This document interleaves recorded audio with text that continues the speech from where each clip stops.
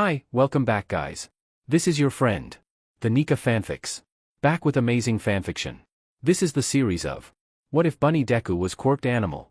Now before starting, please give this video a like and subscribe to the channel if you want more videos like this. Now let's get into the fanfic. Izuku made his way to the UA entrance exam. He was very excited. Even if he didn't get in, his favorite hero ever worked there and he might actually meet him. UA had the only non-human hero and Izuku wanted to meet him so much.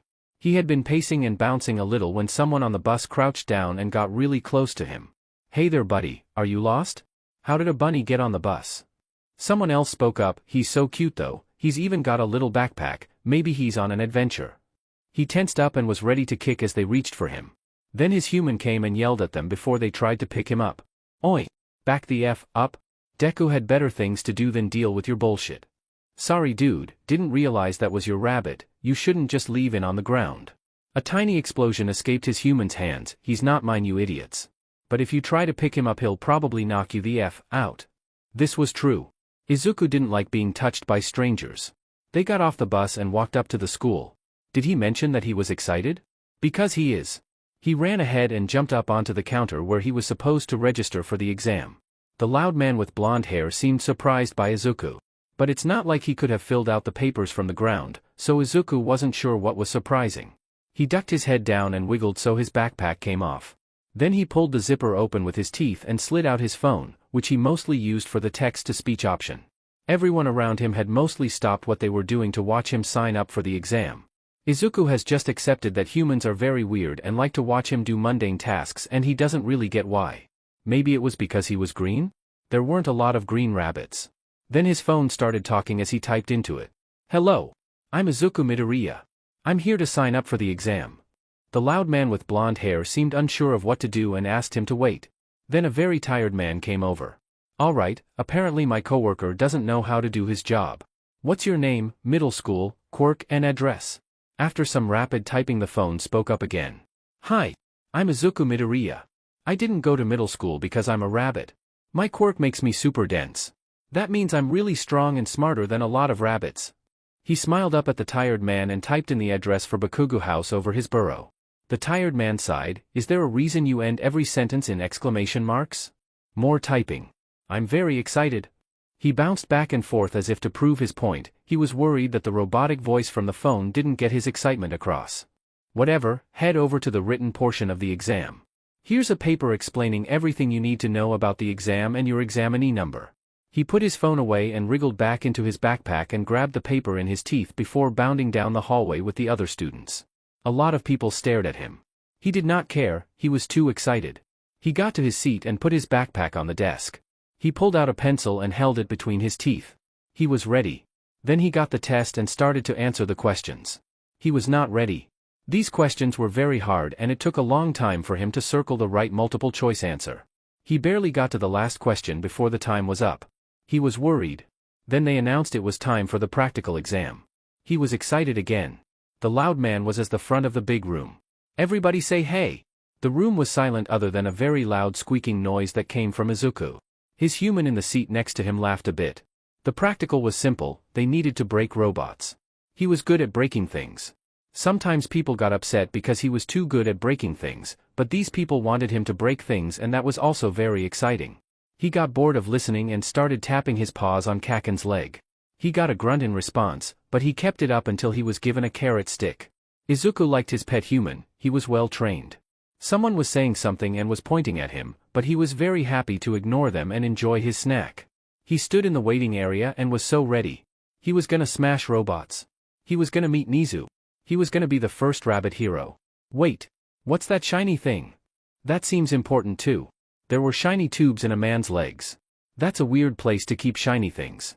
Maybe he just likes shiny things a lot and keeps them in his legs so he doesn't lose them? That makes sense, they must be very important to him. Then, the shiny leg tube man started talking at him. "Why is there a rabbit in the exam area? That seems highly unprofessional." He walked closer, then started to bend over like he was going to pick up Izuku. He bared his teeth and growled at him. He did not say tube leg man could touch him. That made him back up for a second, which was good. Then he hopped over towards a girl with brown hair. She seemed nice. "Hello there, are you taking the exam?" He didn't have his phone with him for the practical, so he just hopped up and down in excitement. She laughed a little. Well, I'm sure you'll do great. He thought she would do great too. He made sure to run in a circle around her while squeaking to get this point across. Then the loud man told them to start, so he started running into the test area. There was a green robot coming right at him. Amazing! He jumped up and kicked it really hard, making it explode a little. That's so exciting. He ran around kicking and exploding the robots, and it was very fun. He had a friend who exploded too. He jumped from one robot to the next as he kicked them super hard. Wait, is that a flower? He came to a sudden stop and ate the flower growing on the training ground before continuing on his spree of robot destruction. He bounced from robot to robot when he heard a really big sound. That's a big robot? He saw the nice girl with brown hair under some rocks. It seemed like a weird time to make a burrow, but who was he to judge? Wait. Mitsuki said humans are bad at burrowing and being under rocks is very bad for humans. He ran over to help the stuck human. Oh no. The human is very stuck and hurt and the big robot might step on her. So he did the thing he was the very best at. He got real low to the ground, focused on the robot really hard, wiggled his butt for good measure, then jumped. The teachers and students alike watched in awe as a rabbit-sized hole appeared in the robot. Then another, and another. Every time he jumped through it, it made a very loud noise and sometimes exploded a little like the tiny robots, and that seemed like a good sign. When he was done jumping through it, the robot fell down in a big heap of green metal. Green was a good color. It was the color of grass and trees and flower stems and him. Now he smells like oil and gross, because robots smell bad and there was no grass to roll around in to get the smell off. Loud Man told everyone that the exam was done. He went over to check on the human that got stuck. Maybe he could teach her how to burrow better so she didn't get stuck under rocks? Then he saw she touched the rocks and made them float so she could get out. Amazing! He'd never seen floating rocks before. So he did the reasonable thing and went over to smell them to see if floating rocks smelled the same as regular rocks. They apparently smell the same. Amazing! He'd need to write this down in his journal when he got home. Floating rocks smell the same as regular rocks. Do they taste the same? Unfortunately, they stopped floating before he could find out. Oh no, he had gotten very distracted by the floating rocks and didn't notice the lady talking to him. The tiny and wrinkly human was asking a question. Hello there, dearie, are you hurt at all? Was he? He kind of ached all over since he spent a lot of time throwing his body through robots. He nodded to the old human. Okay, my quirk lets me heal by giving you a kiss, but it will make you tired, would that be okay? He liked this human already. She asked before trying to touch him, unlike a lot of humans. He nodded again and she bent down to give him a little kiss on the forehead. Now he was very sleepy. He looked around and saw that all the rubble made a lot of really good burrows. So he wiggled his way under a big piece of broken building and curled up to take a nap. The teachers in the observation room were conflicted over the applicant. Personally, Nizu was thrilled. He would absolutely fight to have a quirked animal like himself in their hero program. Unfortunately, he couldn't just make that decision on his own, he would need to convince the other hero teachers as well. Present Mike seemed to be more in the camp against the applicant. I don't have anything against the little guy, but he hasn't gone to school before, so are we even able to accept him? Aizawa grunted in response. Technically it doesn't matter. We usually just assume that if you can pass the written exam you already passed middle school. Midnight seemed to be somewhere in the middle. Well, the little cutie scored well enough to get in if he passed the written too. But I don't think I'm the only one worried that he stopped more than once because something distracted him. He probably would have the top score if he didn't stop fighting to eat some flowers. Nedzu respected Aizawa for not caring about the species of the applicant. So what? If he gets enough points he passes, if he doesn't get enough points he fails. I don't understand the need for debate on this. We haven't even decided rescue points and he's in the top 5 for the practical, so if he passed the written he'll be in my class. They might have continued the discussion, but Recovery Girl called him to notify them that the student in question was healed and promptly took a nap under a pile of rubble. That is an issue. And I'm assuming he won't come out when asked? Yes, he is responsive, but unfortunately I don't speak Rabbit. I'll head over there now. I'm not fluent in Rabbit, but I know enough to get by. As he approached the rubble he heard the quiet squeaking sound that translated roughly to, I'm tired, go away. He was rusty at best, but talking to rabbits was fairly similar to any other rodent language. He responded in a squeak that essentially meant that it wasn't a good place to sleep. The moment the rabbit heard him speak he exploded out of his impromptu burrow and ran around Nedzu in clear excitement. He calmed down enough to the point he was bouncing back and forth while rambling so fast Nizu was barely sure of what he was trying to say. But it seemed that the general idea of it was that he was absolutely thrilled to meet Nezu and that he was the rabbit's favorite hero. That made him smile. He remembered the frustration of looking at the ranks of heroes and not seeing anyone who was like himself, so he was glad he got to inspire the deceptively powerful bunny. Then from behind he heard one of the other applicants shouting, "Hey! Shitty Deku, you gonna make me wait all FING day? You know mom is gonna be sad if I leave you behind." Nezu turned and saw the applicant who got the most villain points by far. He was holding Midoriya's tiny backpack that had been left behind so it wasn't in the way during the practical. "I can't believe you forgot your FING backpack again. I don't speak your goddamn squeaky nonsense so you better not lose this sheet." Nezu smiled and walked up to the explosive boy. "Hello, my name is Nezu. I take it you know Midoriya." "Unfortunately. The little sheet set up his burrow bullshit around my house and my mom took a liking to the green idiot." Nezu nodded. "I was wondering why his name could be read as useless green. I assume you had a hand in naming him." He smirked and seemed to hold pride in the name. "Well, I wanted to just have his name be Green Blockhead, but my mom made sure it read like an actual name, so she changed it from Deku Midori to Izuku Midoriya." All he could think was that they were an odd family. Izuku had pulled out his phone again and quickly went to work tapping out what he wanted to say. "This is Kaken, my pet human." "You, I'm not your pet. Would you be so kind as to explain why he believes you are his pet human?" Bakugo groaned loudly. "It started because whenever we were around each other people assumed he was my pet, but he didn't know what that was.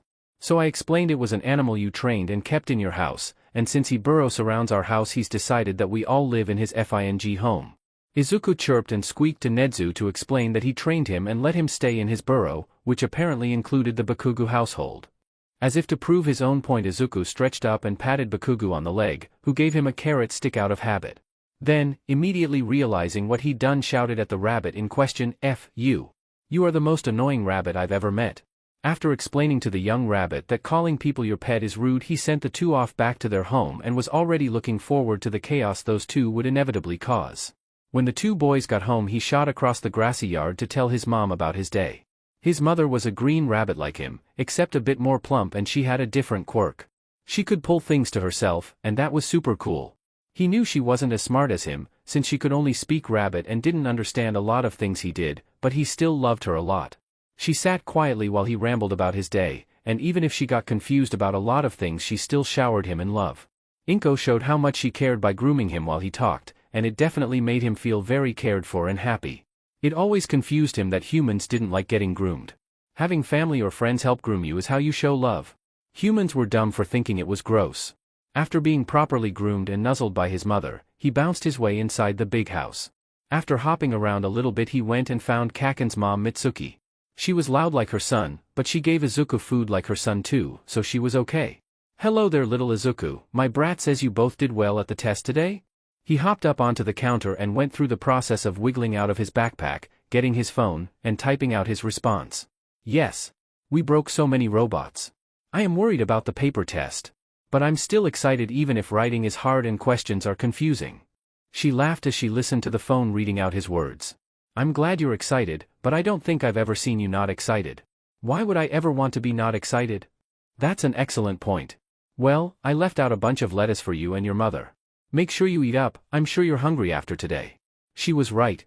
He was hungry. Today was going to be an even better day than usual. He and Kaken had gotten into UA and today was their first day. He had gotten first in the practical, which was very great, but passed the written by only 2 points, which was not great. Which, by Izuku's rabbit math, one very great thing and one not great thing still averaged out to things being great. UA had sent him uniforms that fit and he felt very fancy in his tiny tie.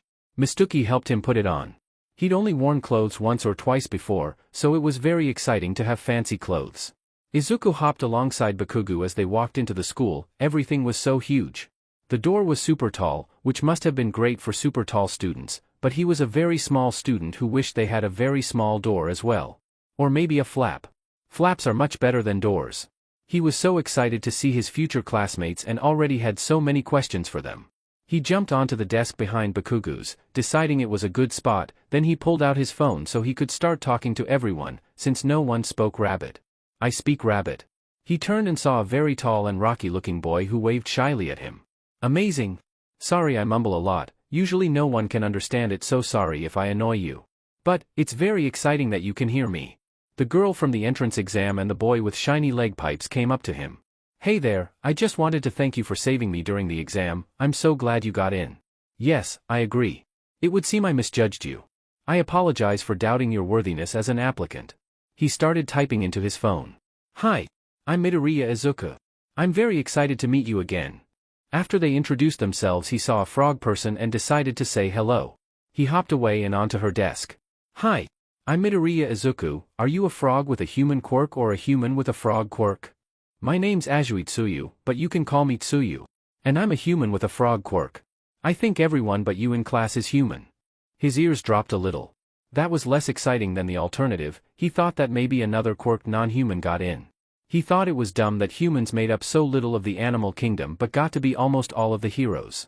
He was still very excited that there was a frog person and a bird person in class. A voice cut through the chatter and everyone went to their seats. "If you're here to socialize, then get out." Their teacher had a portable burrow with him, which was very smart. Maybe he should get a portable burrow, it seems very comfy. Then he saw the man pull a juice box from inside his yellow burrow. It even had food inside. This is clearly a very smart man. Most humans weren't smart enough to have a burrow, let alone one stocked with food. Izuku was glad they had such a smart human for a teacher.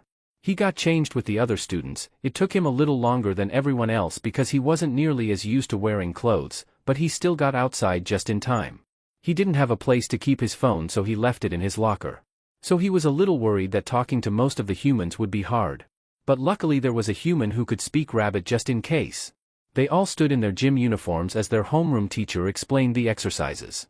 A kid with blonde hair that had a black lightning bolt spoke up. Is no one going to mention the rabbit? Am I the only one who doesn't know why it's here?" Aizawa waved off the question. He's a student like everyone else. And he'll be going first since he got the highest score on the practical. "Midoriya, I want you to go into the circle and without leaving the circle, make the ball go as far as possible in that direction." Aizawa had been working with Nedzu for years and knew how important it was to be clear when talking to animals. They tended to take things very literally and would only follow the rules you explicitly state, so he put an effort into making sure his instructions could not be misinterpreted. He watched as the green rabbit rolled the ball into the circle with him and stared at it for a few seconds, seeming to be thinking of a strategy. He pushed a front paw under the ball and shot it straight up. For a moment Aizawa thought he might have explained it incorrectly or the boy didn't understand the exercise when he realized what he was doing. As the ball came back down, Izuku turned around and kicked it with his back legs as hard as he could, launching the ball across the field. The device in his hand beeped, registering it as 720.3 meters. He gave them the usual threat of expelling last place, but he wasn't sure if he'd need to follow through with it this year. They started moving them to the first exercise when he realized that Midoriya was still in the circle, looking very anxious. Oh, he forgot to say he could leave the circle after throwing the ball. "Midoriya, please join the rest of the class, you can leave the circle." He immediately perked up and ran to join everyone else. He was observing the students doing the long jump when he heard a shriek from behind him. Mineta was the one who shouted. His hand was bleeding and seemed to already be crying on the ground. The perpetrator seemed to be Midoriya, who had bloody front teeth and was standing protectively between the small boy and a few of the girls in the class. "What the hell is going on?" Mineta pointed at Midoriya. "That animal is crazy, he attacked me out of nowhere." The rabbit responded by squeaking, growling, and hitting the ground. All he got from that was the rabbit was angry about something. He was debating how to go about this when the quiet student Kota came up to him and began signing in JSL. He was very glad that he had been required to learn it as the student explained what Izuku had been saying, as he could talk to animals. Izuku said that the small boy, Mineta, was making people smell scared. So he bit him in warning when he tried to touch a scared person. He heard Bakugu laugh from behind. "Piece of shit is lucky Deku gave him warning."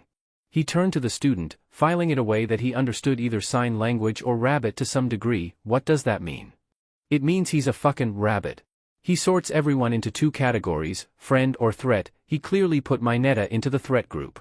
"So you're fing lucky he got away with a little bite, because from his perspective Mineta might try to eat him or anyone else who seemed scared.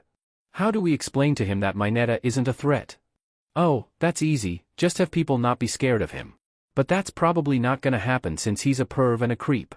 Aizawa sighed. "We'll handle this after class. Anyone who doesn't complete these exercises will be expelled." That got people to start participating again instead of focusing on the drama. Things were tense after the exchange and Midoriya seemed to keep a constant eye on Mineta, but they got through it all without any further incident. Midoriya had gotten fourth while Mineta came in last place. Well, that made this easier. Alright, everyone go pick up your syllabuses from the class, except for Mineta. If you want to be transferred to general education you can speak to the principal about that, otherwise you're expelled. I don't teach those without potential. He also didn't teach students who frightened his other students, so it was an easy decision on his part regardless of students complaining about it being unfair. Although, he did notice that a lot fewer students complained about this particular expulsion than usual. Today was less great than usual. He was on the bus and someone stepped on his tail, then they acted like it was his fault and started yelling about pets being on the bus. He really didn't like that people always talked to Kaken when they wanted to talk to him, they just assumed that he didn't understand them, which was dumb. He was a very smart rabbit who knew exactly what they were saying. Then someone else stepped on his foot. So now he's on Kaken's shoulder so no one else steps on him. He only lets Kaken carry him because everyone else drops him. Because his quirk makes him dense, he is a very heavy rabbit and not everyone can handle 75 pounds of rabbit. But he found another person who was big, strong, and nice to animals. Now he's curled in Koda's arms and getting pet until class starts. So far, only Koda and Kaken are allowed to touch him. He's not sure about everyone else yet. There was a loud ringing sound, so Izuku did the reasonable thing and flung himself over to his desk before class started. He realized afterwards that Koda was nearly knocked over by his jump. He was just excited to learn. Then, all of a sudden a very large man came into the room. He yelled about coming through the door and smelled like blood.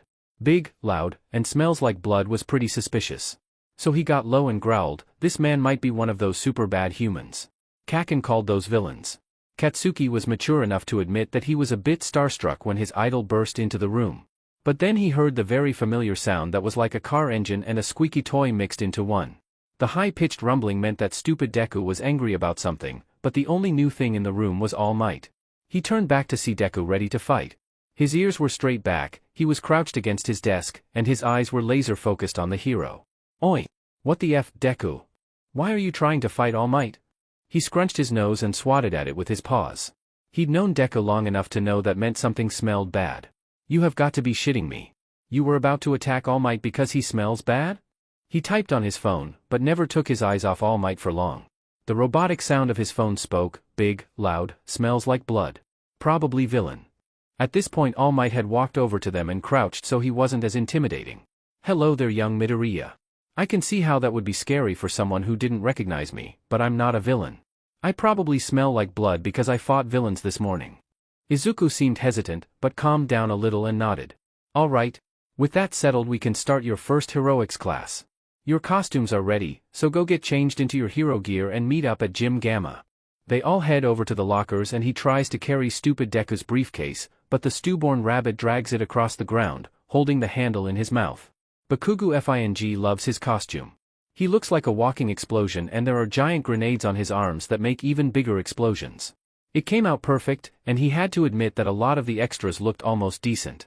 Izuku came over and nudged his leg. The F, do you want Deku? He looked down and saw the miniature helmet in his mouth. Oh, of course those dumb FS made a costume that you need hands to put on. Overall, he had a simple costume, it was basically a HRNSS you would see on a pet rabbit, except it was made out of a thick Kevlar that was colored green and super smooth so he was hard to grab. He bent down and attached the helmet to the rest of the costume. It wasn't too flashy and only covered the top of his head, but that was probably because his favorite attack was just smashing his head into things. The only thing really that special about the thing was it had a small keyboard that could pop out so he could talk to people. Stewoid but rabbit, can't even put your own costume on without my help Deku. All he got in response was a happy honking sound as the idiot jumped in circles. They met up with the rest of the class and All Might explained the battle exercise while some of the girls fawned over Deku's costume, apparently thinking he was cute or some shit. He was already thrilled for battle practice, then he finds out he's fighting Deku, which means it'll be even better. He'll make sure that little sheet knows he's the strongest. Izuku is very excited for their game. It's a pretty simple game, he has to either catch his friend or get past him and find the hidden thing before time runs out. Everyone starts getting into their teams. His partner is the girl who made the floating rocks. He has to fight Kaken and Shiny Tube-Leg Man. Which means he gets to play with Kaken. Kaken likes to play by fighting and yelling and usually exploding. He tries to catch or explode Izuku, but he is a very fast bunny. His mommy said he was the fastest bunny. Oh! Floating Rock Girl is talking to him. Hey there, are you ready for the match? He pulls his little keyboard out, yes. She laughed a little. Do you have a plan? You seem like you know Bakugo, so I thought you'd have a good idea. I have a great idea. I'm going to kick him. While I kick him you go find Shiny Legman. She tried her best to stay serious. Alright, so, where do you think they are hiding the fake bomb? Probably at the top. He thought really hard for a second. I'll start at the middle floor, you float and start at the top. I fight Kaken, you fight Shiny Legman. She paused. What do you mean, you'll start at the middle? At that moment the booming voice of All Might told them to start their game. Izuku shot through the air like a furry mortar round. He was super excited to play with Kaken. The wall of the third floor crumbled as he broke through it and landed with a crash. He shook off the dust and sniffed the air to try and find Kaken. The wafting scent of burnt sugar made him hop around in excitement then hide behind a big chunk of cement. He could hear the sound of Kaken grumbling as he walked to the hallway he was hiding in. The F, is that stupid rabbit? Once he was a little closer he kicked the rock really hard at Kaken to surprise him. F dash. Izuku honked happily and bounced back and forth. He did a good job surprising Kaken. There was a big explosion as he destroyed Izuku's projectile and came charging at him with another big explosion about to go off. Izuku ran right at him and dodged the explosion by getting really low and sliding between his legs. He jumped up and kicked Kaken in the back before he could turn around. They fell into a familiar rhythm where Kaken tries to catch him while Izuku runs around super duper fast. They both landed hits, but this was just how they played. Then he heard a floaty girl's voice in his ear from the tiny machine. Hey Deku, I found the bomb, it's on the 4th floor in the middle of the building. Think you can help me get past Ida? He chirped and honked in response. Okay. I'm gonna assume that's a yes. He honked again, and ran away from Kaken. Deku. Where do you think you're going? He ran in a zigzag so he was harder to hit, bouncing off walls as he made his way to the middle of the building. Kaken entered the room not far behind him but it was too late, Izuku already had a great plan. Kaken was talking to someone on his ear thing, something about how Deku could handle it, then he pulled a metal thing out of his big grenade arms. Izuku flipped into the air right as the fire started to come out of the grenade arm. His feet landed on the ceiling. He pounded his feet against the ceiling as hard as he could, shattering it. It also shot him down through the explosion that was filling the room. That's not good. Fire isn't a good place to be. The good news was he didn't stay in the fire since he broke through the floor, and the next one. Ouchie. Now his body hurts. Probably because of the explosions and throwing himself through so many walls. They should make walls softer so they are easier to break. The big man, apparently called All Might and not a villain that would eat them all, told them that the hero team won. That was his team. He ran in a circle for a little bit because he was excited he won the game. Then he saw a bit of grass growing in the cracks of the concrete. Since the game was done that meant it could be snack time. Izuku was happy to just eat grass for his snack after the game, but Kaken says it isn't snack time. That's stupid. Now he has to sit with the old lady human. She gives him kisses that make him tired. Apparently smashing your body through explosions and through a bunch of floors is bad for your bones. So he takes a nap until it is time for not napping. Kaken comes in later, after nap time, to tell him class is over and it's time for lunch. He is very excited for lunch. The hallway has so many people in it, so he runs really fast between them. Food time is the best time and he won't let a bunch of legs get in his way. He kept running until he got to the food area and jumped up on the counter, then he realized he forgot Kaken. Kaken is smart though and will catch up. Hello Midoriya, my name's Lunch Rush, I have a note here that you are one of our students that have a special diet. I'll go grab your lunch real quick.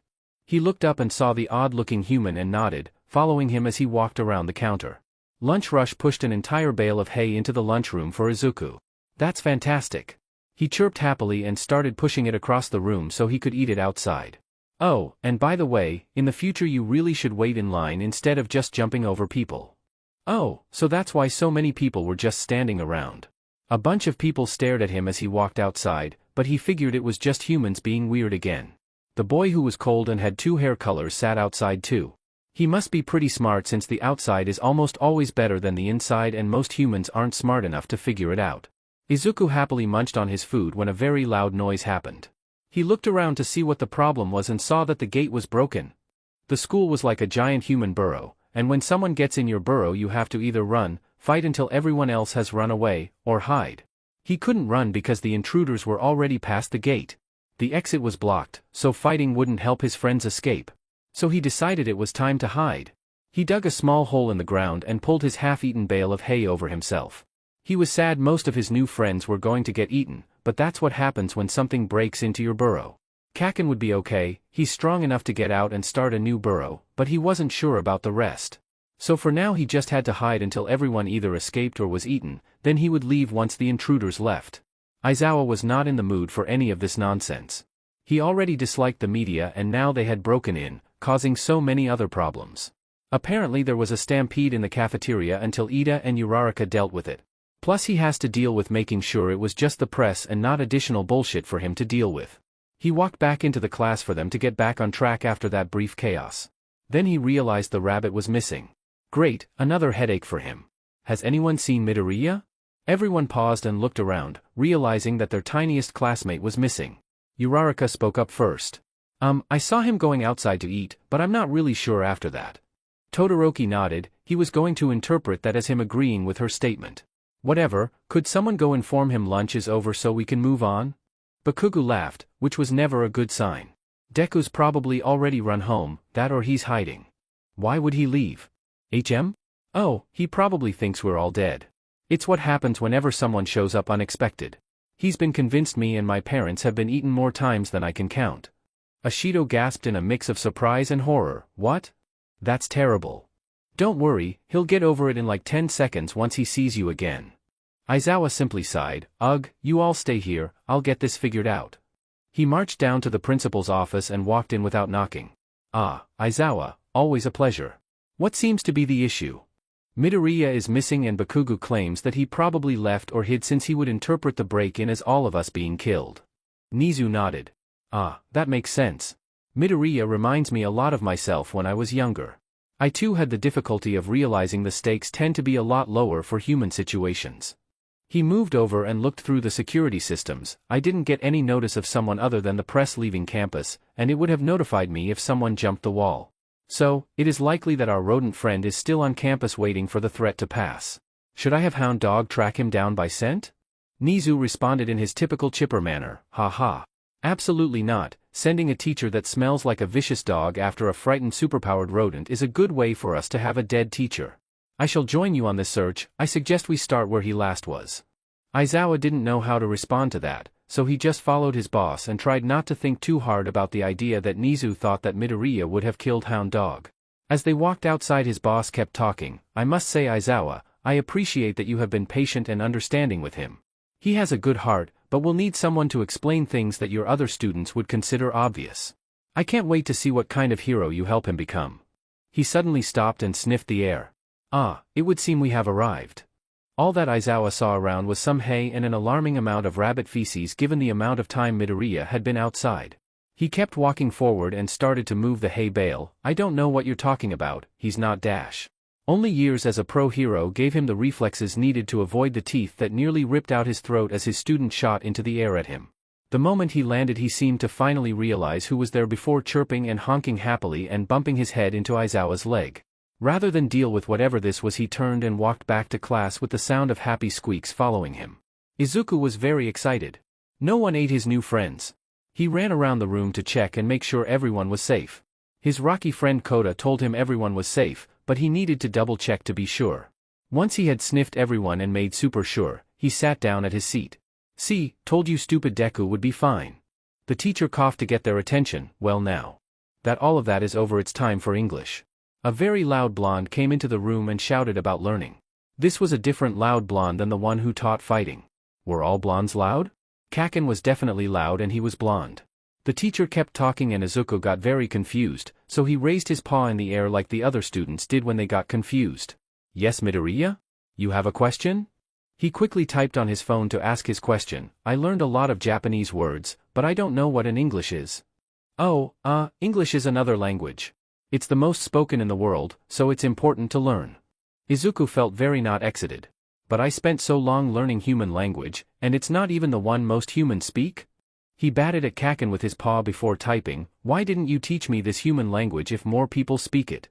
Are you really throwing a fit right now because I didn't teach you a language I don't even know? Yes. You are the worst rabbit I've met, Deku. Now shut up and learn. He was quiet after that and tried to learn. He still thought it was dumb. Izuku already learned human, he wanted to run around and eat flowers, not learn more human words. The moment school was over, Izuku shot out of class. He was done sitting still and wanted to run. He ran through the halls and was very excited to be done sitting still. Izuku looked around and didn't know where he was. Oh no! He got lost.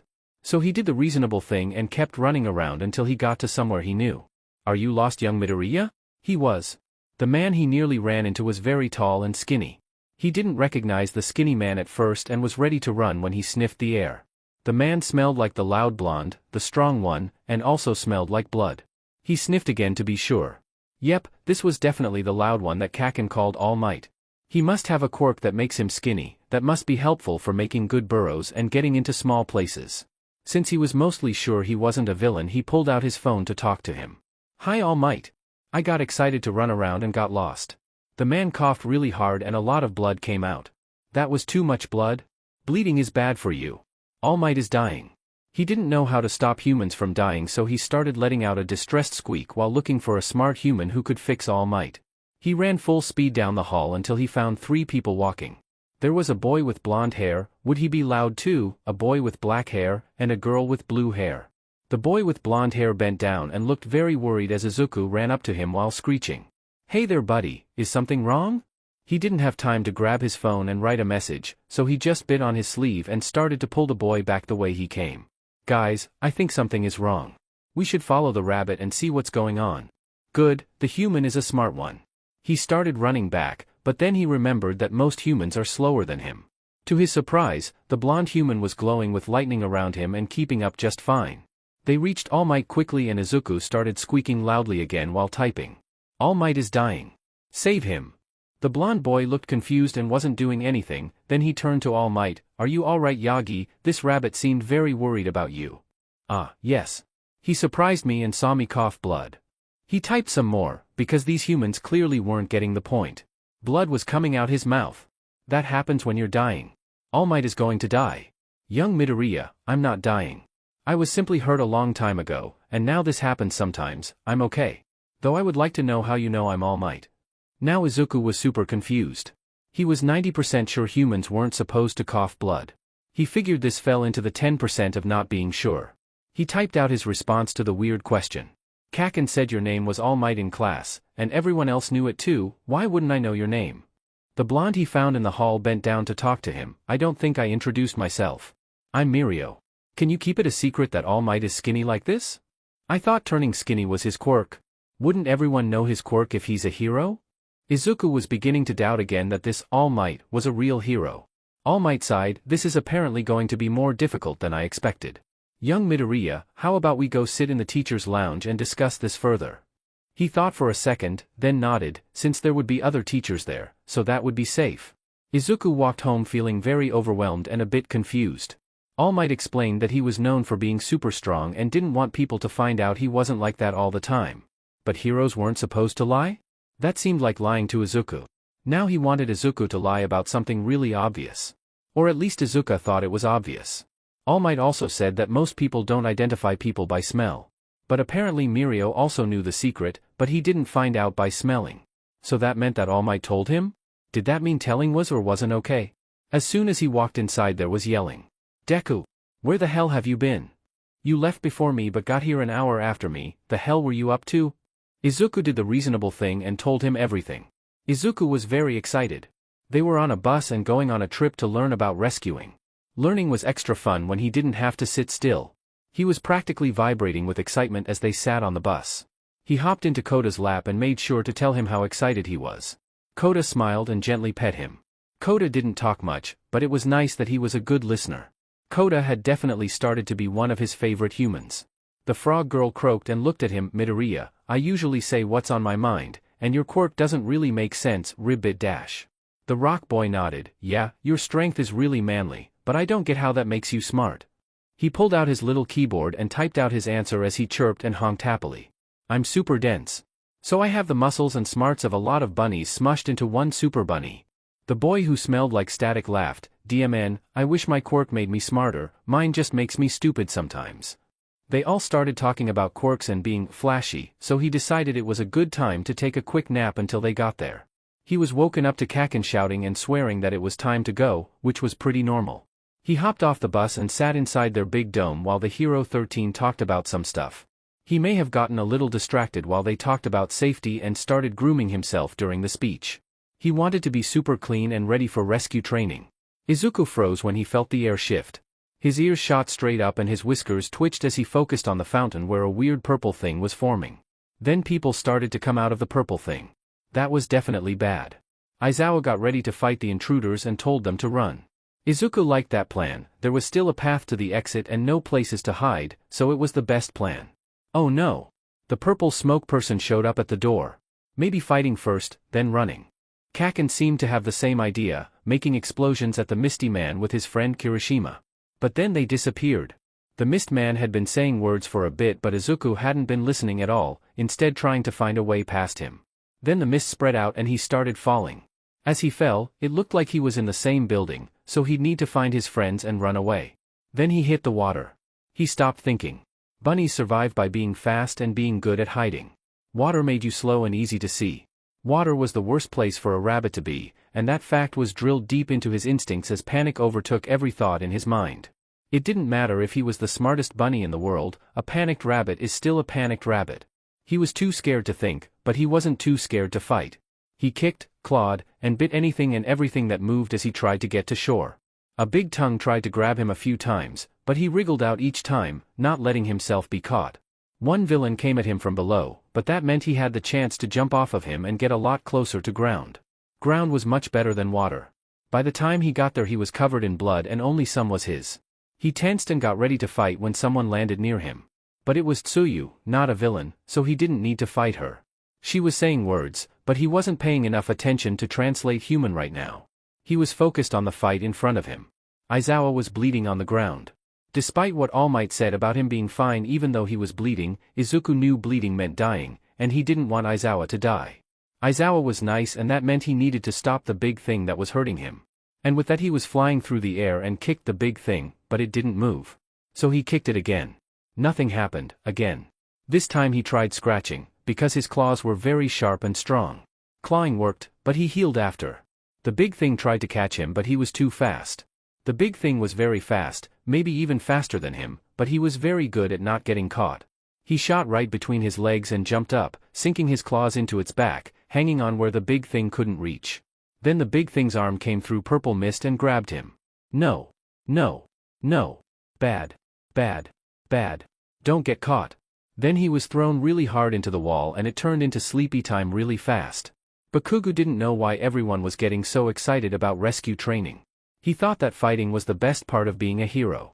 Apparently everyone else likes this stupid bullshit too though. He mostly zoned out the bus, not particularly caring about what people were talking about. Then Frog Face and Pikachu had the ball to insult him to his face.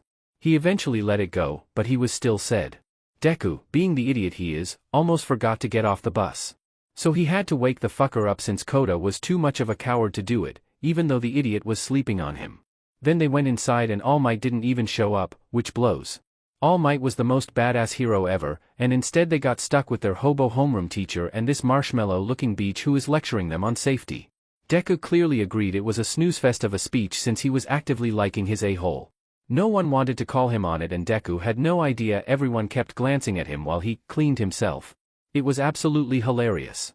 He couldn't think of a better way to insult someone than to lick your own but during their lecture, though he didn't plan on using that method. Then all of a sudden some bullshit went down where a warp gate opened up and villains started to pour out. If that sheet wasn't bad enough, as soon as he tried to punch that Misty BSTRD he ended up in some rundown building filled with villains. So, at least he enjoyed the destination. After beating the sheet out of some villains and impressing the cute boy with red hair he heard a horrifying sound. He'd heard it once before and knew it only meant something horrible was happening. It was the screeching of a rabbit in distress. Sheet, we need to go now shitty hair. He'd already started moving, not waiting for the idiot to realize he needed to follow. What the hell was that sound, man? That was Deku losing his sheet. We need to get over there before he kills someone. He wouldn't do that, would he? The last time I heard him make that sound was the day I met him. A pack of dogs found their burrow and killed everyone in their colony except him and his mom. And I found the dogs ripped to pieces by Deku. So you tell me what he can do when he's scared enough. They got to the central area to see Deku leaving the shipwreck area soaked in blood. After nearly attacking Frog Face, the crazy fucker goes flying at the monster that had Aizawa pinned to the ground. The fucker with hands on him yelled for the monster, apparently called Nomu, to kill Deku. Shitty Hair started freaking out. Midoriya is gonna get killed taking that thing on. No, he won't, he probably won't win, but have you ever tried catching a wild rabbit with your bare hands? Let alone one with super speed. I'm going after Portal Beach so they can't get away. You and Frogface get Aizawa out of here. The idiot seemed to understand there was no time to argue and took off to their injured teacher. Katsuki himself charged straight at the misty fucker and got him pinned by his neck brace. Which worked great until Creepy Hands McFuckface charged him and tried to hit him. As he watched one of his gauntlets turn to dust, he realized that he had been distracted by the threat of being disintegrated while Misty F escaped. Two things happened at the same time. That Nomu fucker reached through a portal to grab Deku, who'd been latched onto his back. He threw Deku across the entire USJ and Katsuki couldn't do anything but watch as the rabbit crashed into the staircase like a cannonball. The second thing was All Might finally showing up. Showing up a second too late. For once in his life, he completely ignored All Might. He ran across the USJ to make sure that useless Deku didn't get himself killed. His breath caught when he saw the unmoving bloodied form. But to his relief he could still feel the naturally rapid heart rate within the small body. Sure, Deku was an annoying little sheet, but he was basically part of the family, and Bakugas don't leave family behind. He held the deceptively heavy rabbit in his arms while he moved as quickly as he could without making his condition worse. The raging battle behind him seemed to end with All Might declaring victory, but the villains didn't buy his bluff. But Katsuki was the only one who knew it was a lie, that he had a limit, but right now he had to choose between saving his rabbit or his idol. So he steeled himself and kept moving to the exit and away from the fighting. He would not lose his friend today and would have to trust All Might to handle himself. Luckily, it didn't matter because Snipe shot that fucker before he got a chance to do shit. The heroes made quick work of the remaining villains, and Recovery Girl alongside Nizu came up to him with panic in their eyes at the sight of Deku. Lady, unless you suddenly became a MSTR of rabbit biology, get the F out of my way and tell me that there's a vet somewhere among those paramedics. Nizu nodded, and pointed at one of the emergency responders waiting outside, specifically one who looked different than everyone else. We made sure to have a veterinarian on call for situations like this. He ran over and laid the rabbit down on the gurney and looked at the vet. You better FING save him or I'll explode your face. She seemed impressively unfazed and left in the ambulance with Deku. It was official, rescue training FING SCKED. It had been a few days since the USJ incident when Uraraka finally got news on Izuku. Apparently he was now resting at home and could have visitors. It had taken a lot of asking around, but she found out Kirishima had Bakugu's number, and with a lot of pestering they finally got their address.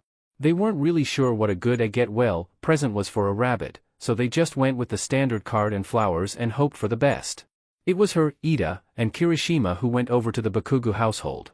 Kirishima knocked on the door, since he was the most Bakugu-proof of the four of them, and was immediately met by a woman who seemed like a taller female version of Katsuki. Oh, you must be Izuku's and Katsuki's friends. Give me 1 second, I'll go get my idiot son. She turned around for a moment. Brat. Your friends are here. Only to be answered by, shut up you old hag. They're here for Deku, not me, so it's not my problem. Well, what are all of you standing there for? Come in. They walked in and introduced themselves. Then Uraraka asked, your son made it sound like Deku lived in your yard rather than your house. Is that where we'd find him? Usually, but since he's still healing he's been staying inside. Oh, and his mom has been inside too to take care of him. Ida nodded. That is for the best. Is his mother intelligent like he is? Not in the same way he is. But she's definitely more mischievous and clever, I suppose. Mischievous? Mitsuki just laughed, like stealing your flowers as a snack. She looked down at the bouquet they had brought and realized a good portion of them were gone, with a daisy floating across the room into the waiting paws of a plump green-haired rabbit hiding under the couch. She is the reason we can't have any food that is left within line of sight. She will steal all of your snacks without remorse or concern for her weight. Do you have any idea how hard it is to put that lady on a diet? Kirishima ped his head to the side. How does telekinesis turn into density? The two seem like they have totally different quirks. She smiled. I'm no scientist, but as I understand it, Inko can attract things, and Izuku's quirk is basically an internalized version of that. He's attracting himself to himself, making him heavy as sheet. They were about to respond when they heard a subdued but happy honking sound as Izuku came out of the side room and into the living room with them. Their rabbit classmate was immediately met with his mother hopping over and showering him in affection. The three of them felt much better now that they had actually seen that he was okay. All of them felt guilt over his injuries in their own ways and for their own reasons, so it was a relief to have him in front of them and in good spirits. Even if things had been hard, they were looking up and she had faith in herself and her friends. Izuku sat at his desk for the first time since his fight with the big thing, which was apparently called a Nomu. He bounced back and forth a little as he waited for class to start. He was worried about their teacher, he had gotten hurt real bad. Then their teacher showed up to class. That was great. But he was still hurt real bad and covered in bandages. That was bad. I'll be fine, but you can't relax yet. The fight isn't over. Izuku thought that was obvious. The fight's never over since there's always something else ready to eat you. The sports festival is coming up in a few weeks. Well, now he was confused. Izuku knew what festivals were, and he knew what fights were, and they definitely aren't the same thing. Izuku raised his paw to show he was very confused. Yes, Midoriya? I am confused. Is it a fight or a festival? It is a festival that has fighting and competing between the students. He was very anxious and hoped he was wrong about what this meant. Is it real fighting or just playing? Aizawa just sighed. I suppose you would call it playing, but it is still very important. Heroes will be watching and you can get internships based on your performance. This was very exciting and much less scary than if they were real fighting. The next 2 weeks went by fast. He trained a lot to make sure he was extra good at running fast. He ate lunch with All Might, who he's decided is a nice human. All Might explained that when something is a secret, like the obvious fact that All Might is tiny most of the time, then you're not supposed to tell anyone, even Kaken. Izuku eats lunch with All Might a bunch now and likes to keep him close. The reason was very simple, All Might is sick and hurt, and any rabbit knows that if one of your herd is sick then you keep them close so no one catches them. So he would have to make sure that All Might didn't get eaten while he was tiny. And one day there were a lot of people outside the door and they were talking to Kaken. Well, they were talking, Kaken was yelling. But it would take more than a bunch of legs to keep him from lunch, so he just ran past them. Now the day is here. It's time for the games and playing with his friends to show how strong of a bunny he is. They were waiting and Todoroki, the white and red one, came up to him. I think I'm objectively stronger than you. But you have some connection to All Might, so consider this a declaration of war. Well, that was confusing. Todoroki can't jump or kick nearly as hard, so he's not stronger at all. And they all have All Might as a teacher, not just him. And Kaken said war happened between counties, and Izuku is a bunny not a country. This is the first time they've talked, so maybe he never makes sense and Izuku just never noticed? Well, Izuku knows it's important to be nice to all people even if they have a hard time.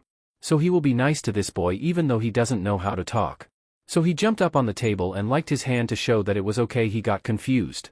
He might have said something, but he didn't bring his phone since he wouldn't need it for playing games. So he didn't have a way to speak human. No one else said anything, except for Kaken laughing. Kaken was mean like that sometimes. Then they were called to the field to go play games, so he'd worry about the confusing boy later. Aizawa sat in the commentator booth with present Mike when he realized something. Hey Mike, you told Midoriya that he was doing the opening words, right? Huh, I thought you were doing that? Well, this will be an interesting disaster. Moments later all the classes were on the field and Midnight snapped her WHP. Alright everyone, to start us off we'll have an opening speech from the student who got the top score on the entrance exams. Izuku Midoriya. He looked down and could see that the rabbit was confused for a moment but seemed to figure it out as he hopped up to the stage that Midnight stood on. The entire crowd went silent in confusion and surprise at who the speaker was. There was a horrid sound sent through the speakers as Midoriya knocked over the mic stand so the mic was at the right height for him. Then he began his speech, which was entirely made of squeaks, honks, chirps, and the occasional thumping of his foot. Some of the crowd laughed at how ridiculous this was, some just seemed confused still. There were a few who were taking things too seriously and had gotten angry. But one person stuck out to him. As the surprisingly long speech reached the 2-minute mark he noticed that Mirku was leaning against the guard rail and entirely enraptured by whatever he was saying. With a closer look he realized that she was actually shedding tears. Did she speak rabbit? Was the speech actually good? Was it that emotional? He seemed to stop for a moment and sat on his hind legs before squeaking as loud as possible at the same time the rabbit hero screamed the words, plus ultra. Woo, now that's a fucking speech. Well, that answered both of his questions, especially if it was good enough to impress Mirko, who's not exactly known for being friendly. Regardless of the surprising revelation of a top hero being able to speak to rabbits, it was time for the first event. Izuku was so excited about the first game. He was supposed to run in a big circle and he loved running. The speech was fun too. He was nervous at first, but he thought he did a good job. He was nearly vibrating in excitement at the idea of running and playing with all of his friends when the signal to start was given. It's running time. Then right as he started to run, ice started to cover everything. Some people got stuck and others slipped on the ice. But not Izuku. He was really good at running on ice because he had little rabbit claws. He ran super duper fast next to Kaken and Todoroki. They were fast too. Then there were robots. That was very exciting and they were very fun to break. Wait. He forgot to keep running and got distracted breaking robots. He started running really fast again and jumped over a big hole in the ground. Then there were explosions. But not the usual explosions that Kaken made, these ones were pink and hiding in the ground. There were little bumps everywhere the explosions were hiding. They were pretty easy to notice since he was very close to the ground. So he ran super fast making sure to dodge all the pink explosions. Though he did jump on one just for fun. Then he ran past Kaken and Todoroki who were playfighting each other. Then he ran through a tunnel and when he got to the other side everyone in the stadium got really excited. So he got really excited and started jumping and squeaking. This was lots of fun and he understood why people like festivals so much. Apparently the next game was a team game, so Midnight gave him his talking keyboard. It wasn't too complex of a game. Find 3 friends, you have a headband, every group wants more headbands, and one of you isn't allowed to touch the ground.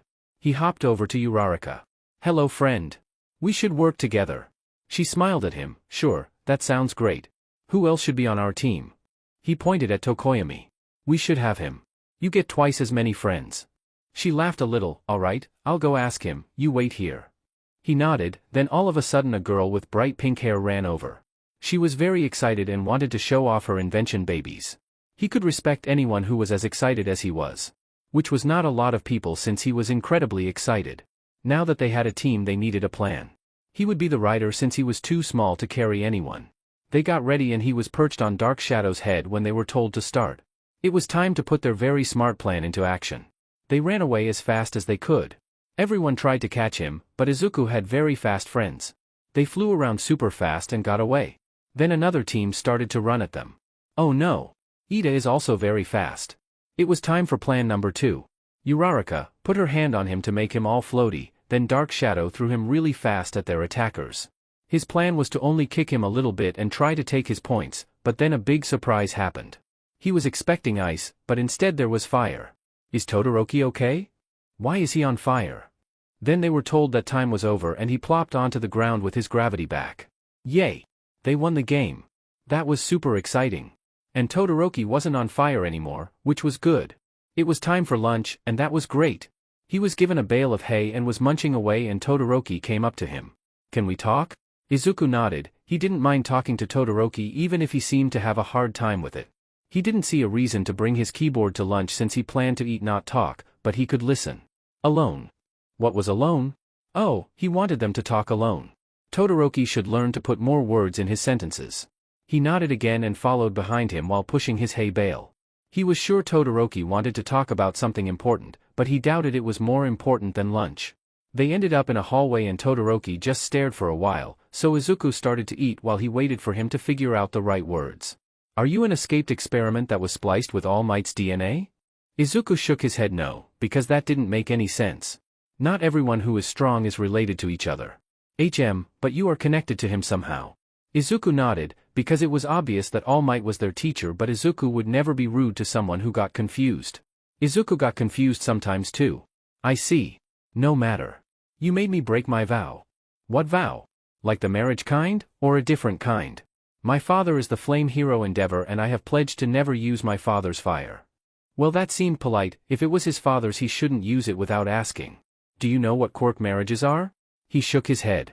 Then he started talking for a while and some things made sense and some things didn't. Which he figured was an improvement from nothing making sense. His dad is Endeavor the hero, this makes sense. His dad the hero hurts him and his family, this doesn't make sense.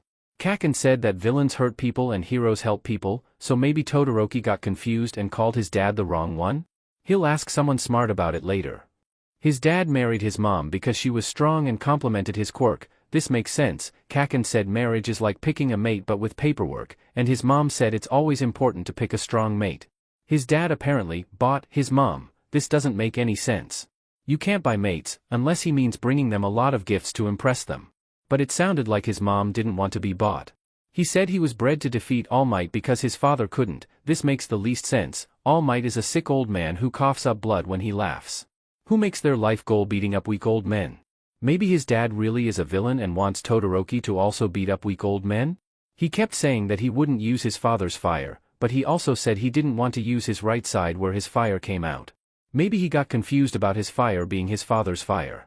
Usually he would consider the idea of forgetting that your body is yours, not your parents, to be ridiculous, but Todoroki already declared war on him, showing that he thought that they were both countries, not people. So maybe Todoroki has a hard time remembering what he is? By the time he was done talking, Izuku had finished his lunch and was very worried about the confused human. He would definitely talk to someone about this because he doesn't understand humans well enough for this.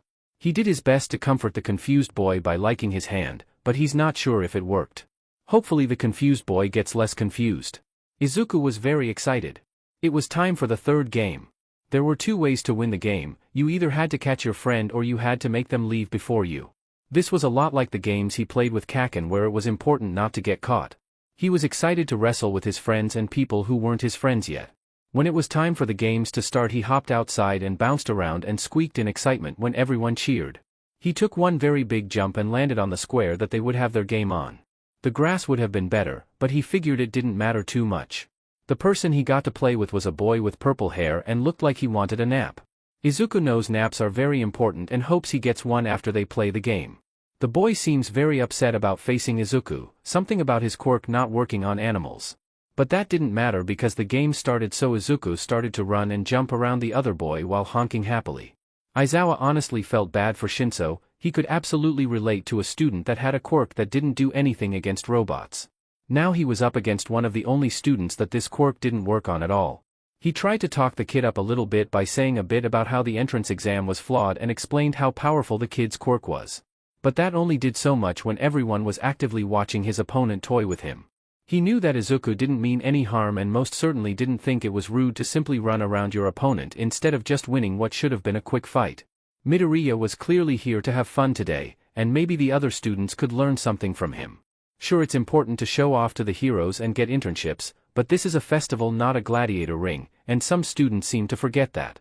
He watched a Shinso dove again, trying to catch the rabbit that was clearly enjoying what had turned into a game of tag, with Shinso doing everything he could to try and get a hold of the tiny creature. Finally, Shinso tripped during his most recent attempt to catch Midoriya, and the rabbit took this opportunity to sit on Shinso's back, completely immobilizing him. He knew this would be a humiliating loss for the Gen Ed student, but Aizawa would still be submitting his recommendation for the student's transfer into heroics. Izuku bounced back and forth as he watched his friends play their games. Todoroki didn't seem very good at having fun. Instead, he just made a lot of ice. But that's okay, he was with Todoroki next, and he would try to help even if the human seemed confused a lot of the time. He chewed on some lettuce while Ida ran around with the girl who had funny eyes and was very excited. She was good at having fun. Ida wasn't as good at it. He could tell because only the pink-haired girl was smiling and laughing, and that was dumb. Everyone should be smiling. He saw Momo play with Tokoyami and Dark Shadow. But Momo seemed very sad when she left. He would find her and make her less sad. Izuku bounded down the halls, paused and sniffed the air, then he kept running. After running around a lot of halls, he found her sitting on the floor and crying. That's not good. He quickly went over and curled up in her lap. Huh? Oh, hello Midoriya. She wiped tears off her face and tried to smile. He nuzzled into her to help her feel better. It's what his mom did when he was sad. You don't need to worry about me, I'll be okay. He looked up into her eyes before nuzzling her more, because she was definitely still sad. I guess that wasn't very convincing? She started to pet his ears and it felt very nice. It's just really frustrating, you know? My parents never wanted me to be a hero, they wanted me to join the family business, but I told them I would be an amazing hero instead. And then I lost so easily. How can I convince them I'll be a good enough hero if I can't even prove it to myself? She sighed as she continued to pet him, but I suppose it was never enough for them anyways. Never smart enough. Never charismatic enough. Never pretty enough. So why would I be heroic enough? I guess if nothing is good enough, then I'll just have to do my best. He looked up at her and liked her hand. She laughed softly. Thanks Midoriya, you should definitely count as a therapy animal. But I think it's almost time for your next match, so you should head to the waiting room. He had no idea where he was, or where the waiting room was, so he just looked at her with his head tilted to the side. Alright, I'll show you how to get there. He hopped alongside her, but they stopped when they ran into a very large flaming man. The man didn't seem upset by the fire, so maybe it was supposed to be there? Disgraceful, I can't believe UA has lowered itself to the point of letting vermin compete alongside my creation. Izuku didn't like this man, and the smoke he made smelled funny, so he sneezed on him then kept walking. The fireman kept yelling words, but he decided to not listen and instead move faster away from him. Momo chuckled a little. Well, here we are, when they call your name you go right over there. Now try not to sneeze on any more heroes while I'm gone, okay? That man was a hero? He didn't think heroes were that grumpy. Izuku bounced around a little bit, and was very excited and ready once he was called out. He hoped he could have fun with Todoroki too. He seemed like he needed fun. Once he was outside, people started cheering again. Yay! They were so excited. He was also excited because they were excited. He looked across the field to see his new and confusing friend. Todoroki wasn't excited? Izuku just assumes that is because he is a confusing person who doesn't make sense. Then they were told to start, so he jumped up into the air toward his new friend. There was a lot of ice now. He kicked the ice really hard so it broke. He tried to run at Todoroki again, but then a lot of ice came at him again. There was a lot of throwing and breaking ice going back and forth. Wait. Todoroki looks bad. He was too cold and Izuku had lost an uncle to being too cold. But Todoroki could make fire that would make him not cold. Izuku thought really hard, trying to make sense of the situation, then he figured it out. Todoroki was odd, but had always been polite, so being polite was important to him. It's impolite to use someone else's things. Todoroki has a hard time remember what his body is, has previously thought he was a country. His father apparently has fire too and made the mistake to think they were the same flames. He thinks that his fire powers are his father's not his own and won't use them because that would be rude even if it hurts him to not use it. Izuku realized he needs to tell Todoroki that the power is his or else he will get too cold. He doesn't have his keyboard for speaking human, so maybe if he speaks rabbit loud enough Todoroki will figure it out? At first it doesn't work and he just keeps breaking ice so he can get closer. Then it works. A hero with bunny ears stands up on the railing and yells down at them over the rest of the crowd. He's saying it's your power, you idiot. Todoroki paused, staring at Izuku with his eyes wide, then he looked down at his own hands. Todoroki seemed to think for a little bit before smiling. His left side was suddenly very much on fire. You must be crazy, helping your opponent in a fight. Todoroki seemed to still be confused, since Aizawa told them they were playing games, not fighting. But at least he figured out that he was in his own body and that his fire was his. Izuku thought Todoroki's fire was prettier than other fires, which were all scary and not at all pretty. Then the fire started coming towards him and he changed his mind back that all fire was scary. He didn't get hit by the fire, but he was suddenly launched really fast after there was an exploding sound. Then he hit the wall really hard and it became nap time again. He woke up next to the small wrinkly lady who gives sleepy kisses. Hello there, darling. Did you have a nice rest? He chirped happily, because he did have a nice nap and he felt very rested now.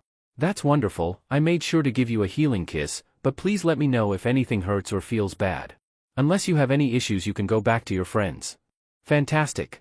He hopped away and followed the signs this time and found all his friends. He jumped up in Koda's arms so he could tell him about how excited and happy he was in case he didn't know. Apparently it was time for Kaken and Todoroki to play their game.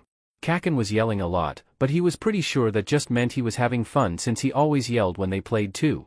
There were a lot of loud noises, which made sense since Kaken was a loud human. Eventually Kaken won, but seemed mad about it for some reason. That also made sense since Kaken was angry a lot.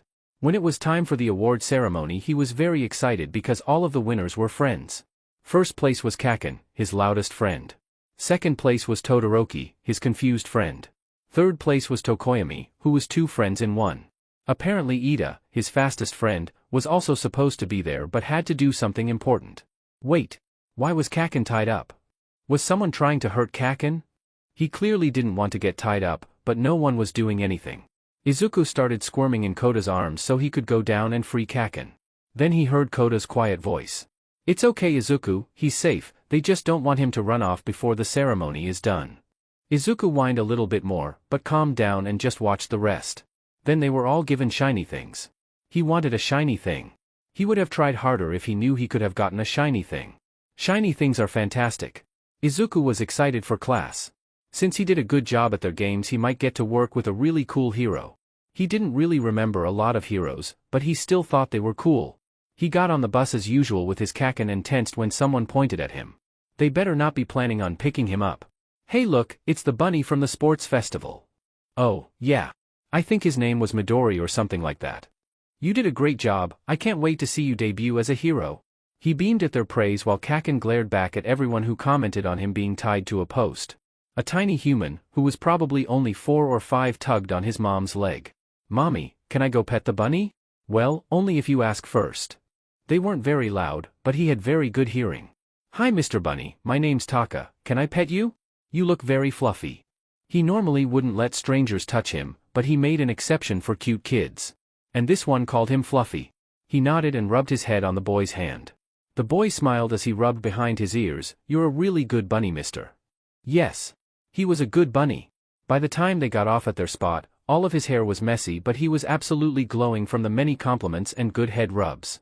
He hopped up onto his desk and binkied a little when Koda said good morning to him. Then Aizawa walked in and looked all healthy again. That was good. Alright, quiet down. Today we'll be giving you any offers you got from your performance at the sports festival. A bunch of numbers showed up on the board. He got a bunch of them. He got 15, which is an excellent number. He doesn't really know the heroes on the sheet though, but Kaken and Yagi know lots about heroes, so he'll ask them. Then the teacher started talking again. Now, we're going to be talking about hero informatics. Everyone seemed as worried as he was. He knew a lot of words, but he didn't know that one. Was informatics scary? Everyone else seemed scared. So he thumped his foot and got low so he'd be ready to fight this mysterious thing. We're picking hero names. Izuku was confused. Humans already gave him so many names. He had 2 names for everyone to use, and another name that Kaken used.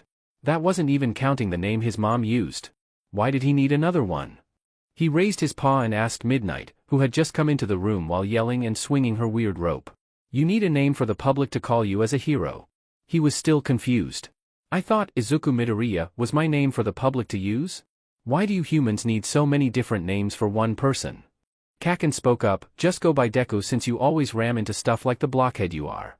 Izuku liked that idea and just scribbled that down on his board. Now he doesn't need to remember an extra name. Midnight asked him if he was sure if he wanted to be known as Deku, but he wasn't really sure why she was asking something he had just told her. After that they learned about math, which wasn't very exciting but learning is important. Then it was lunchtime, and lunchtime is much more exciting. He pulled his bale of hay outside like usual and sat with Yagi, who usually just had a weird drink since he was sick. This time he also brought his internship papers instead of just his lunch since Yagi was super smart and his mom taught him it was important to learn from your elders. Ah, young Midoriya, it's good to see you. He honked happily and showed the old man his papers. Oh? What's this? Then he read it and smiled. Ah, need some help picking an agency? He nodded. I'm surprised Maruko didn't send you an offer, she seemed quite impassioned by your speech at the festival. He started tapping on his keyboard.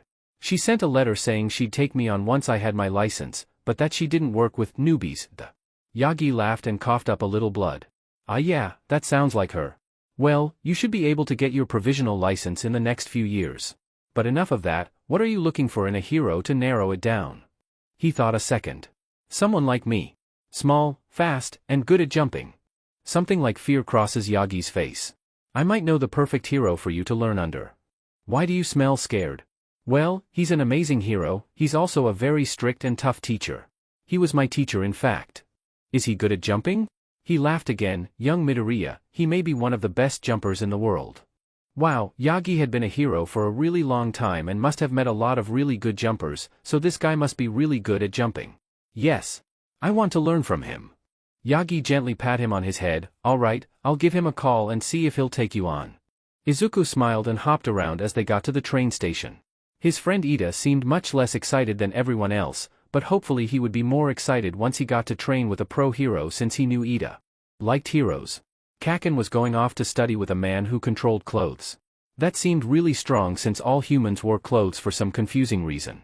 His friend Koda is learning stuff in the forest with people dressed like cats since he wants to do forest rescue too. His confusing friend Todoroki continued to be confusing by going with his dad, the person he didn't like and hurt him. He would need to talk to Nizu or Yagi about these confusing people since they are smart. And now he was going to go learn from Gran Torino, the best jumper Yagi knows, and then Izuku will be the best at jumping. Since his costume was small, it fit in his backpack and he didn't really need any other clothes. Riding the train was fun. He got to look out the window at all kinds of new places. Once he got there he hopped up the steps and found the door already open. That didn't seem very safe, but if he was as good of a jumper as Yagi said, then maybe he doesn't need to worry about that. When he quietly stepped inside he saw the old man Yagi described laying on the floor surrounded by food and sauces. He must have fallen asleep while eating. Izuku does that too sometimes. He couldn't smell any blood and he could hear him breathing normally, so he was probably fine and just needed rest. Since naps are very important he decided to let the man sleep and liked at the sauce on the ground since you shouldn't let food go to waste. It was a bit sweet for his tastes but it was still good. He heard the man grumble. When is that kid gonna show up? Then he turned and saw Izuku. Huh? When did you get here? Why didn't you say anything? He pulled out his little keyboard. I thought you fell asleep during lunch and didn't want to bother you. The old man seemed to look him over and think for a moment. Then he crouched low and jumped. Izuku just barely dodged when he came flying at him. Come on. Show me what you're made of. Prove I'm not wasting my time. Well, if the man wanted to play this game of chase then Izuku can do that. He would show him just how good he is at jumping. This led to him getting kicked a lot. Yagi was right. He is the best at jumping. Izuku has never been outjumped before. They spent the entire night jumping around the house as Izuku worked to learn from his technique. He got way better at jumping off walls and ceilings instead of the floor. I guess you're not entirely hopeless, but you've still got a lot to learn. Tomorrow we're working on communicating while you fight. That sounded really hard but it made sense. Talking is important, though it would be easier if people would just learn Rabbit. He was sore and tired and slept a lot that night. Then he ate a big breakfast of lettuce and carrots before starting the day. As promised, they spent the day with Gran Torino chasing him around the house while Izuku tried to use his keyboard without getting caught. His keyboard also had a panic button on it so if he was in trouble he could press it and all his friends would know he was in trouble. It was a really good idea since calling for help can be hard if you don't have time to type a message. After lots of running, jumping, and typing, Gran Torino was satisfied. I guess that's good enough. Get some rest, we'll be going out tonight to patrol, that way you don't get used to just fighting me. That was exciting. He was going to go out and save people from getting hurt. After a quick nap he got on the train in his hero outfit. He even got to text a couple friends about their internships. It was weird that Ida wasn't responding, but he was probably just busy. Uraraka was having fun learning about. Wait. What was that noise? Something was coming at them fast. Before he was able to type out more than something dash, a big monster slammed into their train. With a hole in the train he could smell all of the things happening outside. The fires and broken cars were very smelly. Gran Torino was very fast as he jumped and kicked the big thing, which was a lot like the big thing from school. There were a lot of big things in the city, and a lot of fire. That meant people needed help. He shot off into the air as Gran Torino shouted something about him and the train. He jumped from building to building then stopped and listened really hard. There were so many sounds. Wait. That sound was important. It was the sound of someone looking for Ida. That meant he needed to find his friend. He ran down the street smelling extra hard for Ida until he found the unique scent of his orange juice engines. Izuku followed the smell to a scary-looking man with lots of knives and a sword pointed at his friend on the ground. That's not good. And he had his friend's blood on his mouth. That's extra not good. He had tried to warn his friends about villains trying to eat them, but no one took him seriously. And now there was a villain cutting up heroes and drinking their blood. It seemed he would have to remind his friends about the dangers of villains eating you.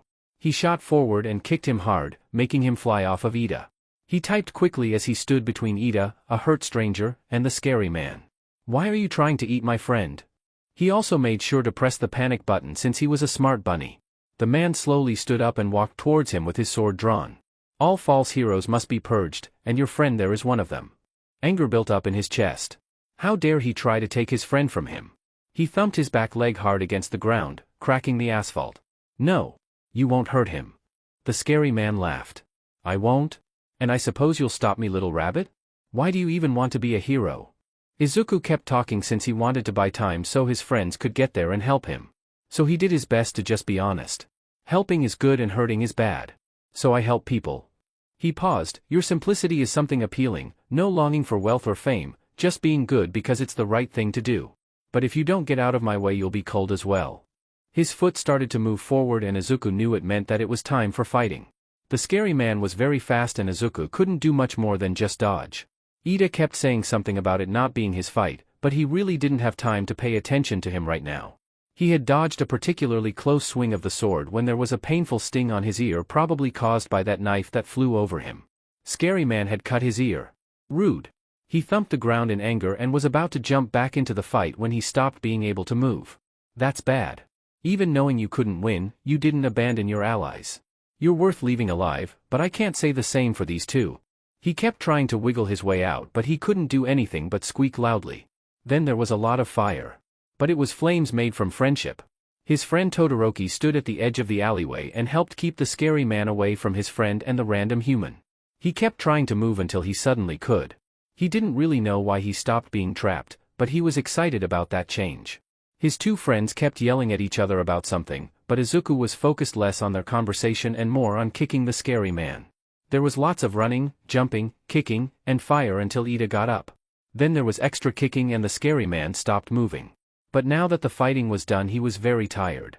Todoroki was taking all of the knives off of the Scary Man and pulled out some rope. Don't worry, the pros will be here soon so we can hand him off in a few minutes. He curled up on Ida's feet while he rambled about not getting involved in his fights and apologizing for something. Izuku had to admit he wasn't really listening, he was sleepy and his ear hurt, plus he was a bit confused about Ida talking about how the fight was his since he did the least fighting and mostly just laid on the ground while shouting with Todoroki. If anything, the fight was Izuku's, since he did the most kicking. Then the pro heroes finally showed up and Gran Torino came over and was very upset about something. I told you to stay on the train. Oh, so that's what he was yelling about. Wait, is that the hero killer? Did you fight Stain? He typed slowly as he was still pretty sleepy. Yes, I kicked him many times because he tried to eat my friends. Tried to eat them? Ida spoke up. Allow me to clarify, he had a paralysis quirk that activated through drinking blood. Alright, well, we're gonna need to get you to a hospital, since you got yourself stabbed. Izuku, did you get hurt other than the cut on your ear? Not really, I dash. Wait. His instinct screamed in alarm at the presence of a large bird coming towards them. He needed his burrow. Birds can't get into your burrow. But he didn't have a burrow nearby and there weren't good places to hide from a bird here, so he bolted. He was very fast, but he was also tired, and birds were also fast. He screeched as claws curled around him and lifted him into the air. The bird was going to eat him. Then they were falling and he didn't know if that was good or bad. When they landed he was mostly fine and saw that the Scary Man killed the big and scary bird thing. Oh, the Scary Man saved him, that's very confusing. The Scary Man pointed his sword at the heroes while Izuku just laid down since the Scary Man had stopped hurting him and started helping him. Then the Scary Man started yelling for a bit. All of you are fakes. The only one that can kill me is All Might. He paused for a moment before pointing at Izuku, and that rabbit. And with that, Stain collapsed and was captured. Within the hour the video had gone viral of Stain shouting his ideals. But more than anything else, it was the single frame of Stain declaring a green rabbit a true hero while the rodent's tongue was half out of his mouth and seemed mostly asleep. Izuku sat in the vet's office again. He recognized it from after the USJ since not a lot of people knew how to heal rabbits as fantastic as him. The vet lady was very nice and gave good head scratches. She also gave him a bunch of blankets so he could curl up in them while he healed up. These blankets were very fluffy and good. Since he got extra hurt by the big bird claws he had to stay wrapped up in bandages. He also had bandages on his ear since the Scary Man hurt his ear like a meanie. Luckily he could still hear super duper well and it would all heal. Then a person with a dog head and human body walked in with Nizu. He made sure to be polite and introduce himself with his phone. Hi. My name is Izuku Midoriya. Are you a dog with a human quirk or a human with a dog quirk? My name is Kenji Tsurigami and I am a human. Woof. That was less exciting. Nizu spoke up. Tsurigami here is the chief of police and needs to talk to you about what happened in Hosu. Oh, like with the detective man after the USJ. It makes sense he needs to tell police people what happens after he fights villains. Okay. I was on the train, then the train had villains in it and the city was on fire. I jumped out of the train because helping people is important and people in the train didn't need help after Gran Torino kicked the train villain. Then I heard my friend needing help so I helped them and kicked the Scary Man. Then my confusing friend Todoroki showed up after I asked for help. Then we worked together to stop the Scary Man. Then the big bird grabbed me and the Scary Man killed the bird. Nizu smiled at him. Thank you for the explanation, though that's not actually why we're here. He paused for a moment. Why do you call Todoroki your confusing friend? Oh, because he says confusing things. Like how he said his dad bought his mom, but that doesn't make sense because he said his dad is a hero and that's against the rules. So I'm pretty sure he's confused about his dad being a hero. Everyone in the room had gone quiet, so he thought they might need more examples. He also wouldn't use his fire because he got confused and thought the fire was his father's. I get confused sometimes too though, so I yelled at him that the fire was his until he figured it out. See, he's very confusing but still a fantastic friend. Nizu put a hand on his head and pet him a little, which was very nice. I can see how that would be confusing for you. Can you tell us exactly what Todoroki said so I can help explain it? That sounded like a great idea. He explained everything that Todoroki said at the festival, which was when he was the most confusing. The police chief sighed, this makes things much more complicated.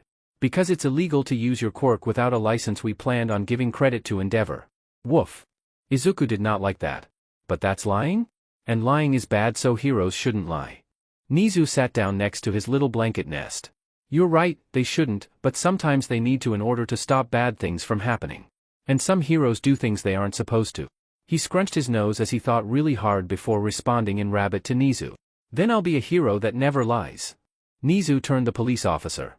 I believe you should keep in mind that, as we have just seen with the reveal of Todoroki's home situation, Midoriya is not well versed in keeping secrets. If we have him keep anything a secret, it will likely not stay that way for long. The dogman growled a little, well, he'd better learn how to. Woof, heroes can't be going around spewing secrets to whoever asks. Of course, but keep in mind that deception comes much less naturally to the rest of the animal kingdom than it does to humans. My suggestion would be to tell the truth, which was that he acted in self-defense and that his quirk cannot be turned off, making him blameless in using his increased strength and intelligence to survive. The policeman seemed to think about things before nodding and leaving, but he definitely smelled upset. Nizu turned to Izuku. I know that humans can be very confusing at first, so I want to make sure something is very clear. Izuku gave Nizu his full attention and pointed his ears towards him. Parents should never, ever, hurt their children. If they do, then heroes need to go and arrest that person. And if that person is a hero, then they won't get to be a hero anymore, because hurting your family is bad and against the rules. He was confused again. But Kaken said it wasn't my business? What isn't your business, Midoriya? When I asked Kaken about why Mitsuki hits him, he said it wasn't my business and that I shouldn't get involved with things like that. Nizu was unsure whether or not to address his student's inability to lie or keep secrets. On one hand, it was an important skill when working with humans, especially in this industry. On the other hand, though, it just made him aware of 2 cases of abuse. However, right now he's trying to figure out how to explain why humans might protect their own abusers. But the little Rabbit is already confused enough, so maybe the intricacies of domestic abuse can wait for another day. Sometimes people don't realize they need to be saved, and those people usually need to be saved the most. Izuku was clearly thinking hard on this matter. So Mitsuki hitting Kaken is bad and we need to stop it because we're heroes. Nizu understood that this concept was very clear to humans and wouldn't need so much clarification, but he remembered a time when he too found humans perplexing at every turn. Yes, that's right. Except you are not a hero yet. So this time I will do the saving, and once you are a licensed hero you can save them too. The bunny seemed to be thinking something over, so he simply sat back and let him work through whatever was on his mind. Does that mean Mitsuki is a bad person? Because she is nice to me and my mom and gives us lettuce and blankets. But those are nice person things? I'm confused. No one's a totally good person or bad person. Someone who did bad things and hurt people can still be nice to other people. I bet you can think of times Mitsuki was both nice and mean to you, and one doesn't cancel out the other. Aha, sometimes she yells a lot and throws things, but other times she gets lettuce. See, even if she is nice and gets you food, she still needs to get in trouble for the bad things. There was another pause as the rabbit hopped in a circle and thumped in frustration. Do nice people who do bad things go to jail for less time than mean people who do bad things? No, they go to jail for the same amount of time. Think of it like this, Endeavor has helped a lot of people by being a hero, but he should still be punished for hurting his family. Izuku was apparently done with this difficult conversation and burrowed under the blankets he was given. I'm resting now because the nice lady told me to. He laughed a little. There weren't very many vets that specialized in quirked animals, so he was quite familiar with Dr. Ito. He would have to tell her later that Izuku remembered her as the nice lady. Of course, Izuku, we can talk later. Nizu left and knew that the coming days would be difficult but important. One case would be much more impactful on society, but both needed to be taken seriously. Though he imagined getting Bakugo to admit that he was in a bad situation would be very trying. That boy's pride would always be his biggest obstacle. He was also concerned about how Izuku would be affected by this. Being a major witness in both of the cases would bring him even further into the forefront of the media. Midoriya wasn't even halfway through the first semester and was already on his way to becoming a celebrity. His blatant honesty and acknowledgement by Stain could turn him into an unexpected symbol for reform within the hero industry. However, in the end all Nizu could do is try and protect his students and trust Midoriya to be himself. Izuku finally got to go home and was excited to see his mom. He was gonna give her so many snuggles. It had been a few days and he had talked to so many people, he was all done talking and wanted snuggles instead. He knew he was supposed to pay attention, but he was sleepy and bored. People in uniforms came to ask about his Todoroki friend and Kaken. A lady with a microphone asked how he beat up the scary man, apparently called Stain. The answer was simple: Izuku was the better jumper and kicker, and the scary man kept getting distracted by his friends, even if they didn't do much fighting. She asked a bunch of other questions too and he did his best to give smart answers. Nizu also came and talked to him more and that was fun. Apparently they would be getting to live in dorms instead of houses. He didn't like the idea at first, but then they said he could share a room with his mom. He was excited to live with all his friends and his mom. Well, it wouldn't be everyone yet apparently, just him and Kaken and Todoroki. The teachers would be living there too, so that meant his friend Yagi would be there. He was very excited about having a bunch of his friends together. The whole thing had been something about being wards of UA. There had been a bird at the window while they explained that part, and Izuku found the bird much more interesting, so he only remembered some of what he was told. Birds were so cool. Flying was like jumping, but for a really long time. He wished he could jump for that long. Maybe if he put wings on his costume he could fly while jumping. Oh! Someone was talking to him and he should probably pay attention. Yagi gently pet the top of his head. Are you ready to leave young Midoriya? I think we've got everything in the car and I think your mother would like to go. His mom sat in a bag meant for carrying small animals. Technically it was sold to carry pets, but his mom was his mom, not a pet. He was bringing his favorite blankets and toys, his school stuff, and his bag of fantastic shiny things, which included the metal Kaken tried to throw away.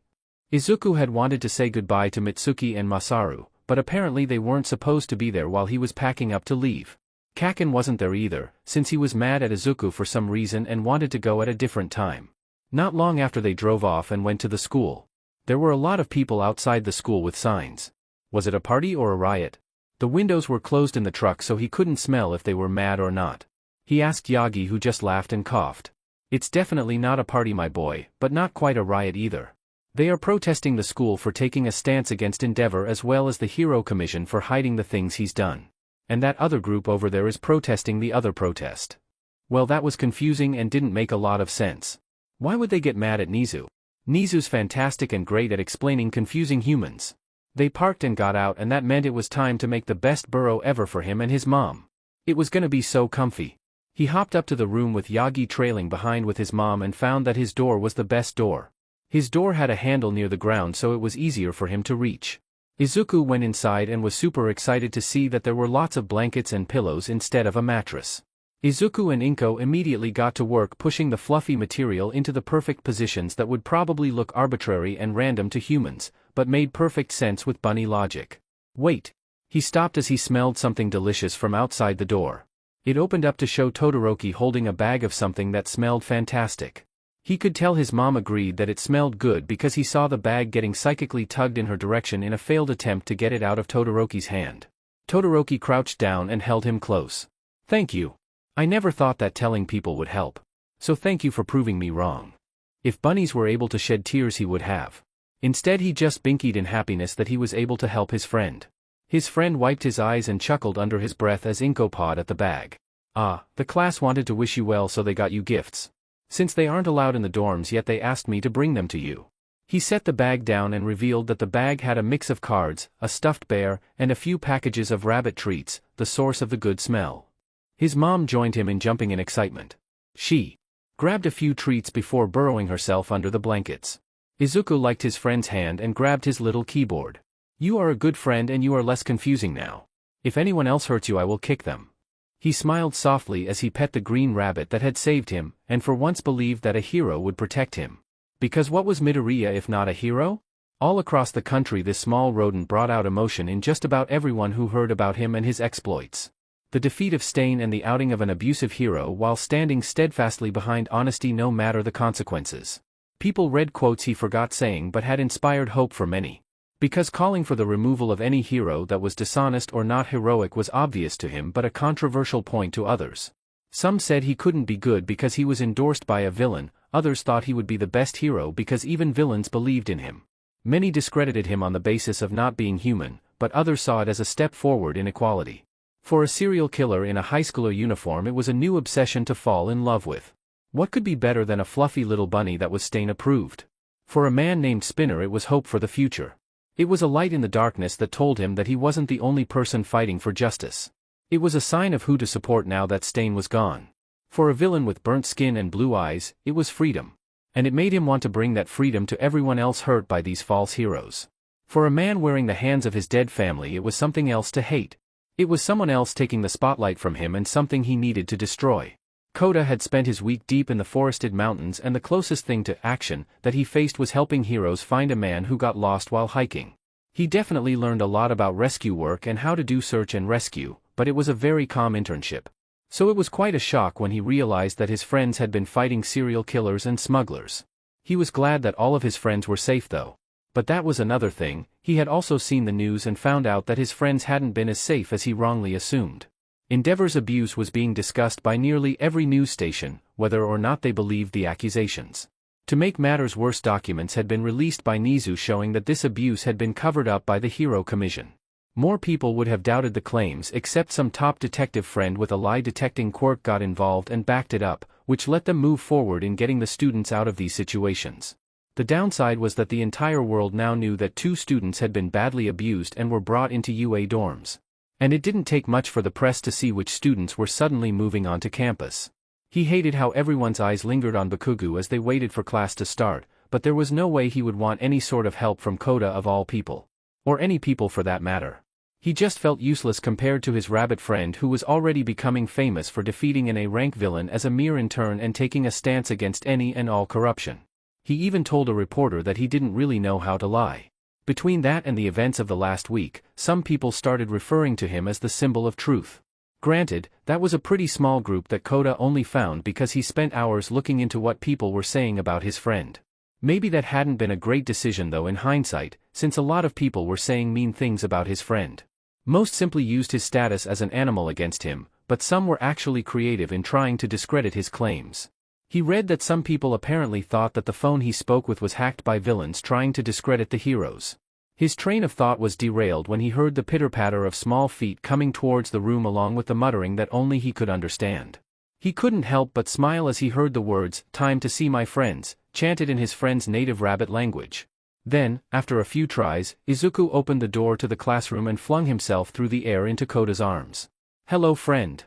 He whispered back a greeting that made the little hero wiggle in delight. He enjoyed talking to Izuku because even if both of them had issues talking, they didn't with each other. Kota got nervous about speaking, but whispering was much easier, and Izuku could hear him no matter how quiet he got. And Izuku didn't need to translate his thoughts into Japanese and could instead just ramble away with happy squeaks and snorts. But after saying hello to Kota, Izuku bounded off to greet the rest of his classmates that he hadn't seen during internships. But it didn't go unnoticed that Bakugo was giving Izuku the cold shoulder and refusing to interact with him. It was a little heartbreaking to see since he knew how important Bakugo was to Izuku, and it didn't take a genius to figure out what had made the explosive boy so upset. It was clear that the small rabbit only wanted to help but was now dealing with the backlash of having a friend that didn't want help. Kota was relieved though as he watched as Izuku bounced around in Kirishima's lap, clearly distracted from Bakugo's silent rage. "Whoa! You've got a totally manly scar now on your ear. It makes you look like one badass rabbit." He bounced back and forth and typed in response, "Yeah. I'm the toughest bunny ever." Kota felt a bit like a wallflower as he watched his classmates talk to each other, but he was okay with that. Talking to people was stressful, but just watching his extroverted friend talking with others was nice. Ida seemed particularly upset about Kirishima's comment and stood up to bow deeply. "I'm sorry that my mistakes have caused you to be hurt."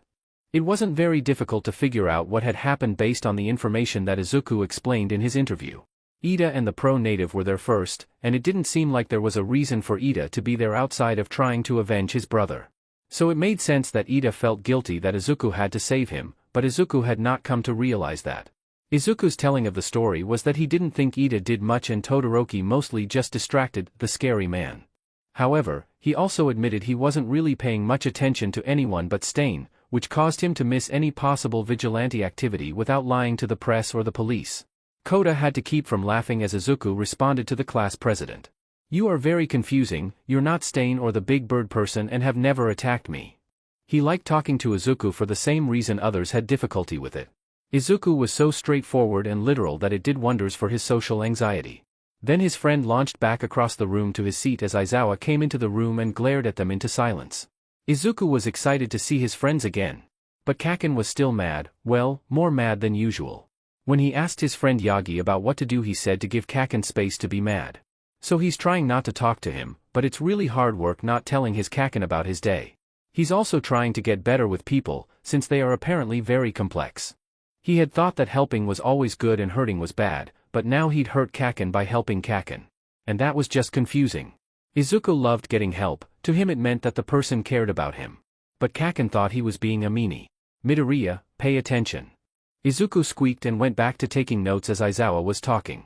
They apparently had finals coming up and he needed to pay extra attention to be ready for it. He was very worried. Izuku was a very smart rabbit, but he felt less smart when compared to humans. He was very close to the bottom of the class rankings and that was not good. There were plans to study as a group, but it seemed like Kaken was going to be there with his friends. Izuku didn't want Kaken to get more angry at him, so he'd just have to do something else. He didn't want Kaken to keep being angry at him. Class was over and Kota tapped his back. I heard you mumbling, and we can study together if you want." "That is a great plan." He binkied a bit and rubbed his head against Kota. He was a very good friend. So instead of going back to the dorm, he went to Kota's home that night. Yagi had offered to take care of his mom so she wouldn't get lonely or hungry. Kota smiled down at him as they rode the train and kept people from stepping on him. A very good friend indeed. They practiced English a lot because they both had a hard time with languages. "Wait. What's that smell?" It smelled like a bunny. Kota looked over at him. "Oh, well that's probably Ui-chan." Izuku's ears were perked up and very interested. He definitely wanted to meet this bunny. Kota smiled shyly and nodded. They went over to his bedroom and there was a very pretty white rabbit. Why hadn't Kota mentioned he had such an amazing friend? "I was worried you'd be mad I had a rabbit as a pet." He liked Kota's hand to show he wasn't mad, then he ran around the room with his new friend until it was time to go back to work. Maybe he was lonely because Kaken was mad at him, but he had more friends now than when he only had Kaken. Bakugo swore to God that if one more person asked if he was okay he would be convicted of murder. He hated everyone anyways, but it was definitely more now. How dare they treat him like he was weak? Like he was something fragile? Like he was already broken? Shitty Hair came over to him after classes were over. "Hey bro, you seem pretty tense today, are you ALRI-?" He didn't get to finish the sentence because an exploding fist was already coming at his hardened face. "I'm fucking fine and dandy, so leave me the F alone." Kirishima shook off the explosion like it was nothing and gave him a bright fucking smile. "Alright, sorry to push you on it." "What? If you don't want to talk about it we won't. It's not manly to cross people's boundaries." He simply glared at his red-haired friend shitty classmate. "Then what the F do you want?" "Oh, well me and the rest of the Baku squad wanted help studying for finals." "That's such a stupid name." "Ugh, fine, I know you'll all fail without my help." That was the closest he would come to saying thanks for including him, because he didn't actually want to be alone right now no matter what he said. His entire life had been turned upside down because of stupid Deku and a detective with a truth-detecting quirk. He had told that shitty rabbit to keep his mouth shut, but it turns out he really is useless because he couldn't even do that. All he needed to do was nothing, but he couldn't, and now he can't see his parents anymore. Sure, he and the hag screamed at each other instead of talking, but she was still his mom. Was he supposed to just abandon her now that people knew? It felt like he couldn't say anything fing right. Before, when he called her a hag, people got mad at him, but now they get mad whenever he says something vaguely positive. All of this nonsense made him want to punch and explode everything. But it turns out that punching things until his knuckles bled didn't actually make him feel better.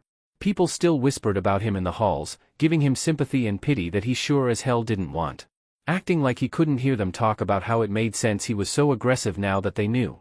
Over the course of the weekend, every single mistake he made suddenly got put on his parents. His mom for beating him and his father for being neglectful. People stopped saying the sports festival made him look like a villain and instead started psychoanalyzing him and how abuse leads to anger. But he isn't allowed to murder extras on the train who don't even fing know him. So maybe it's nice to be with people and just talk about school. No one asking about his family or his goddamn feelings. As he yelled about math problems to Kaminari, he realized something. The fact it was Deku was what really hurt. If it were anyone else who brought up his personal sheet with the police, he'd just cut them off, probably explode them, and call it done. But Deku had always been there. He hadn't left no matter how much Katsuki screamed and yelled at him. He had been there in his few moments of weakness when he couldn't keep the pain inside. He had been the one to bring ice packs to cover Katsuki's welts and bruises. But he didn't need help. He didn't. He was going to be the best hero, and he wouldn't let anything stop him. So how dare they treat him like he needed saving? They'd been studying for a while now, and the others started leaving until it was just him and Kirishima, who hadn't left because it was his own house. But Katsuki didn't know how to say that he didn't want to be alone right now. That the dorms were too quiet. That the quiet would always be much more terrifying than any shouting. That he didn't want to be one room away from the symbol of his weakness. You know, it's okay to need help sometimes. The F are you going on about, shitty hair?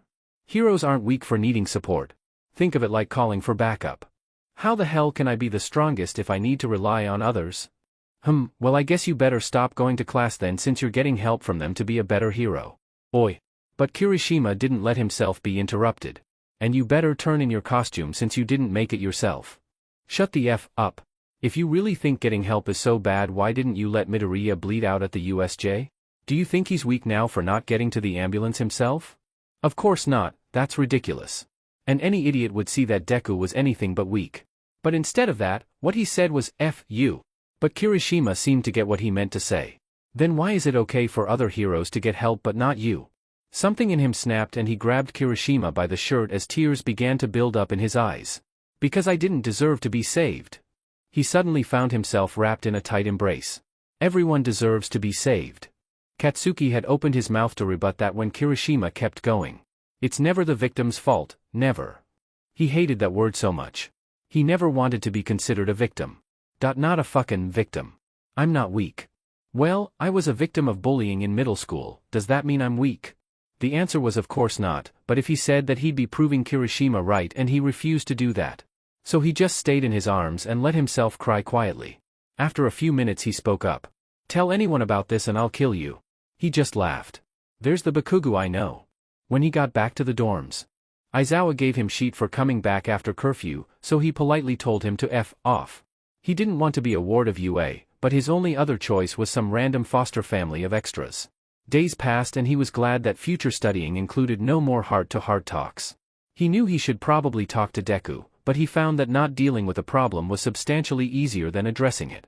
Even after his talk with Kirishima, he was still mad at the rabbit, and Kirishima strongly argued against having any important conversations with Deku while he was seething with rage over the little sheet going behind his back like that. He understood that Deku had legally done what he was supposed to. However, Katsuki also understood his own ability to remain angry regardless of that fact. But now it was time for their practical finals. They were told it was robots by those Class B extras, but it was probably some bullshit to make them lower their guards. He didn't trust those teachers to keep their word about Jack Sheet, so he just trained like it was anything except robots. And it turns out he was completely correct. They were fighting fully fledged heroes. He was thrilled to face them. It would be an actual challenge even if they were wearing those weights. They were talking about what pairs were facing who when Mother Fing All Might stepped forward. Ha. I'll be facing young Bakugo and young Midoriya. What the actual Fing bullshit was this? He had to work with Deku against the strongest hero? Yeah, that was some top-tier bullshit. Deku seemed pretty displeased about this situation too and stayed behind him as they walked into the testing area. He didn't have time to think about that though. He was trying to figure out why they specifically were set up against All Might. Everyone was set up against their weaknesses, like putting Pikachu and Raccoon Eyes against a super genius or Icy Hot against Aizawa. So why was he put against All Might? Was it so he was up against someone he didn't need to worry about exploding? No, that didn't make sense. Maybe they wanted him to learn teamwork or some stupid shit like that. But why was Deku here then? He loved teamwork and would be thrilled to work with him. It would make more sense to pair him with Icy Hot or something. After a minute of silence he heard that Dmed text-to-speech voice. Do you have a plan? Yeah, I'm going to explode him and win. He heard an upset whine and a tapping sound. But Yagi is sick and you're supposed to always protect the oldest in the warren. That's why Deku is here. He is self-aware enough to know he SCKS at teamwork and that it could be exploited. And Deku's big weakness was his instincts. His rabbit instincts would never let him hit All Might based on him being old and sick even if he could throw a building at them. Absolutely everything. Ugh, we don't have time for this sheet. I'll fight him, you just look for the exit or distract him or something. His ears perked up, you want me to help? Yes, that's exactly what he was saying, but using those words went against everything in Katsuki. So he tried to make it sound like he wasn't asking. Do whatever you want. His ears dropped again. Last time I helped without asking you stop talking to me, and I don't like that, so this time I'm asking before helping so you don't get mad again. He knew if he asked it Izuku would just sit there and let him get his butt kicked as he went to fight All Might solo. All he had to do was ask and he'd be there, just like he always was. But he'd have to say the words. They came out like a grumbled whisper, but those DMN rabbit ears picked it up without issue. Tisk, yeah, help me by distracting him. He paused, he's really tough with his quirk, so you don't need to worry about him getting hurt. In the end they got absolutely wrecked and only passed with seconds to spare. And when he saw that with some pairs only one person passed, he knew the reason he passed after Deku dragged him over the finish line was his mumbled ask for help, no matter how much he hated it. Izuku was incredibly excited. They were all going to the mall together. He didn't really know what he needed to get or do, but he was still excited. Maybe he could get a hat. A hat and sunglasses sounded like a great idea. He hopped off the bus and made his way to the mall. Normally he travels with Kaken, but Kaken was being his grumpy self and decided to stay at the dorms. Todoroki wasn't there either since he was visiting his mom. That was okay though because Izuku saw him at the dorms every day. Which was fantastic even if it happened for a bad reason. He saw his friends standing in the main area and jumped over to them. Hi friends. Kirishima smiled at him, hey there little dude. How's it going? I'm very excited to be here. I'm going to find a hat. Hell yeah, hats are manly. Uraraka frowned a little, I'm not sure if they'll have hats in your size, but we can definitely check. Everyone started going their own way to get different things, so he went with Uraraka to go look for the stuff they needed. They chatted back and forth until they passed one store which had clothes for people with mutations. Hey, I need to use the bathroom real quick, how about you look around and see what they have? He nodded and hopped into the store and looked around. Wow! There were so many different outfits. Coats for people with wings and breathes with tail holes. He found hats with ear holes but they were all too big for him. He saw some funny-looking gloves that only covered some fingers, probably for quirks like his floaty friends. Then there was a hand gripping the back of his neck, making him freeze up. I just came here for some new gloves, but it seems like I found something much better. He remembered this person's sound and smell and was upset at himself for not noticing. This was the scary man with too many hands and destroyed things with 5 fingers, and he felt 4 fingers on his neck. That was already too many fingers. How about we sit and chat? If you try anything I'll kill you and everyone else here. That's not good. He nodded, because he liked talking more than fighting and way more than being disintegrated. They went and sat on a bench together. You're a pretty smart rabbit, right? Maybe you can help me understand why everyone wants to talk about you and Stain but no one is talking about me, even though I've done just as much as he did. He tried to stay calm and keep talking so it didn't turn into fighting. Well, I know Stain wanted to get rid of bad heroes and killed mean heroes to do that. But I don't know anything about you and all you've done is hurt Mr. Aizawa's elbow. He felt the hand grab him tighter, and that wasn't good. What? I did way more than that. Who do you think broke into UA? The Black Misty guy? I fought the symbol of peace and unleashed monsters on Hosu. But that was really the scary monsters doing the work, not you. He went quiet for a bit and slouched on the bench. Have I really done that little? Jiren found the party members, the doctor made the Nomu, and Sensei did everything else. The plan didn't really need me, did it? Izuku wasn't really sure what he was supposed to do or say, so just sat quietly while the handman did some thinking. I get it now. If I kill All Might myself then everyone will talk about me instead. I'll tear down Hero Society with my own hands. I'm not sure why you hate All Might though? He's always been nice to me. It's that. He's a liar. He makes everyone think they're safe and protected when they really aren't. I hate that stupid smile of his and how he makes everyone so complacent. Before they could continue the strange conversation Uraraka walked over and looked very worried. There you are Izuku, I've been looking, hey, you're Shigaraki. Get your hands off of him. Shigaraki just got up and walked away, my bad, I didn't know you were here with friends. Thanks for the chat, it really cleared things up for me. Well, Izuku was never one to be rude. You're welcome. Like every other time there were scary people, he had to talk to police and explain what happened. Everyone was happy though since no one got hurt, even if it was still scary. It was a very emotional time but he did his best to stay calm and professional. He was curled up in Uraraka's lap when he finally broke. He started crying and rambling, but didn't bother to translate it to human. The day was supposed to be good. They were all going to have fun and get cool things and have good friend time. He didn't even find a tiny hat. Izuku didn't see or hear him because he was reasonably distraught after being nearly killed, but behind him Koda whispered to Yaoyorozu. Uraraka just quietly pet him as he shook and whimpered in her lap. Then Yaoyorozu knelt in front of him. "Hi there Midoriya, I know today has been really scary but I have a present for you that might make today a little bit better." He was still shaking a little but looked up at her. His ears were still pressed back and she smiled softly. "Can you raise your ears up for me?" He was very confused but slowly raised up his ears, not really sure why it mattered. Then she gently slid a very pretty sun hat onto his head, with little holes for his ears to go through. This was an excellent gift. He bounced up and down a little and squeaked happily as the hat flopped around with him. Uraraka groaned a little. "You're too heavy for that. If you want to jump around you have to get out of my lap first." She plopped him onto the ground where he hopped around in a circle, enjoying his very nice hat. He nuzzled Yaoyorozu's leg to say thank you without having to translate into human, because he was too emotionally exhausted for that right now. He felt her hand pat his exposed ears. "I'm glad you like it so much. If you ever want other rabbit-sized accessories, you let me know." After everyone talked to the police and explained what happened, he went back to the dorms so he could cuddle with his mom. She made everything better and is very good at helping him with grooming. He sat outside with his mom as they ate the grass and clovers that were growing on campus.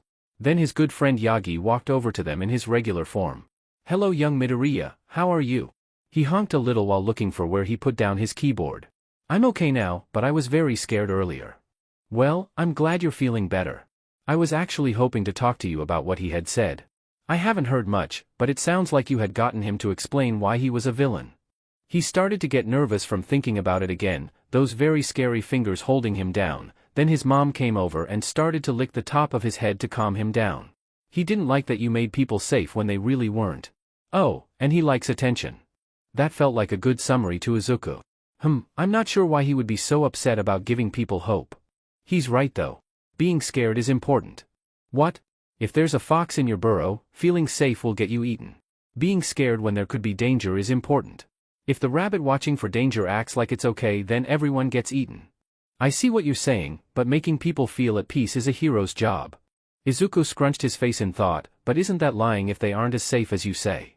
He thought for a second. "I thought heroes weren't supposed to lie, but you lie a lot, you should try to do less of that." His friend Yagi looked dumbstruck before smiling softly. "You will be a fantastic hero young Midoriya, I just hope the world is ready for you." Izuku was vibrating with excitement as they were on the bus ride to the summer camp. They were going to spend 2 whole weeks in the forest together. He loved the forest and he loved his friends, so this trip was fantastic since he got to have both for a really long time. He was going to spend so much time with his friends. He was sitting in Kaken's lap because it was way better than a seat and he was wearing the hat that his friend made him. Kaminari looked over at him and seemed to be deep in thought. "Does it count as being naked if you're only wearing a hat?" Jiro turned and stared at him in confusion. "What are you talking about?" Midoriya is only wearing a hat, and even in class he never has to wear briefs. His uniform is just a modified bunny HRNSS to look like a school uniform. Where are you going with this? I'm just saying that it's unfair that Midoriya gets away with it, but I know I'd get in big trouble if I stopped wearing briefs and only wore a hat instead. Everyone was staring at Kaminari now, though Kirishima seemed to be in thought as well about the idea of only wearing hats as clothing. At this point Aizawa pulled the bus to the side of the road. "You're absolutely right, you'd get in trouble. And I shouldn't need to explain why you have to wear briefs even though a rabbit doesn't. Now, get the hell off my bus, we're here." Izuku shot forward, very ready to be in the forest, but was a bit too excited and knocked Kaken over as he jumped off of his lap. He ran outside and found 2 people dressed as cats and a small person who smelled angry and sad. They were on a small cliff looking over a big forest and Izuku had to stop himself from just jumping into it. The Wild Pussycat Hero team introduced themselves, but he was kinda distracted by all the sounds and smells that came with being on a mountain. He also found a patch of grass and flowers that he started munching on while they talked to the class. Kirishima looked around. Aizawa, is there a reason we stopped so far from the camp?" Aizawa gave them a big smile. "The training camp starts now. If you hurry you might make it in time for lunch." Without second thought Izuku jumped right off the road and into the forest, taking off like a green blur. He landed on the ground and looked around for a second. Wait, are those dandelions? Those are his favorite flowers. So he did the reasonable thing and started munching away while everyone else made their way down and caught up to him. His friends fell down the cliff instead of jumping, and as they started to complain about the fall, the dirt started to move and shift into big monsters. It was like the entrance exam. He honked and binkied happily before leaping forward and starting on his path of dirt monster destruction. He got distracted by patches of dandelions a couple of times though, and maybe took a quick nap under some tree roots where the big dirt monsters couldn't find him. So when he got to camp he felt rested and had a full tummy from all the flowers and clovers he found. Everyone else seemed grumpy for some reason. The PP cats were there again. You guys actually got here a little earlier than expected. I guess getting here in time for lunch was how long it would have taken us. He wasn't sure why everyone else seemed so upset about it. He had lots of fun. Then he noticed the small angry sad child again. Hello small child, my name's Izuku Midoriya. Humph, stupid hero wannabes. Izuku wasn't sure why he was upset, so he liked his hand and laid down on his feet. Rule number 1 was always taking care of the kits in your warren. And if this small child was sad, then that meant it was Izuku's job to make him not sad. Ragdoll laughed a little. This is Koda. He'll be here as well while you train. Now, I'm sure you're all tired, but there's dinner ready for you, then you can hit the hot springs. While everyone else went to eat dinner, he followed Koda to where he sat down inside the cabin and started grooming him. Why do you have a stupid hat on? It's called a sun hat, not a stupid hat. I wear it because it makes me look pretty. Why are you liking my hair? When I'm sad my mom grooms me and that always makes me feel better. After a little bit Koda started crying and mumbling about missing his mom, so Izuku nuzzled up to him and Koda wrapped his arms around him. When Pixie Bob checked the room for Koda, she found him wrapped around Izuku and sleeping. The next day was for training, which was lots of fun. He had to run with his friend Ida all around camp. Then after running he was sent to eat lots and lots of food. When he asked why he had to eat so much, Aizawa turned to him. Since your quirk makes you very dense, the way to increase that density is by a combination of building muscle mass and general weight overall. So, that means lots of running and eating. Izuku nodded and went back to eating an entire bale of hay next to Momo and Sato, who were eating lots of cake. He also got to eat a lot of strawberries, so that was extra exciting and fun. After all the running and eating it was time for dinner, but he was still full, so he decided to go say hi to the other class and make even more friends. As he made his way over he smelled someone scary, like how hound dog smelled scary. Then someone with blonde hair yelled at him about his class or something like that, so he ran back. Maybe he's fine with not more friends for now. He can make more friends later. He sat on Koda's lap and asked him about his day. I was practicing making commands louder so more animals hear me. I also worked on using lots of animals at once. Izuku nodded. I saw all the birds flying around together. You did a really good job. He looked at everyone else eating dinner and realized he didn't see Koda. He sniffed the air and listened really hard until he figured out where he was. Kaken, grab some curry, we're bringing Koda dinner. I heard him on the cliff over that way. Kaminari looked over, confused. How could you hear that far away? He perked up as Kaken begrudgingly packed a dinner, swearing the whole time. The average bunny can hear about 2 miles away, and I am an above-average bunny. DMN, that's crazy dude. Soon after he was hopping down the forest path following Koda's smell with Kaken grumbling behind him, but still carrying the curry. Then he saw the grumpy little kid and walked over. Hey! What are you doing here? Get out of my secret base. No problem kid, I'm just dropping off my FING amazing curry because Deku would give me shit all night if I didn't. Kaken put the food down and walked off without another word. Koda huffed and crossed his arms, so Izuku started nudging him towards the food. Stupid rabbit, stop pushing me. The kits always eat first. You have to keep the kits fed. So eat. I'm not a kid or whatever you're saying, go away. I don't understand you hero wannabes. I just want to be a hero because helping people is good. Well, heroes are just being idiots, running around getting themselves killed.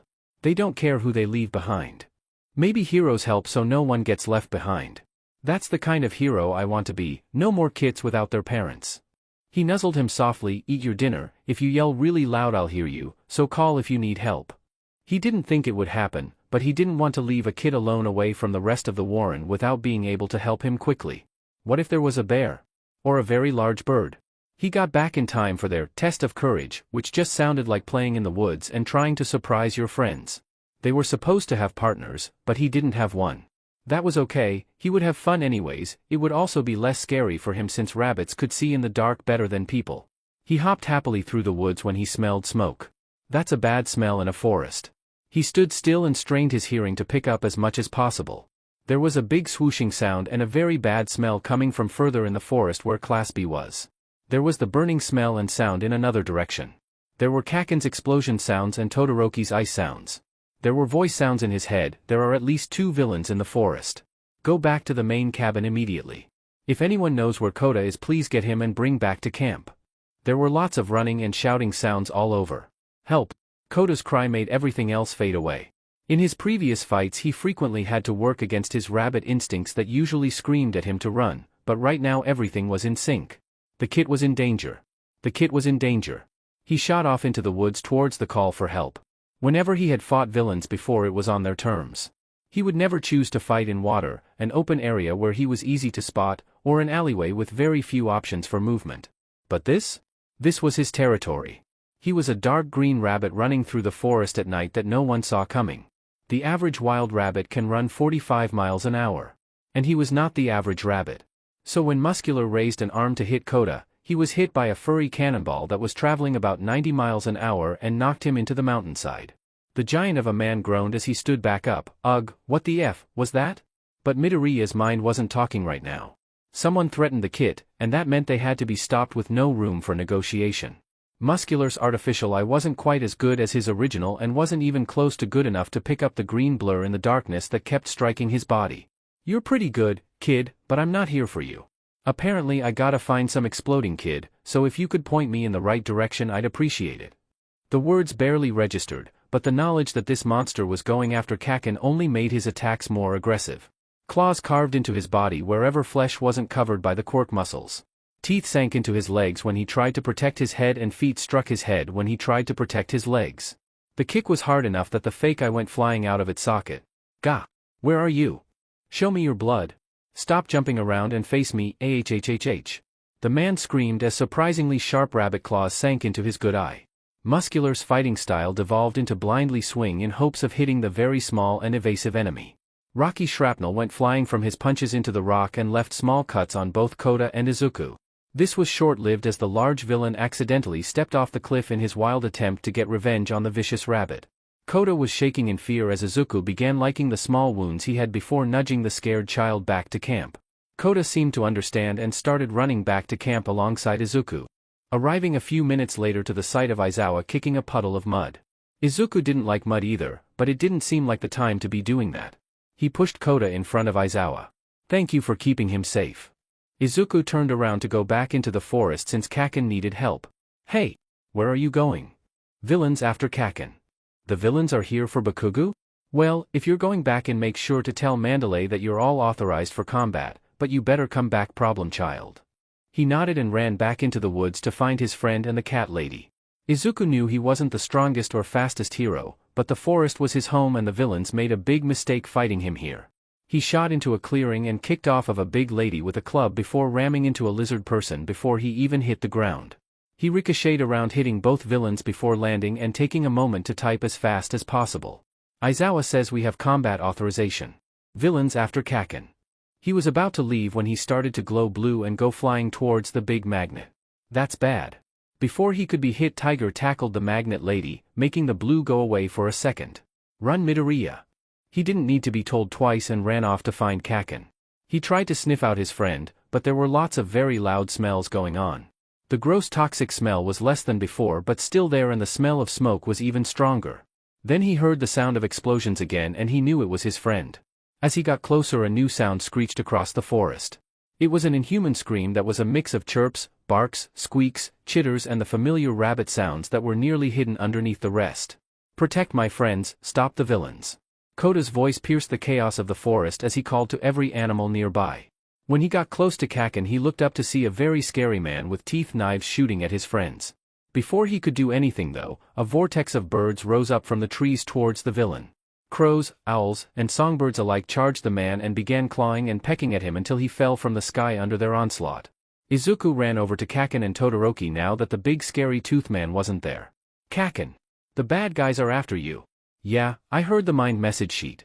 He paused as both him and Todoroki stared at Izuku. You know you're covered in blood, right? It's not mine. Kaken just laughed and grinned. Alright fuckers, let's start heading back. Anyone near us, Deku?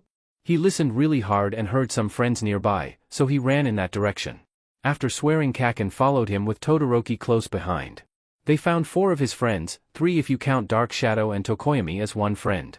Kota looked scared and he could never really tell what Shoji was feeling. All his friends started talking, it seemed like they were making a plan, but Izuku wasn't really listening to them. He was listening for other things and making sure no one snuck up on them while his friends were distracted. Then he heard more friends. But they sounded hurt. He squeaked loudly and pointed in the direction of his floaty friends' yell. As he started moving, his friends followed with Kaken in the middle of the group, but he seemed grumpy about being protected.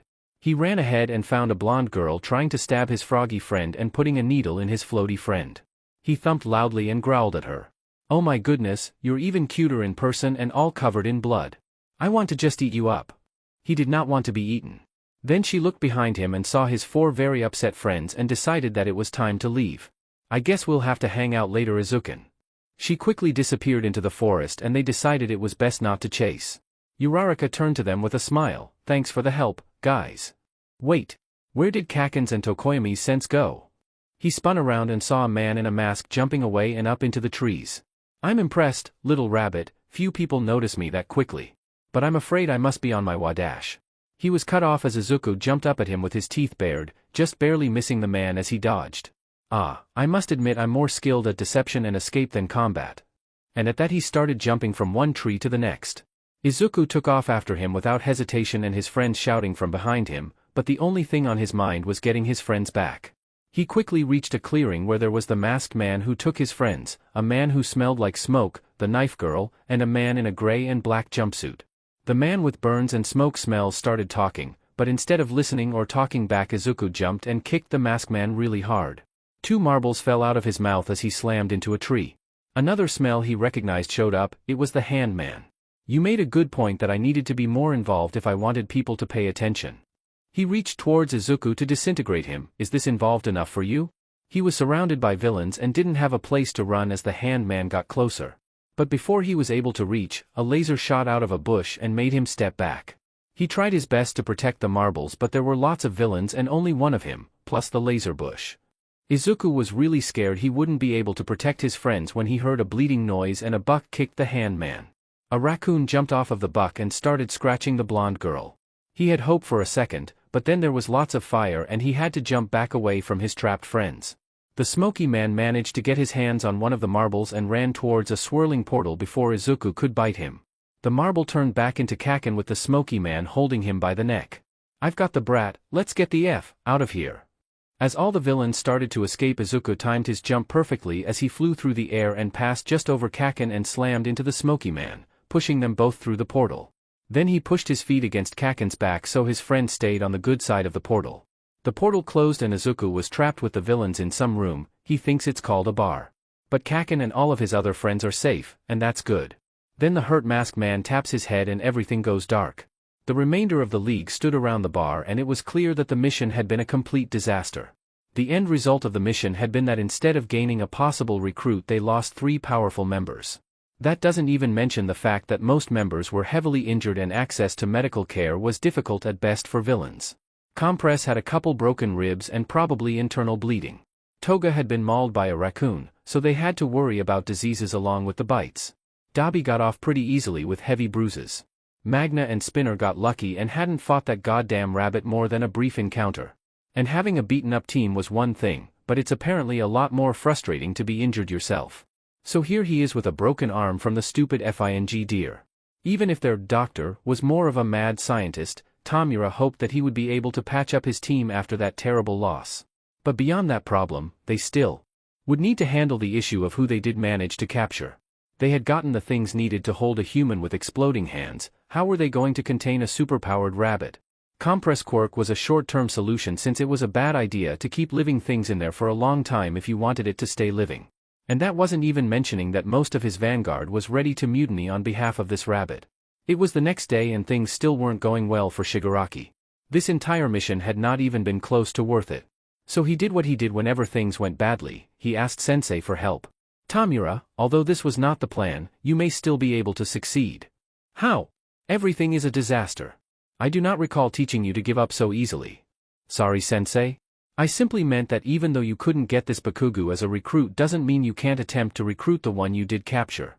Perhaps the explosive child could have been corrupted by his rage and pride, but Midoriya is idealistic enough that you may be able to turn him against the heroes." "I get it. By showing him that heroes are garbage, then he'll fight against them. He seems to value honesty, so focus on that and do not lie to him unless you are sure you will not be caught. And if they're perfect little hero students such as sides, people will see how wrong the heroes are. Yes, but even if you fail in converting him, do try not to lose him. The doctor would like him as a specimen if recruitment fails. He went back to his allies with a bit of a plan. They got a cage that the doctor used for his more problematic creations that would be more than strong enough to hold the enhanced rabbit. It took a bit to get everything set up, but they got there eventually. The League of Villains covered in bandages surrounding a cage with a marble in it. Alright, Compress, let him out before he starves or something. You guys keep watch, I'll deal with him later. And with that he went to his room to try and get some rest, which is a challenge with a broken arm in a cast. Izuku was now suddenly in a cage and didn't like that at all. He looked around and the only things in there with him were some rabbit food pellets and a bowl of water. His keyboard for typing wasn't with him, but it could be worse. Outside the cage was more worrying. There were 3 people standing around, the girl who smelled like blood, the guy who smelled like smoke, and the other one who smelled like a lizard. The girl got very close to him and tried to grab him through the small gaps in the cage.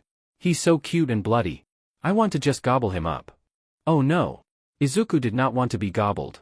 A big lady with the big magnet walked into the room. You can't eat hostages, because then you don't have hostages, Himiko. She pulled a knife out and started to line it between the bars of his cage. What if I only stab him a little bit? The big lady picked up the scary knife. Girl, nope, we're not stabbing anyone. Sorry guys, but I'm taking Toga off guard duty before she tries to bite someone. Plus we need to make sure she didn't get rabies or something from that raccoon. The smoky-smelling one looked at Izuku. Maybe this is a dumb question, but now that you've brought it up, are we sure that the rabbit doesn't have rabies or something? He doesn't act like a regular rabbit. Izuku felt a little insulted at that. He was not diseased. He huffed angrily before looking at his reflection in the water bowl and realizing he looked a bit gross and sick since he was covered in blood and dirt.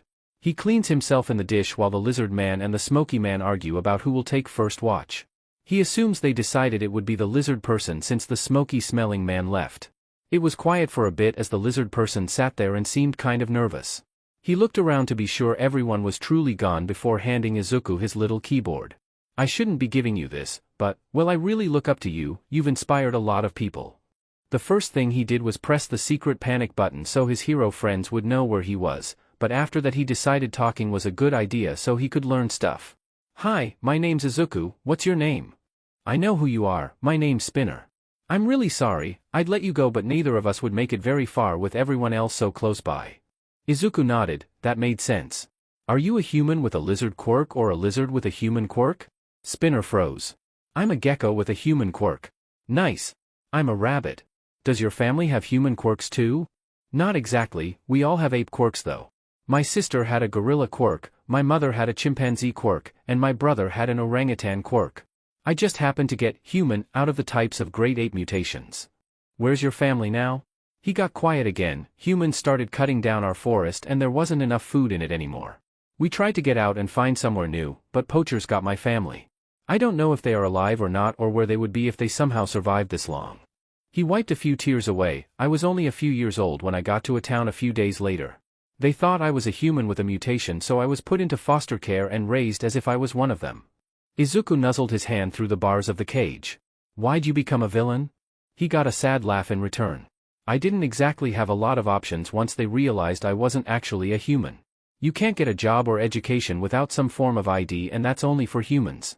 You were probably only able to go to high school because Nizu runs UA. Izuku nodded. UA was the only school that would accept his application and no middle schools even considered taking him. Without Kaken teaching him there was no way for him to be ready for the UA exams, and most people didn't have a Kaken. So I needed a way to survive. The system we have treats everyone who isn't normal like garbage, and this seemed like a group where I could change that. He sighed. I hate fake heroes and people who only pretend to help, but this isn't what I wanted. I wanted to fight against injustice, not kidnap children. He shook his head. You were actually the main reason I decided to join in a way. I never thought I could change anything until I saw you fighting on TV. I finally believed I could fight for a better world, but all I've done is kidnap the person who inspired me. Izuku sat there listening and thinking very hard. How could he help his brand new friend? He remembered something very important that had helped him in many situations. If you didn't know how to do something, then you should ask a smart person in case they have the answer. Do you want to keep being a villain? Not really, they said they followed Stain's ideas, but that was all just a lie to get us to join. But it's not like I can just leave without getting turned to dust. Izuku nodded. Can you hand me your phone? Sure, I have a thing called a burner phone the league gave me. Izuku took it and placed it on the floor of his cage and dialed a number in. Hey, who are you calling?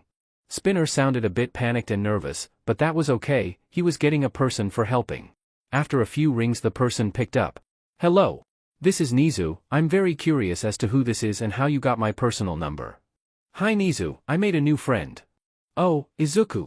I'm glad to hear from you, I was very worried, but it's good to know you've made a friend even in the most difficult of situations. His name is Spinner and he's a lizard with a human quirk. He doesn't want to be a villain anymore and I thought you might know how to do that, you are very smart. Haha. Thank you for the kind words. I'll always be amazed at how skilled you are at helping people no matter the situation. Now, is our fellow quirked animal with you now? Izuku nudged Spinner's hand to encourage him to speak up. Oh, yes. I'm here, Nizu, Nizu sir. There was a slight chuckle at how flustered Spinner was. Which Izuku thought was reasonable, Nizu was an icon to any quirked animals.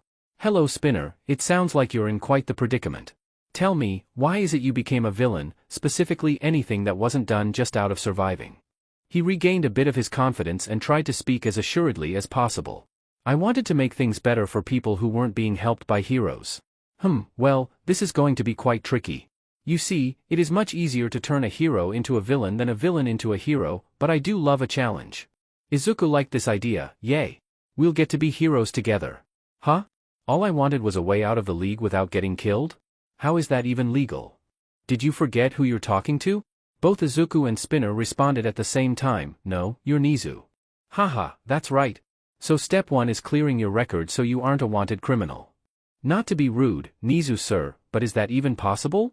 Oh, it most certainly is. We will be making you a confidential informant to help take down the League and any other villain organizations they work with. Well, that will be the case if you manage to escape the raid that will be happening in about 10 minutes. I give yourself and your former allies a 30% chance of escaping due to focus on rescue rather than capture. Now, as you can imagine I am quite busy with your rescue, so I must be going. With that he hung up and left Spinner with much to think on. After a few moments of silence the door opened and Dobby walked in. You know, I only came over to talk to the bunny about something, but what I just heard was much more interesting. Spinner reached for his very large sword as the burnt man closed the door behind him. Here's the thing though, I won't turn you into the boss, but that's just because I owe that rabbit a big favor. So here's what you're going to do, you're gonna stick around you weird but lizard person, and the moment you have enough sheet on other villains to go legit you get the hell out of my way. Izuku piped up, actually, since the adjective goes first he's a person lizard, not a lizard person. Dobby started laughing loudly, I suppose he is. Spinner looked at Dobby skeptically, is whatever this favor is worth a 70% chance of going to jail. Buddy, I'm a villain whose quirk burns their own flesh, this is better odds of success than nearly any job I've done. Now, I've got a couple minutes before the heroes show up and there's no way I'm doing this sober. He walked away without another word. Izuku turned to Spinner and munched on some of the rabbit food, he seems nice. Perhaps if the League of Villains had taken their intended target the response would have been different. But they didn't. They hadn't kidnapped the violent Bakugu that people doubted the heroic nature of, no, they had taken the growing symbol of truth. They took the hero student that stood against any form of injustice no matter where it came from to the point that even some villains respected him. But they also kidnapped the hero that scared and angered the Hero Commission. The Commission didn't want a hero that dug up all of their secrets. They'd already lost their number 2 hero to the Green Rabbit. His trial hadn't happened yet so he might not be convicted, but even if he got off without penalty the damage had already been done. Endeavor had been a good soldier that did what he was told and didn't question orders over silly things like morality. So, the opportunity to get rid of this rabbit before he caused more harm was definitely appealing. This led to an odd situation where many heroes were willing to fight in order to get Midoriya back, but there was no coordination or support from the commission itself. Nizu sighed as he drank his cup of tea, considering possible moves going forward. He wasn't sure he was prepared for direct conflict with the Hero Commission, but Izuku was a divisive rabbit that shined a light on the best and worst of hero society. They had one location due to the cunning actions by the young Yaoyorozu, but it was likely not where Izuku was held but rather a Nomu storage facility. But the commission seemed intent on acting like Izuku would definitely be there and that no more searching was necessary. So, after days of disorganized searching, all they had to show was a handful of heroes being sent to said warehouse to destroy the Nomus. This would do almost nothing towards saving Izuku other than generally weakening the League of Villains. Then everything suddenly shifted. He received a text on his phone. "Hello, this is a message from Izuku Midoriya, hero in training. If you got this message, then someone is probably trying to eat me or my friends at the location below. Please bring help so I don't get killed eaten."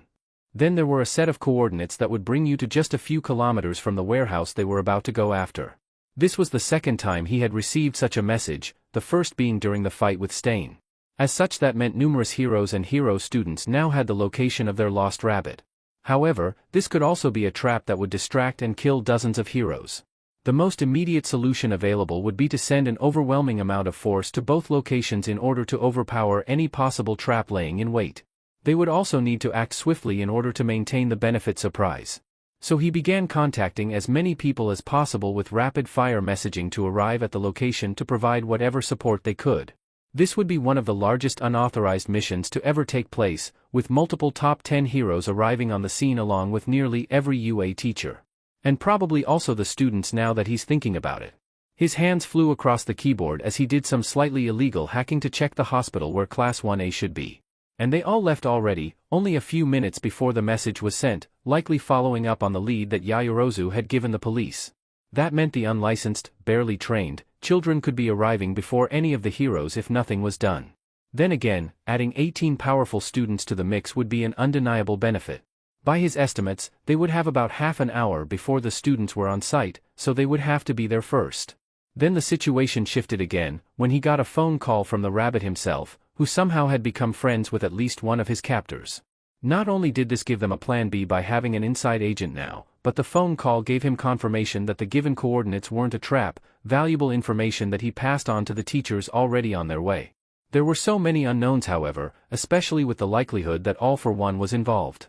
As he started to calculate the likelihoods of different possibilities, he realized there was a much similar solution. He felt a little foolish for not doing this first. Now having Spinner's number, he simply texted him asking if a man Shigaraki reported to was in the warehouse with the Nomu.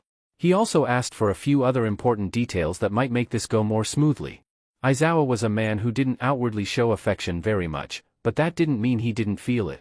The other teachers like Present Mike and 13 made sure the kids felt cared for. His job was making sure they survived.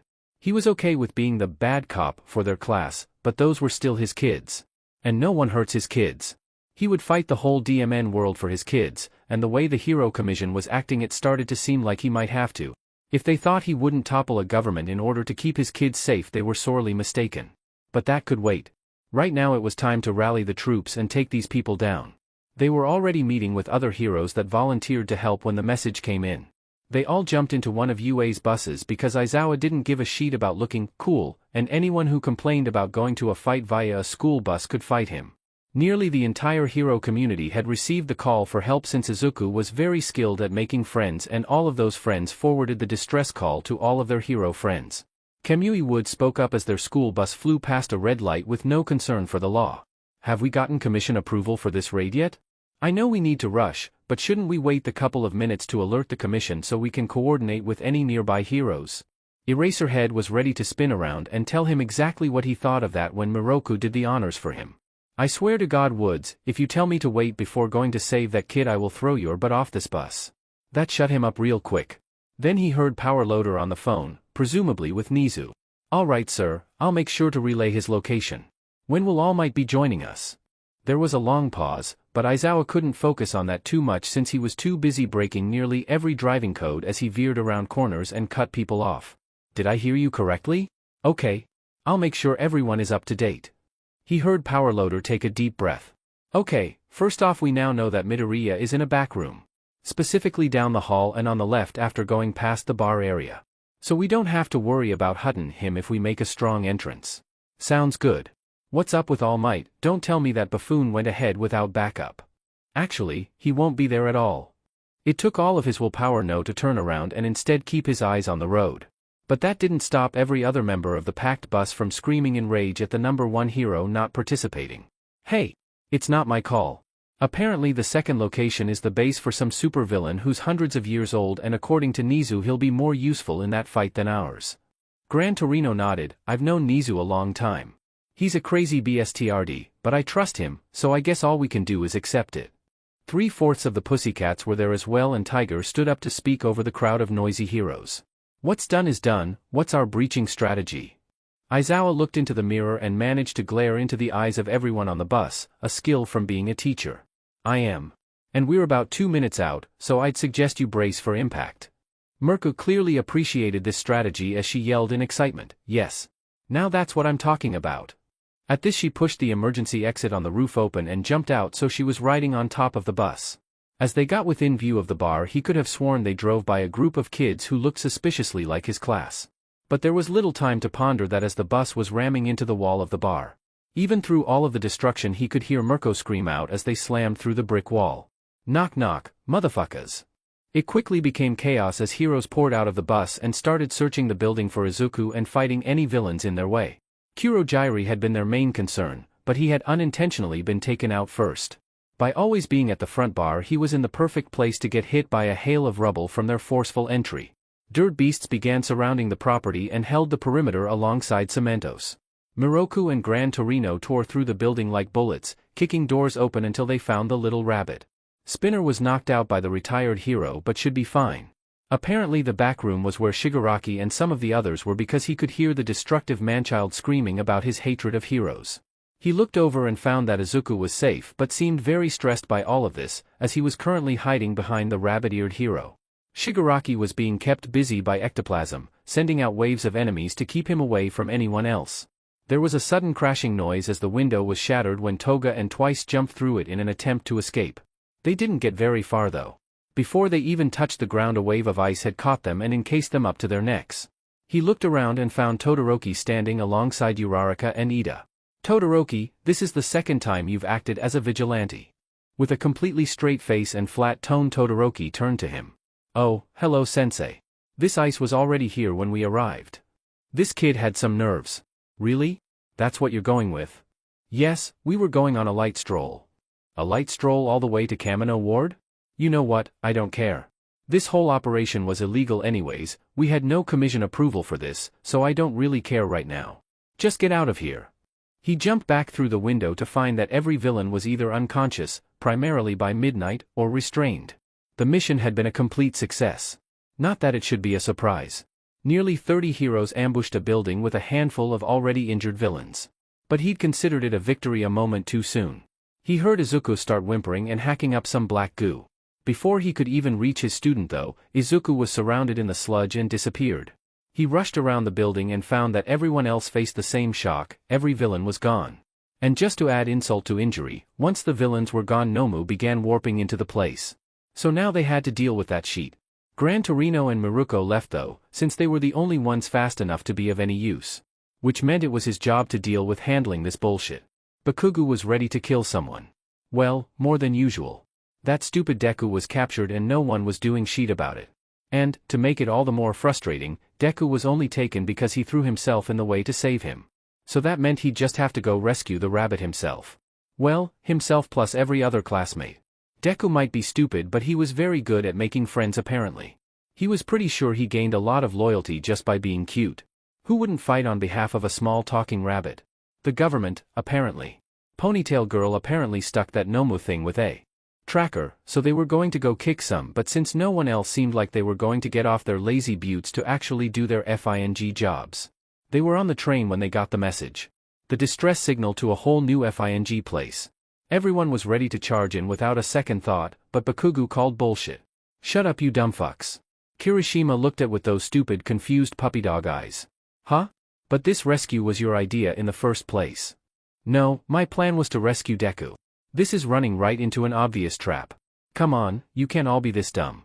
A bunch of heroes and hero students start moving in on their location, so they take his keyboard and send a distress signal from location 2 in order to divert us away from the real target and give them a chance to escape. Uraraka stepped up to him, and what if you're wrong? What if he managed to call for help and we don't show up? She wasn't wrong, but he wasn't skilled at admitting faults or constructive conversations. Luckily Kirishima came to the rescue. We really don't have time to argue about this. We'll just split up. It took a minute to decide who went where, but luckily they made up their minds before the train reached their stops, so those dumbasses didn't waste any time. The self-proclaimed Baku Squad went to the warehouse along with Ponytail, Earlobe Girl, and Birdface, who all agreed it was a diversion. He wasn't one to doubt himself, but having the smartest girl in class agree made him feel a bit more sure. Not that he would ever admit he wasn't 100% sure of himself all the time.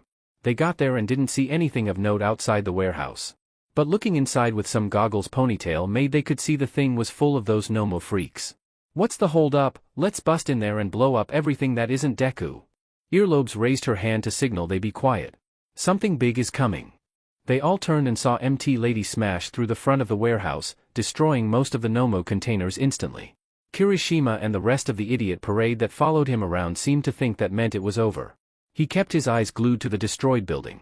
No way did some B-list hero like her take out the whole but league at once. Also, who the F let her into a possible hostage situation? If Deku wasn't tough as F, he'd be worried that attack might have crushed him. It turned out his suspicions were right about her not being enough when the whole team of heroes got fucking wrecked by some air blast.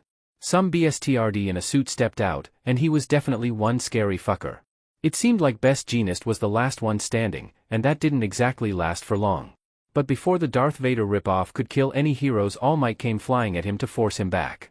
The two started trading blows and his classmates wanted to leave, but he wasn't sure they weren't needed. Until the fight was over or Deku was rescued, he wasn't going anywhere. Speaking of Deku, the idiot just warped into the war zone that was Kamino Ward and looked as confused as the rest of them as he fell out of a ball of black ooze.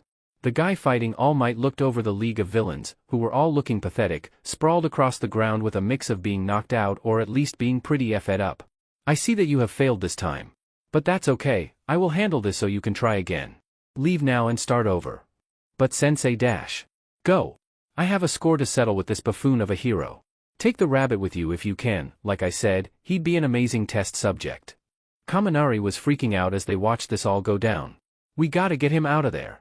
Katsuki had an idea, but it would include something he greatly disliked. Asking for help. So instead of asking, he demanded it. For some reason that still felt better than asking, even if it was the same thing in the end. Alright, here's the plan. Ponytail, you make a jetpack. Birdface, your shadow thing is stronger at night, right? It is true that the powers of darkness are more potent when the light fades from this world. Jesus, next time just say yes. Okay fuckers, Zero wears the jetpack on the left, Kirishima is the battering ram in front, and I'm on the right. Then Birdface and his shadow creep throw us so we can grab the idiot. Yaoyorozu tilted her head in thought as she made the requested item. So you'll act like a giant human bullet so that Zero can grab Izuku and you all carry him to safety? Yeah, no sheet. Let's get on with this. I don't want to test how long he can hold off against them. At the moment Izuku was jumping around and dodging all the attacks, but wasn't fast enough to get away. The biggest problem was Magna, who kept stopping his escape by making him glow blue and get pulled back right at her giant magnet club. It's time to finish this, you dumb FS. Mina and Kaminari looked over at him. Is there something you need us to do? Absolutely not. Don't let your dumbassery mess this up. Dark Shadow came out and was much larger than anticipated, but he could work with that. A single giant bird hand grabbed them and hucked the three of them into the air. As they soared above the battleground, he locked eyes with Deku, who jumped as hard as he could, but obviously couldn't grab onto them since he didn't have hands. But Elbows was able to handle that by taping him to their little human bullet as they streaked across the sky until they landed on some roof. They had gotten away from that bullshit, but the fight was still going. At this point the whole fight was being recorded and everyone was cheering on their hero. The fight was getting brutal though, and All Might was actually getting his butt kicked. Only Bakugo and Deku knew that he was weaker than he pretended though. Everyone else around them was just confused at how All Might could ever struggle. Well, that stopped being a secret pretty quickly as the giant live streaming screen showed All Might in his skinny form. He felt Izuku paw at his leg and looked down as Deku started typing. I thought that was a secret? How come he showed everyone? He didn't do it on purpose, you idiot. He's hurt and can't hold his quirk up anymore. Said Rabbit curled up between his feet and made himself as small as possible, making it clear he was getting nervous too. The two Titan were talking, and there seemed to be a bit of taunting that was too far away for any camera to pick up. Then, in the middle of him saying something that made All Might seem to go even paler, Miroku dropped from the sky with a devastating axe kick. Her laugh echoed across the destroyed battlefield. Don't you know the first rule of fighting supervillains? Her body turned and unleashed a roundhouse kick with enough force to send rubble flying from sheer wind pressure. You always hit them while they're monologuing. Blow after blow rained down on him, aimed directly at the mask that seemed to let the villain breathe. You made a big mistake, you potato head-looking motherfucker. You messed with the wrong rabbits. The supervillain grinned as he reached for her with a monstrous-looking arm. No, I believe it is you who has made the mistake. But his smile quickly fell as Miroku spun out of the way to reveal that All Might had used her distraction to take a quick breather and bulk up for one final hit. The crowds cheered as the villain finally fell to the ground in defeat. Bakugo let out a breath of relief. It was over. Deku was safe, they could all go home now. After such an emotional day, most of the class just collapsed in the common room in a giant cuddle pile with him being nearby on the couch. Aizawa walked in after a few minutes and looked them over. Everyone seemed nervous, you know, since they were technically acting as vigilantes. Then the hobo-looking hero smirked. So Todoroki, how was your stroll through Kamino Ward? It was nice, sensei. I believe the rest of the class was also on equally calm and uneventful strolls through Kamino. It's very relaxing. He stared at Class 1A, the most stressed-out class he's ever had, in a pile on the floor. Yeah, you guys sure seem relaxed. Well, I don't really have a place to give you a hard time in this instance, but there better not be any more of these strolls. Am I understood? A very sleepy yes sensei came from the entire class. There were many bad things about getting kidnapped and nearly killed, but a good thing was that now all his friends lived with him. Or, well, they would be moving in with him very soon. But that was still exciting. He ran in circles around his friend Todoroki because he was way too excited to stay in one spot. Izuku, I am trying to make lunch, and you running around like this is making it hard to not accidentally step on you. As his friend spoke, the lettuce he set aside for his sandwich began to float away from him towards a very focused Inko. Todoroki snatched it out of the air before it reached her. This is the third time I've had to stop you from removing all vegetables from my meal. All he received in response was a complete lack of shame or guilt from the happy rabbit mom. Seeing this situation, the now retired number 1 hero walked into the room laughing. Izuku, how about you and your mother come outside with me while we wait for the other students to arrive? I believe he would appreciate some time alone, especially time when Inko doesn't try to steal his lunch. Todoroki mouths the words, thank you, as Yagi carries the plump rabbit outside with Izuku trailing behind him. Izuku laid on the ground munching on some very tasty grass while Toshinori pet his head and told him stories about being a hero. He had specifically been rambling about how much he loved doing community service projects and working to better society on smaller levels too. But Izuku was a very smart bunny and noticed he was sad. So, to make him less sad, he nuzzled his nose against his leg. Why are you sad? Yagi wiped away a stray tear. I suppose I'm just reminiscing about my days as a hero. It's been hard to let go of that part of myself. Izuku could tell he had more to say, so he curled up the space between Toshinori's legs and looked up at him with big and attentive eyes. He had been told he was a very good listener and emotional supporter. I'm just not quite sure who Toshinori is without All Might yet. Because I've always put being All Might first and Toshinori second, now I have to figure out who I am without going out and being a hero. Izuku turned his head to the side and typed on his little keyboard. I'm confused. What are you confused about, young Midoriya? You told me you only had 3 hours of being big time, right? Haha, no one's ever called it that before, but yes, up until the fight at the USJ I had 3 hours a day. After that, however, I've only had 1 hour a day.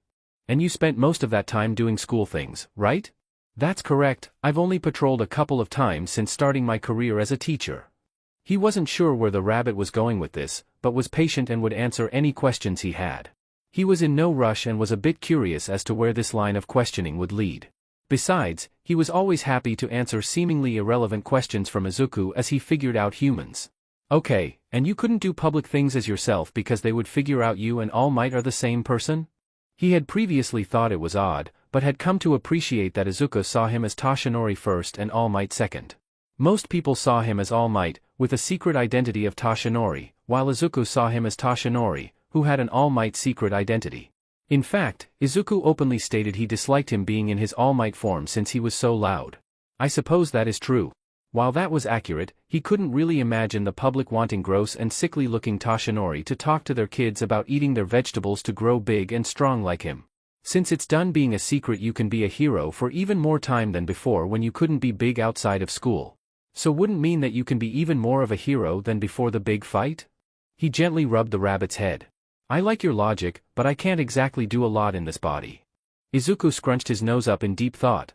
But, a lot of your favorite things didn't need you to be strong. Like talking to people and helping people. Toshinori wasn't sure what to say to that. Everyone else treated him like his life as a hero was completely over. Hell, no one even considered him doing anything remotely heroic anymore, simply agreeing that he had done enough good in the world that they didn't need to ask any more of that. He looked down and found the little rabbit furiously typing and scrolling through the phone he keeps in his tiny backpack. Said phone is pushed towards him, so he picked it up to look at it. It was a picture that was taken before his accident. He was standing in a soup kitchen helping to feed the hungry and promote volunteering. But what struck him was how genuine his smile was, like there was nowhere else he'd rather be in that moment. You didn't need to be strong for this. Where did you even find this photo?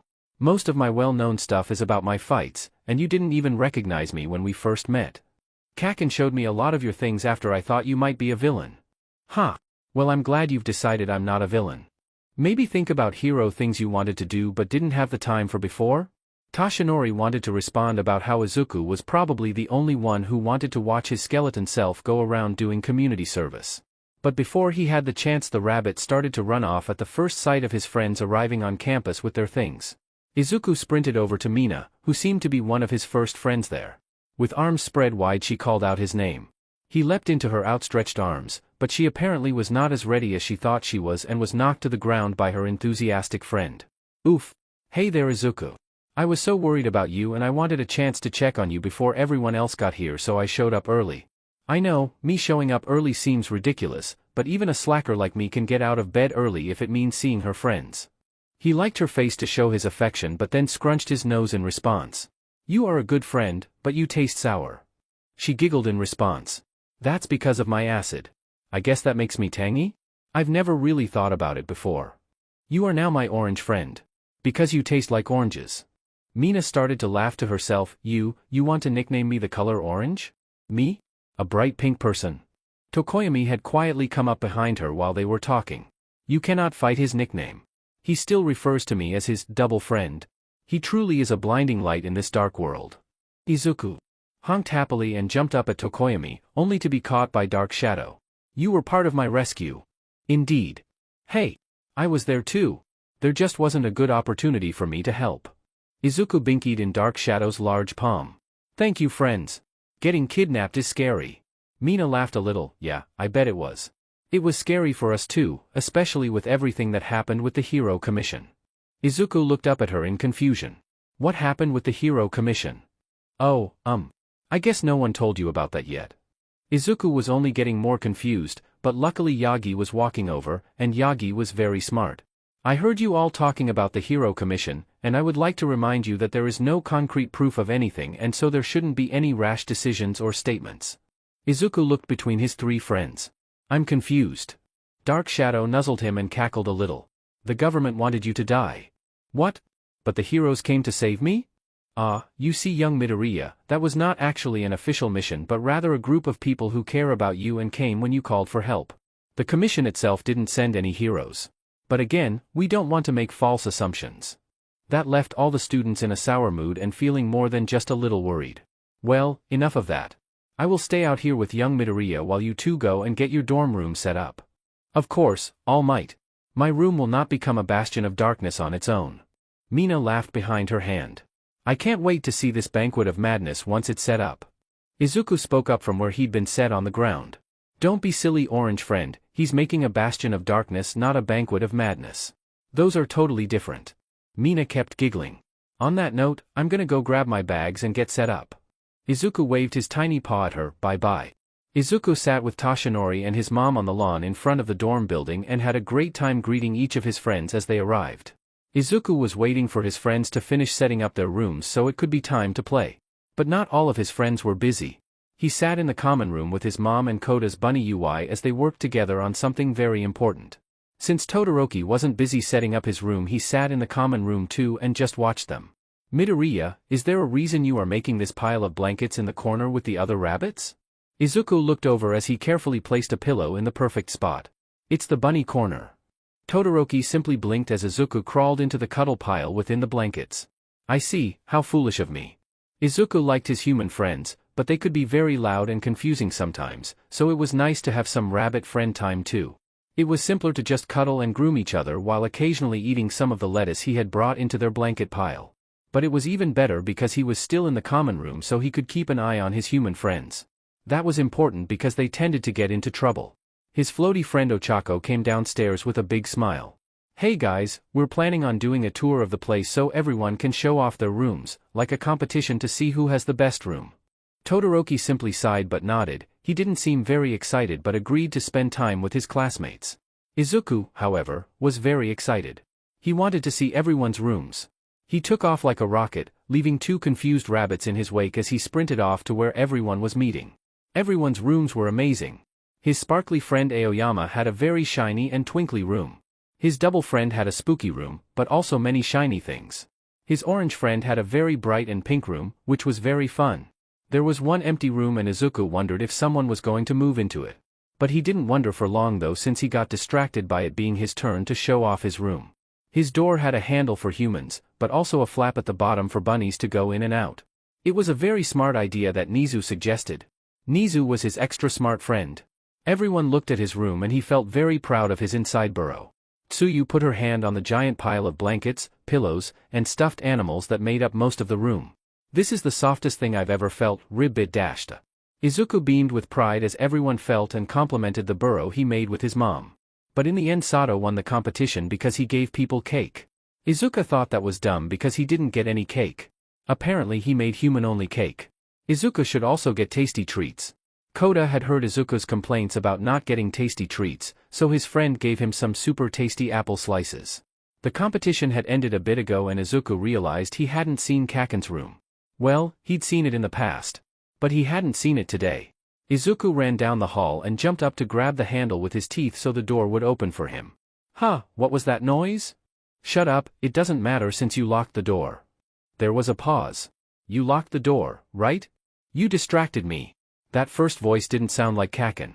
Who was in Kaken's room? Izuku hopped in the room and found his friend Kirishima and his friend Kaken wrestling and kissing. He squeaked in excitement because he loved wrestling and he loved kisses. "Deku. I swear to FING God if that's you, you better get out of my room before I explode this whole DMN building." Izuku wasn't sure why Kaken was upset. "Why weren't you wearing shirts for wrestling?" Kirishima seemed to blush and sputter, while Kaken grabbed a nearby lamp and threw it at him while exploding it.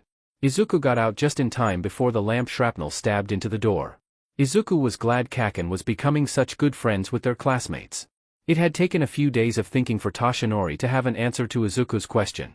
What was something he wanted to do, but couldn't have done before? The answer turned out to be Dagoba Beach, also known as Trash Beach. Once a appealing destination when he himself was at UA was now essentially a landfill because of illegal dumping that just got worse every year. It was true that he himself would never be able to haul trash all day in his current form, but he could rally people together to get the job done. So he started by asking all of the students he personally taught, 1A and 1B, to join him on this task. It turns out there were few hero students that would deny the call of the former number 1 hero. Some students, such as young Todoroki, were busy on the weekends, but those that were available seemed happy to assist him. He smiled at the group of students. He felt it would also be a good bonding exercise to help the two classes grow closer together. Perhaps 1A didn't need it since they had bonded over shared trauma, but the other classes thankfully didn't have that. A few of the teachers were there too to help out where they could. It made sense though, few people became heroes without a longing to help their community in some way. This just felt like a good way to give back in a way that was meaningful to him. "Alright everyone, we've got a lot of work ahead of us, so grab some gloves and let's get started." He had spoken a bit too enthusiastically and coughed up some blood, but he was still doing better than when he was forcing himself to do hero work. His body definitely appreciated the break from daily combat. Although he wouldn't be moving any of the trash himself, he still had an important role to play. He turned around to face the incoming reporters and fans that were swiftly arriving as word of their project spread. "Hello everyone. It's so good to see you all on this fine day." One lucky reporter got set up before the rest and was already asking questions. "All Might, could you explain what you and the UA students are doing here today?" "Ha. Gladly. These are the students that I personally teach and I believe that community service is always a good way to remind both ourselves and the people we serve what heroism is really about. We aren't heroes just to fight villains, but to help people and make the world a better place for everyone that lives in it." It didn't take long before it became a familiar sea of questions where he couldn't hear what anyone was saying and would just point at people randomly. "Mr. All Might sir, is there a reason that you chose this beach specifically?" I must admit, it was a bit of a selfish choice on my part. I always enjoyed walking here when I was younger, but then it became neglected and I never felt I had the time to spare for such a project. So I wanted to take this opportunity to help teach a valuable lesson to my students while also accomplishing a goal I'd had for years. He looked over his shoulder to see how the kids were doing. It seemed they had set up a pretty good system. Everyone with above-average strength was moving trash up to the steps where it would be placed on a large cart. He did his best to hold in his laughter as he watched young Izuku in a rabbit HRNSS that hooked up to said cart. There was just something inherently cute and funny about a small rabbit in an adorable HRNSS pulling around refrigerators. Once Izuku pulled it over to where they had some trucks, other students would sort the trash so it could be brought to where it needed to go. He also caught sight of young Azui going in and out of the water to collect any trash that was underwater. He found himself incredibly impressed with all of his students. Yaoyorozu came over to him, which made sense since she had been doing a lot of the organizing even though other teachers were there. "Sensei, we're having an issue where we're collecting trash faster than it can be driven away. And I'm not really sure how we could get more trucks or dumpsters on such short notice." He wasn't particularly surprised by that. They only had 2 people dropping things off at the junkyard, with 13 destroying anything that couldn't be recycled in any way. "No worries, young Yaoyorozu, let me show you the power of public support." He walked back over to the wall of cameras and fans with a big smile. "Alright everyone, if you have a moment I'd like your help with something." Everyone went silent in anticipation. It would seem we underestimated just how motivated these young heroes would be, so if anyone out there watching this could lend some assistance with hauling away the garbage to the appropriate facilities, we would be very grateful. His assumption had been correct, and within 10 minutes people who lived nearby showed up to help them out. He truly did enjoy not only doing good himself, but giving others the opportunity to do good as well. As the volume picked up again, it was quickly stopped again by the sound of a familiar explosion and shouting. Yagi looked to the source and found young Bakugo screaming at people who seemed to be trying to get pictures autographs of the fairly famous hero students. "Oi! If you're on this beach that means you're here to pick up trash or you're the trash." He gave them a vicious grin. "So? Which will it be? Do I need to toss you in this dumpster?" Most of them ran off while a few actually put on work gloves and started helping. Although Bakugo was brash and more than a bit rude, he was a good hero with a love for heroism that went to his core. He believed a perfect example of this would be watching him scream at someone who wasn't wearing closed-toe shoes. "Dude, it doesn't matter. I'll be fine, plus I've got a strength quirk so I doubt I'll be dropping anything." "Oh, you're tough are you? You think you'll be able to punch tetanus you FING blockhead? Get the F off my beach you absolute disgrace." Say what you want about Bakugo, but no one can deny he takes things seriously. Yagi also appreciated that Bakugo's efforts made it much easier to keep the crowd contained and out of the way, because now everyone knew that if they strayed too close to those working then the explosive boy would enlist them by force. He was fairly relaxed, simply answering questions and rambling about justice, when he heard Kirishima shout, "Incoming!" Everyone looked over in concern at the absolutely ridiculous sight. Uraraka was looking like she was about to vomit, but with a huge smile. But the more noticeable figure was their red-headed student sprinting across the beach while holding an entire bus over his head. He had a toothy grin as he yelled into the wind. "This is the manliest I've ever felt." Within moments he brought the weightless bus onto the road where it could be scrapped or towed off. Uraraka also seemed proud of herself, but her excitement was undercut by her vomiting profusely. Everyone watching was impressed, alarmed, and a bit confused. How did a bus even get on the beach in the first place? As the day went on, more and more people joined even if only briefly. They came out today to support the community, but it felt like the community came out to support them as well. While this project would probably take about a year for someone working on it by themselves, by having dozens of superpowered teens work together alongside over 100 volunteers the process was substantially faster. Plus, the work of 13 could never be understated. They had the ability to completely destroy large amounts of material with nearly no trace left behind, which was invaluable here. While usually it was used on rubble left behind by a disaster, it worked incredibly well for removing any type of dangerous or unsanitary waste. It was late in the afternoon when they finished and everyone involved was exhausted, but it was done. His heart was truly warmed as he stared out at the sunset, a place of joy for him as a child finally restored to its former beauty. Maybe he could do the same thing for himself, become something truly good for the community once more. Ever since he was injured all those years ago, he'd felt as though his worth to society and the people around him dwindled alongside his quirk. But a small rabbit taught him otherwise, made him believe he could at least try at being happy again. This beach felt like proof that he wasn't useless. That he wasn't only kept around as a memorial to who he used to be. Maybe someone else could have cleaned this beach, but they didn't. Nothing was done until he brought people together to do something good. But not as All Might. Toshinori Yagi did this. This skinny old man was the linchpin in making all of this happen. His eyes rested on the sunset as he let tears of happiness and contentment run down his cheeks. He smiled softly and couldn't bring himself to care as journalists got pictures of his weeping smile. Something far less heroic looking than what they were used to, but much more genuine. Because this smile wasn't for the masses, it was just between a broken man and the forgotten beauty of a neglected shoreline, both starting to regain their luster. Izuku was nearly vibrating with excitement as he sat in one of their training gyms for class. They were going to do extra special training today and it was gonna be so much fun. Alright, today we're going to be designing and practicing ultimate moves. This is basically a move or technique that you can use to end a fight quickly in most situations. Some good examples are Ida's Recipro Burst or Ectoplasm's giant form. Maybe he'd get an ultimate move that let him get super huge too. Koda gently pet his ears and let him know that just because they were coming up with new moves didn't mean they would suddenly get new powers like that. Well, that was a little disappointing, but the first step of doing something cool would be to think of something. But thinking was hard, so he curled up in a ball on the floor and thought super hard on how to be stronger. After thinking for a while he gave up on thinking because all his attack ideas were either jump, kick, or bite, and he couldn't shout out the names like his friends could. His fast friend Ida came over and swung around his arms. Hello Midoriya, I'm on my way to the support lab to get some new equipment with Uraraka. Would you like to join us? Didn't Mei say she had something ready for you? Izuku nodded and hopped alongside his friends. He was gonna get so many cool tools. He'd be the gadget bunny with all the cool things. When they reached the lab there was a big explosion that made the door fly off. Was Kaken there, or was there another exploding friend? A girl with pink hair and goggles came out of the smoke with a big smile. It was his pink friend from the festival. Hey there, are you three here for my babies? Ida and Uraraka quickly yelled no. But Izuku nodded because babies in general are very cute and Mei's babies are helpful robots. Yes. Get in here first place rabbit. I have amazing babies for you that I need you to try out.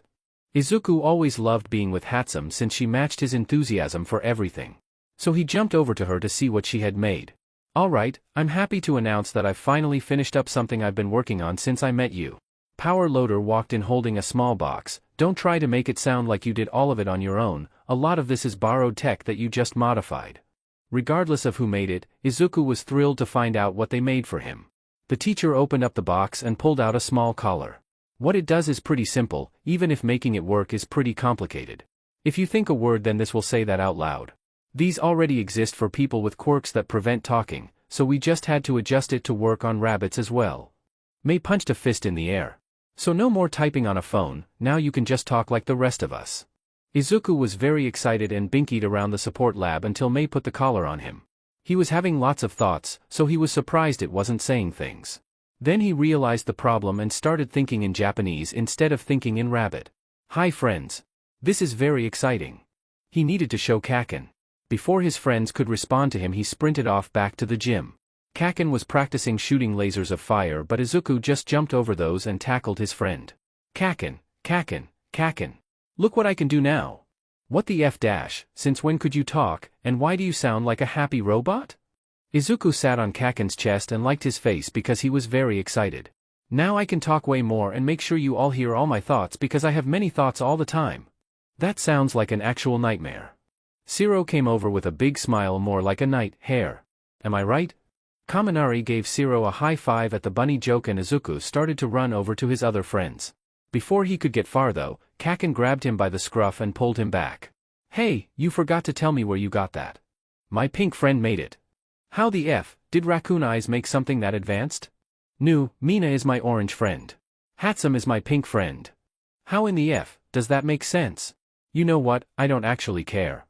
And now I can say the things I think even while running around, or eating food, or fighting. Wait. This means I can call out my super moves like everyone else now. They should let grass and flowers grow in the gym so we have snacks while we train. Kaminari started laughing a lot. Oh my god, is this what it's like to be in Izuku's head? Izuku ran in circles around his friends while Kaken went back to practicing. He was so excited he got to share all of his thoughts with his many friends. Then there was a louder than usual explosion and a big rock went flying at Yagi.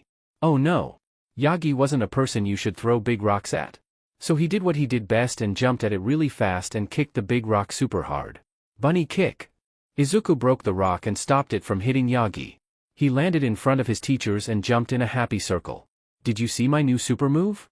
Toshinori crouched down and pet his ears in a very good spot. Thank you for the help. Am I correct that your super move is just a regular kick of yours but with more yelling? Yes. I'm not sure it's what we all had in mind, but I still think you did very well.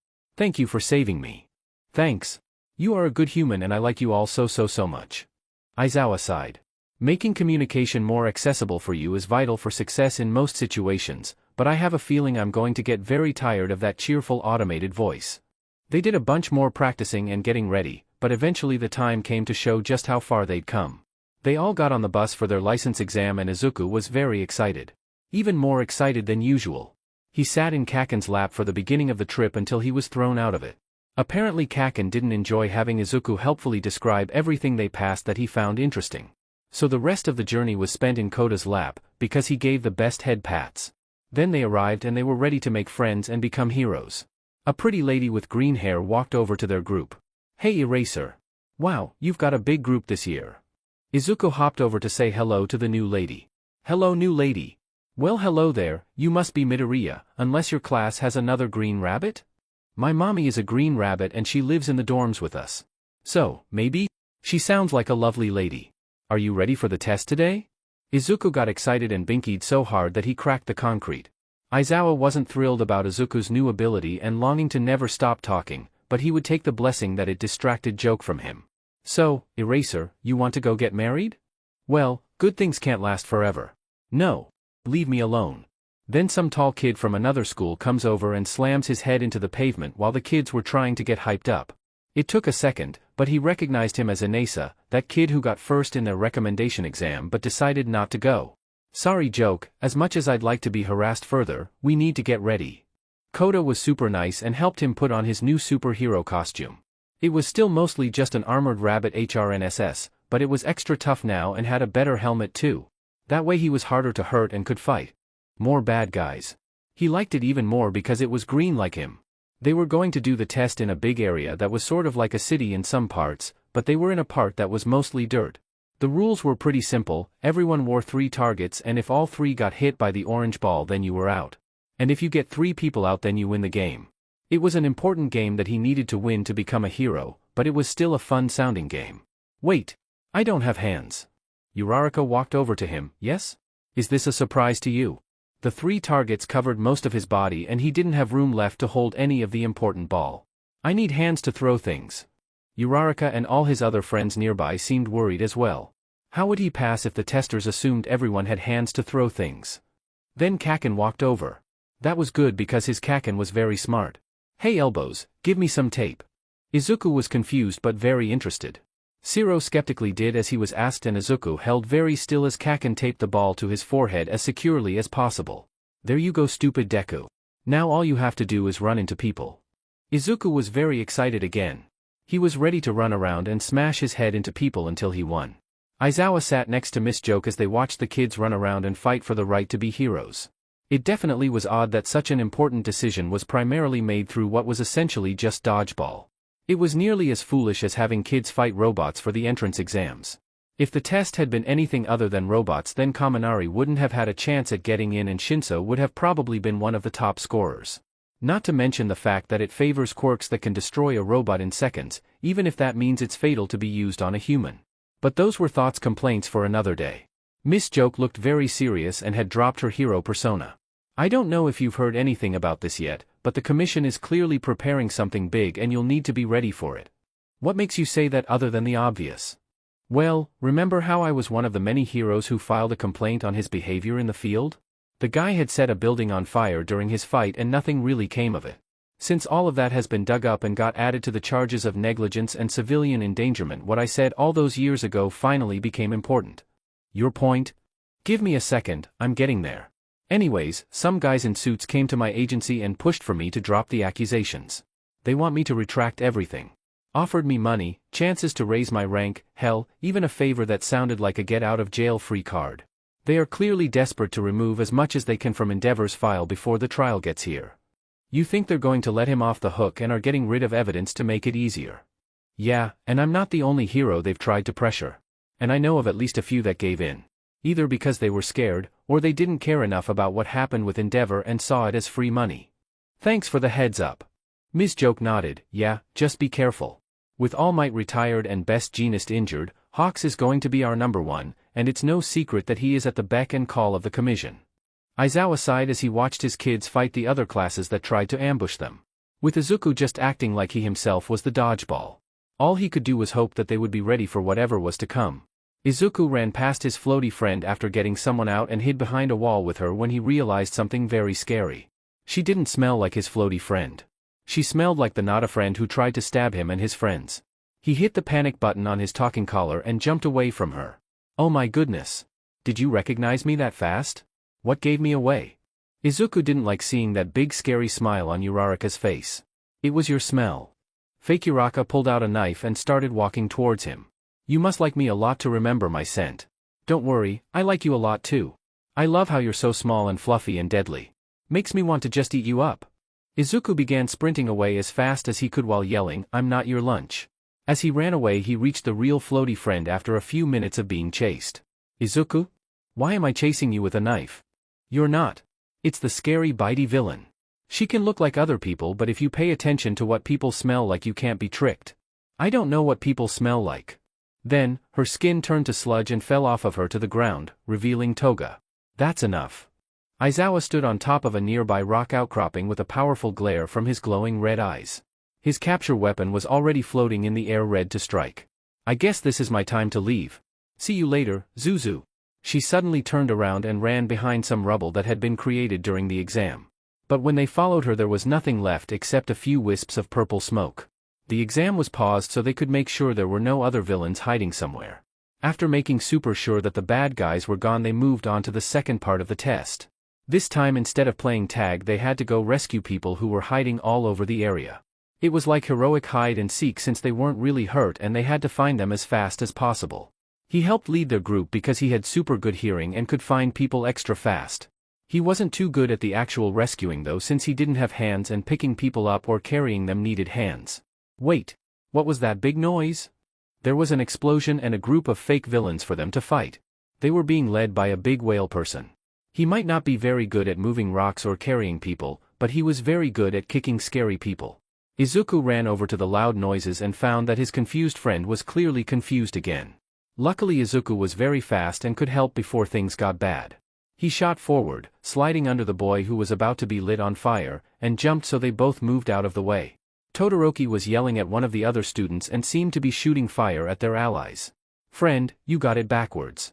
You're supposed to fight and attack the enemies while you help your friends. The tall windy boy yelled at him.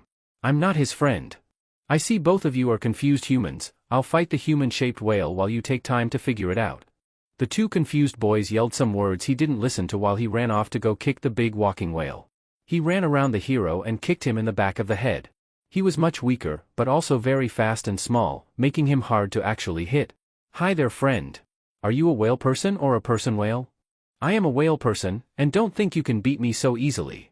Izuku never really thought he would beat him, he was just keeping the bad guys busy by kicking them until the fake hurt people got fake saved. Then he heard a big sound tell them that the fight was over. He had lots of fun. The big whale man told him he did a good job and that made Izuku feel even better.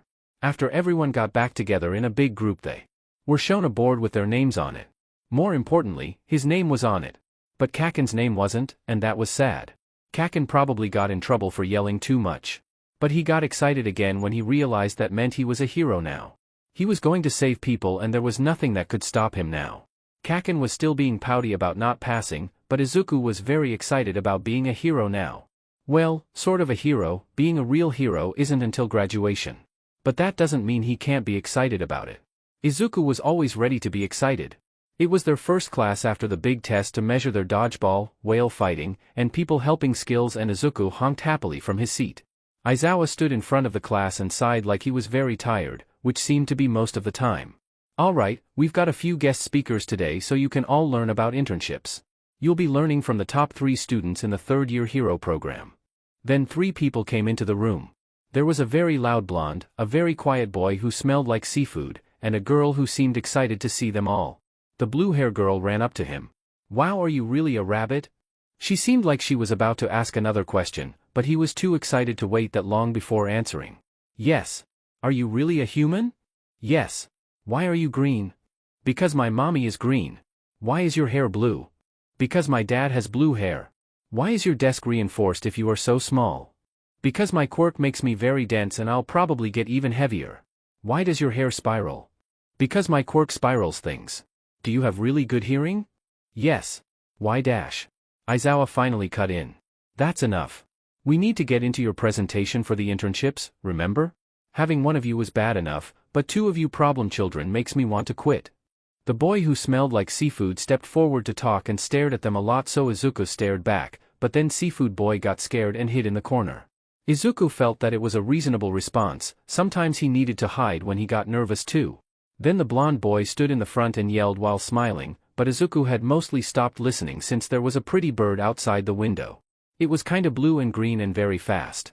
Izuku was pretty sure those were called hummingbirds, which was very exciting to see. They were so fast and moved all over the place. Then they all started moving, so Izuku looked around trying to figure out where they were going. Koda leaned over and whispered in Rabbit to him, "We're going to all work together to fight that one upperclassman student." Izuku thought that sounded fun. He must be very strong or very silly. Either would be lots of fun. They all got together and were ready to fight when his sparkling friend shot a laser at him. But instead of hitting him, it just made his clothes fall off? Was that his friend's new super move, a breath-removing laser? He asked his friend this and was informed that, no, his laser wasn't able to take breaths off. He noticed a lot of people weren't looking directly at the blonde boy anymore, and it took a few seconds to remember that humans were weird and only wanted to look at other humans that wore breaths. This confused Izuku greatly since no one cared if he wore breaths, and only some people needed to wear breaths and shirts to be looked at. He also found out that you could look at someone not wearing breaths if you were dating, which was like practice mating since humans didn't mate for life. Humans were very silly with all their breaths rules. So Izuku watched him even though he didn't have breaths on and saw him fall through the floor. This human was very smart. Any smart bunny knew that your burrow was the safest place to be, and this human seemed to have figured this out by going underground. Wait. Why wasn't there a hole from digging? Izuku decided to investigate by hitting his foot against the concrete, breaking it and revealing the dirt underneath. He started digging, trying to find the boy who was so good at digging. If Gran Torino had been the best jumper he'd ever met, this had to be the best digger. He didn't even move the dirt around. How did he dig without leaving a tunnel behind? He listened super hard to see if he could hear him digging around. Wait. He heard fighting up top. How did he get by Izuku? The fighting sound stopped for a second, but he digged closer to where he heard the fighting. Then he looked down and saw a face come through the dirt and look at him. That's not where faces go. How does he dig so quietly? I found you. Izuku did not like that and started digging up as fast as he could while squeaking in alarm, but the no-breathes man was faster. Before he got to the surface, he got punched and launched back into where all his classmates were. They were all on the ground and looked like they were probably punched like he was. Aizawa turned to all of them. All right, what did you all learn? How did you get so good at digging? Haha. I can see how that would be the most important thing to you, Midoriya, but I'm actually quite terrible at digging. What? That didn't make any sense. He was so? My quirk lets me pass through solid objects. It's called permeation. Oh. That made sense, but was less fun than having a friend to dig with. After that he started talking about how training and experience makes you a lot stronger. Hey there Midoriya, you're pretty funny. Did you ever consider an internship with Sir Night Eye? Nope. I'm gonna go with Mirko. Bunnies have to stick together. Haha, that makes sense. Good luck to you. I hope we get to work together at some point. Okay, bye-bye naked friend. Wait, what? What? Mirio looked very confused. Why did you call me that? You are my friend and the only human I know who doesn't wear breathes around other humans. So you're naked friend. After that he hopped off and left Mirio behind. Izuku was sitting in the bunny corner after dinner with his bunny friends when he heard a sound. All three bunnies heard the noise from outside and decided it was very important to investigate as a group with Izuku in front and the other two behind him. It had been a sound like someone crying and that wasn't good. So they needed to go help whoever was sad become less sad. UI said it in fewer words, but she agreed that it was important they go comfort whatever human was sad. UI understood humans much more than the average rabbit did since she was raised by Koda, a human who could speak rabbit. They found Kakin outside sitting on the ground and crying, but then he looked up to see the three rabbits hopping towards him. What the F dash? He was suddenly tackled by all three rabbits since it was decided he needed affection with UI curled up on his chest. Deku, what the F dash? We're here to help you, not do the sad. UI nuzzled Kaken and asked why he was sad. Izuku looked at Kaken pointedly when he didn't respond, but then he remembered he didn't speak rabbit and translated for her. Why aren't you mad at me? Izuku tilted his head. Me? Why would I be mad at you? I got you kidnapped, you stupid F-rabbit. The other two rabbits got startled by his yelling and jumped away from him and behind Izuku. How's that your fault? The villains got me, not you. They were after me. If it weren't for me, they'd never have come to the stupid camp. You would have never needed to sacrifice yourself for me. Tears came out. In a choked cry. Why? Why did you save me? Why didn't you let me get taken? It should have been me, not you. Because you're my friend, and friends save each other. You save me when I'm in trouble, so I saved you when you needed help too. Don't you get it? They only wanted me because they thought I could be a villain. It doesn't take a genius to figure out why they would want to kidnap me of all people. If I didn't act so villainous, then you have never been hurt and All Might would still be a hero. Izuku thought really hard for a second, then turned to UI. He asked her to go look for the one who had rocky skin, spiky hair, and smelled like Kirishima did. There weren't nearly as many human words for different smells, so it would be hard to translate into human words. She nodded and chirped back, running off to go get him. Kaken looked at him suspiciously. What did you just tell her? Creepy but rabbits with your bunny secrets. Izuku snuggled into his upset friend. I'm not mad at you. You didn't make the villains do villain things. That was them, not you. Kaken shook his head, clearly not believing him. Then, Izuku's backup showed up to help with the mission of making Kaken be less sad. Hey, Izuku, do you know why Koda's rabbit kept biting my ankles and trying to push me this way? Kirishima looked over and saw Kaken on the ground a little bit past Izuku with bloodshot eyes from crying. He knelt down and pet UI's head. Thanks for bringing me over, that was very smart. She pushed her head into the hand, rubbing her head, and binkied happily at the praise. Wait. Does she understand me?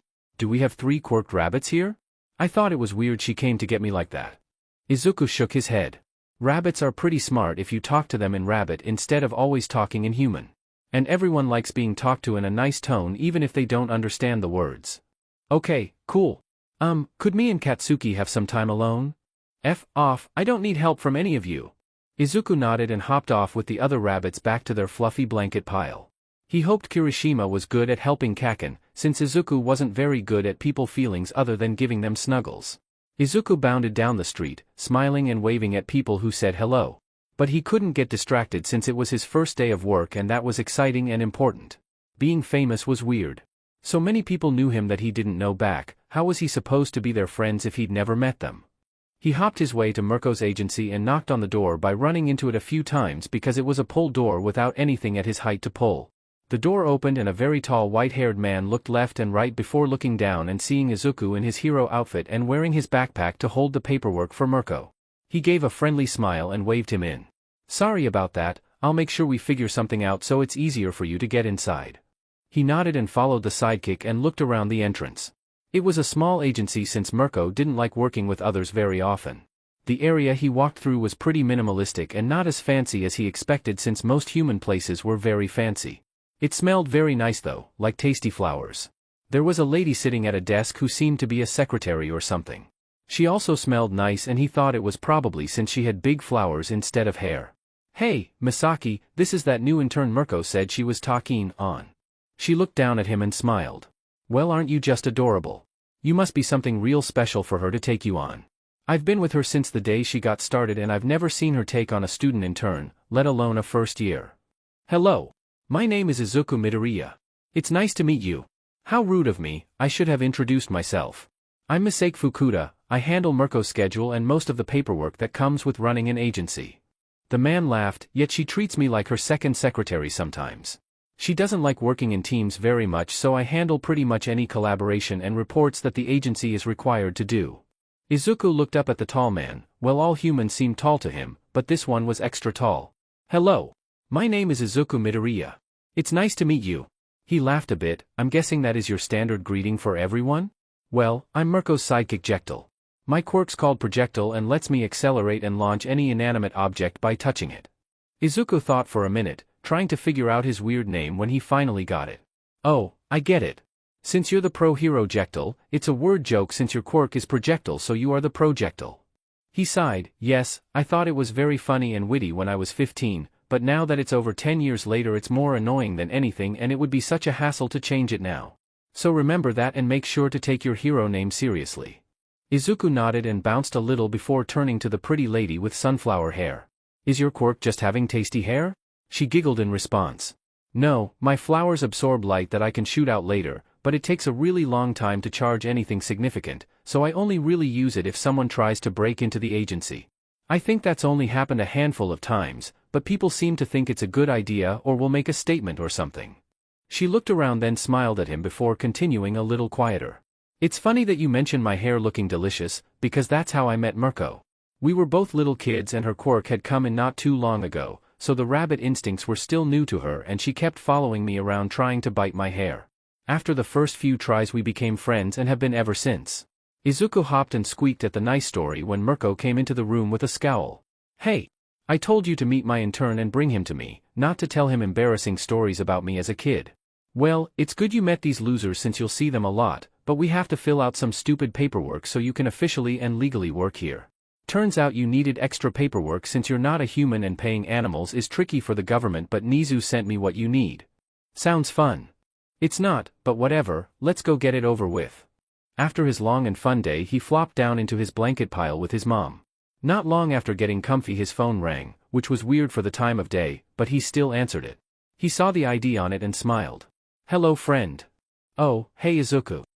It's Spinner. You know how we were going to trade information for pardoning my crimes. Well, I have a lot of information on the Yakuza I can share.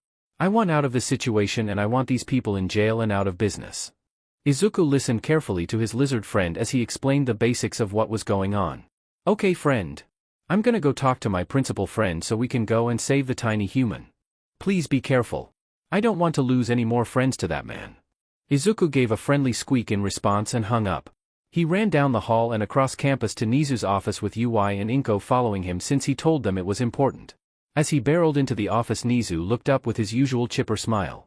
Nizu was kind enough to speak to them in Rabbit so that Inko and UI were included. It was rude not to speak in someone's language when you were able to.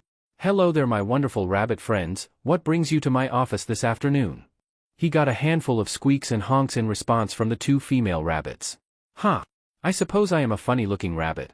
Now, Izuku, it seems that you have some concerns you wanted to bring to me. Izuku such to speaking human since bunnies didn't have the best language for discussing the Yakuza. Yes. Our person lizard friend called because he had important information he wants to trade for getting to not be a villain. Fantastic, I was wondering when we would hear from him. What did he have to say? The Yakuza is being mean and bad. Yes, that seems like something that the Yakuza would do. Izuku nodded. They killed a nice lady named Magna and are hurting a tiny human kid. He says they are using her blood to make stuff to break quirks. Oh dear, that is quite bad. And our gecko friend has information on them? Izuku nodded even harder as the other two rabbits explored and sniffed Nizu's office since it was full of new smells to them. He said he knows about a bunch of their people, where they are and important stuff like that. That is quite important. I will talk to some friends in the police to make sure all charges can be dropped and that he is given the chance for citizenship like the two of us. It would be pointless to get him out of a bad situation without addressing the problems that got him there. Is that going to be hard to do? Well, when I was your age it would have been much more difficult, and it's definitely still tricky, but there are a few ways available to get an animal recognized as a citizen of Japan. You yourself became one by being enrolled in school. A path that I personally fought for, that if someone is smart enough to enroll in high school then they are self-aware enough to have rights. But Spinner is smart, so why didn't he go to school? Nizu sighed. Unfortunately it can be quite difficult to access education. In all likelihood Spinner is illiterate without ever having someone to teach him, and that makes entering a high school like mine essentially impossible, and the principals of schools that are open to all would still have the right to deny him entrance since he is yet to become a citizen. So, he'd have to know how to read in order to learn how to read? Essentially. But I'm working on something to help him out, and the threat of the Yakuza destroying quirks might finally be enough to force the government into action. If they don't let my friend get treated as a person, I'll bite them. You'll bite the government? An interesting way to enact a revolution. Regardless, I'll contact the needed individuals to set up a task force to save this little girl and stop the Yakuza. The next day Izuku hopped into the agency with his backpack filled with important papers from Nizu, his favorite rat bear dog friend. He knocked on the door since they didn't have a better way yet and the pretty flower lady let him in. Hey there Izuku, you ready for the day? He bounced up onto her desk and laid down his backpack that was just big enough to hold the important folders. Yes. And I brought lots of things from my principal friend. Oh? She picked them up and started looking through the papers. DMN, day 1 and you've already got a CI and a lead on a Yakuza kidnapping case. I can see why Mirko wanted you. She leaned around the corner and yelled down the hall, Yo, Jekyll. Get your scrawny butt down here, we need to set up a team to raid the Yakuza. Oi! You don't have to shout, you overgrown flower bed. The sidekick jogged down the hall and didn't seem angry at all. Izuku figured that they were like Kaken who yells at his friends even though he's not actually mad. So what's this about the Yakuza? Yep, our little newbie here got someone in the League of Villains to SWCH sides and it looks like he's willing to trade information on the Yakuza in order to get his record clean. Seems the commish really shoved this through, since these guys are real nasty business and are close to finding a way to permanently destroy Quirks. Jekyll was looking over her shoulder to read the paperwork they got permitting a raid against the Yakuza. Still, overnight processing is unheard of. You must have friends in high places, little rabbit. Oh, I just talked to my friend Nizu and he said he would make it go fast since we didn't want them to hurt the tiny human anymore. Huh. Yeah, that's about as high up on the food chain as you can go without actually being in the commission. Mistake turned back to the sidekick, doesn't really matter how it got done, you just need to get a hold of Night Eye since he's been investigating these guys and they'd be a real asset. They say his intern Lemillion is as strong as All Might in his prime, so we'll definitely want them helping. DMN, you're sure that's true? Wouldn't be the first time someone over-exaggerated their interns. Yeah, Night Eye isn't really the bragging type and he worked with All Might, so it makes sense that he'd train the next one. Well, alrighty then, I'll head on over and hopefully it won't take us long to get ready and pull in a few more agencies to help out. The pretty flower lady gently pat Izuku's head, and you will be doing your first patrol with Mirko today while we do that paperwork stuff. So you can go down the hall to get in your hero outfit and get ready for that. Okie dokie flower friend. He made his way to the changing room and found the case with his spare costume he left there the day before. His mechanic friend made his new costumes and they were way easier to get into than his first one. Izuku bounced over to Mirko's office gym, since she basically refused to do paperwork it made sense to combine the two rooms. She looked over at him as he entered the room, good timing, I would about to start bothering Mistake about where you were. No time to waste. Let's get out there and go find some villains to kick. Izuku binkied in excitement and followed her out the door. Alrighty newbie, I expect you to keep pace with me or I'm leaving you behind. But if you can keep up with me then you can handle just about anyone. Izuku wondered what she meant by that, but then she leapt up onto a building and started running from one roof to the next, staying up high to keep an eye on her city. Izuku followed up to the roof, even if he just barely made the jump and chased after her. It was hard since he couldn't jump as far as her, but he was faster at the running parts, so he didn't fall behind too much. They came to a stop on the roof of a 5-story building in the middle of the city. Alright kid, now we sit here and listen for trouble while you get some energy back. He definitely liked that plan, he was a bit tired from chasing after her. She was a really good jumper. Both of them sat on the edge of the building with their ears fully up and twitching back and forth to hear as much as possible. After a few minutes of listening really hard both of them suddenly swiveled to the left at the sound of glass breaking and lots of shouting. She nodded down at him and crouched down. That meant it was jumping time. They took off into the air toward the sound and as they got closer they could see it was a couple of people trying to rob a store. One of them had very long arms and the other had big curvy horns. Alright kid, I'm leaving this to you. Prove to me that it wasn't a mistake to take you on. He thought that was kinda rude but it made sense so he nodded and sprinted at the criminals, weaving between the legs of fleeing civilians. The villain with the horns was holding a citizen at knife point and looking at Mirko, who was leaning up against a lamppost, looking very relaxed. Stay back or the lady gets it. Her response almost sounded bored. Alright, wasn't going to be moving from here anyways. Izuku was super quiet and ran through the crowd so he was behind the bad man with the knife without being seen. He crouched low for a second and waited a few seconds until bad guy number 2, who was carrying the money they stole, looked in the other direction so neither would see him move. Then he shot forward like a bullet and kicked the horn villain in the back of the head, knocking him out instantly. And by pushing off of the falling bad guy and towards the other bad guy, their heads slammed together, but Izuku's bones were much denser and tougher than normal bones, so the long arms man fell down too and fell asleep. He couldn't remember the fancy term for when you hit someone so hard they take a nap.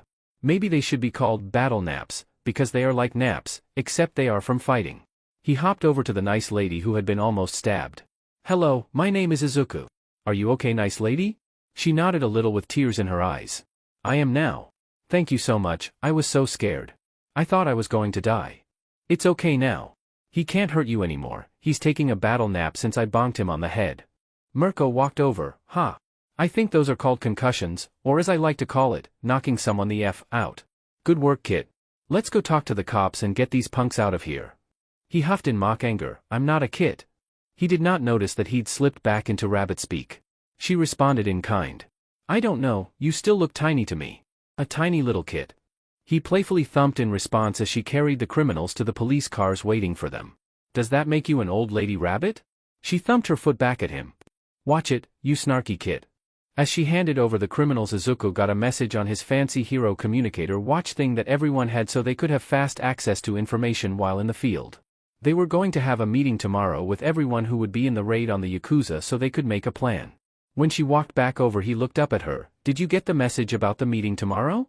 She shook her head and scoffed. Nah, I leave all the collaboration stuff to Jekyll. He's capable and will handle the raid. Wait, you're not joining the raid? Nope, teamwork is not really my jam. Didn't the flower friend tell you about the mission to stop the Yakuza and save the girl? Nope, because she knows I only really do raids if it's just me. It won't make a difference if I'm there or not, there are plenty of heroes out there more than willing to take my place, so I don't really get involved and leave it all to Jekyll. They had moved away from the crowd, but were definitely still the focus of people's attention whether they knew it or not. Izuku was mad enough that the next time he thumped his foot in anger it cracked the sidewalk. No. That is wrong and stupid. Ha! You're going to tell me how to be a hero? Yes. If someone is in trouble you help them, even if someone else could do it for you, because if everyone said that then no one would get help. And if you're the kind of person who wouldn't do anything to help a kid in danger then you are a bad bunny. She gasped in shock that her intern would dare say such a thing to her. He kept going, growling and squeaking at her. There is a little girl being tortured every day, and if you aren't there tomorrow to help me save her then I'll just find a new hero who will. At this he stormed off back to the agency.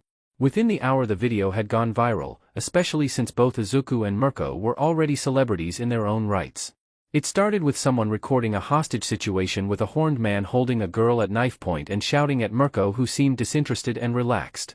Then, in a blur of green fur, the well-known rabbit flew through the air from behind the villains and quickly took them both out. It seemed like that would be the end of the video with the new intern having beaten the bad guys and helped to calm down the victim. At this point the video revealed why it had become so much more popular than any other video of a debuting intern. While Mirko and Izuku had both been speaking perfectly clear Japanese to the police and civilians, as soon as they spoke to each other after the fight they only spoke in squeaks and grunts that was clearly some sort of rabbit language. This went on for over 10 minutes and seemed to capture an argument of some sort that was hard for others to take seriously since it was entirely spoken in high-pitched honks and objectively adorable body language such as angrily thumping their feet at each other. But it was resolved with Mirko gasping in an offended way and Izuku stomping off, only making people speculate even further as to what they were arguing about. There were few heroes present who had seen a raid get put together so quickly, and surely not with so many powerhouses. Perhaps if it was something sudden like a kidnapping, but it was unheard of for a long-term investigation. Like any bureaucratic office, the Hero Commission wasn't always the swiftest. But this mission was different for one big reason: the Commission was scared. In truth, they didn't particularly care one way or another about the little girl who was being harmed. What was one girl when they were protecting an entire nation?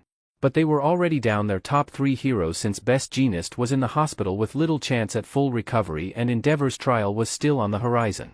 They couldn't risk the villains getting the upper hand by losing any more of their top heroes.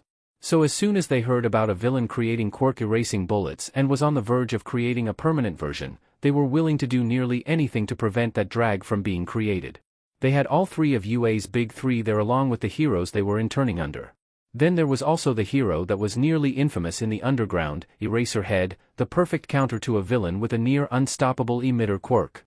Now, if that wasn't enough on its own, Hawks, the de facto #1 hero, was there as well with orders directly from the Commission to shut down the operation no matter what. There were only 5 minutes before it all started and just about everyone was already there since being late to a briefing like this would be shameful at best. Mirko sighed and swallowed her pride one last time as she pushed the doors open and stepped inside. She ignored the attention that her unexpected arrival brought and sat next to Jekyll and Izuku. Night Eye looked up from his paperwork with a pet eyebrow. I wasn't aware you would be joining the rest of your agency, Mirko. Yeah, well, a pesky rabbit convinced me that helping a little girl in trouble was more important than hating teamwork. Jekyll looked floored and Izuku was simply thrilled to see that she showed up. Yay! I knew you'd change your mind. Hawks simply snorted, must have been some convincing speech, last time we worked together I had to literally drag her. Mirko was ready to respond when she looked over at Hawks and saw his outfit. His fluffy coat that he normally wore on patrols was replaced with a much darker black outfit that was as tough as most Kevlar, and there was a helmet in his lap rather than the normal visor.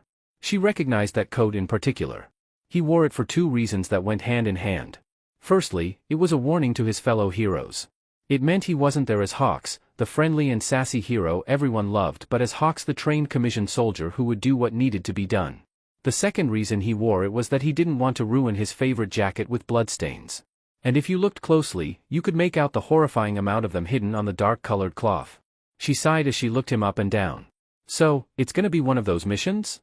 All of the previous laughter drained away and was replaced by deadly seriousness. Yeah, it is. They are making a drag that could overturn hero society as we know it, and we must prevent its creation. She hated when her friend got like this. She was one of the few heroes close to Hawks, and she knew he was essentially brainwashed to hell and back. It was an odd thing, to know that regular Hawks would happily help her move into her new apartment and eat their respective mutation-based comfort foods together. She would have an entire head of lettuce while he ate raw chicken that would make anyone else sick. At the same time, though, she was fully aware he would kill her with little to no hesitation if he was ordered to. It didn't get past her that his mission statement that sounded pre-recorded completely ignored the existence of a hostage. And since said hostage was the key ingredient for making this drag, she'd have to make sure Hawks wouldn't try to kill her as a last resort if rescuing her fell through.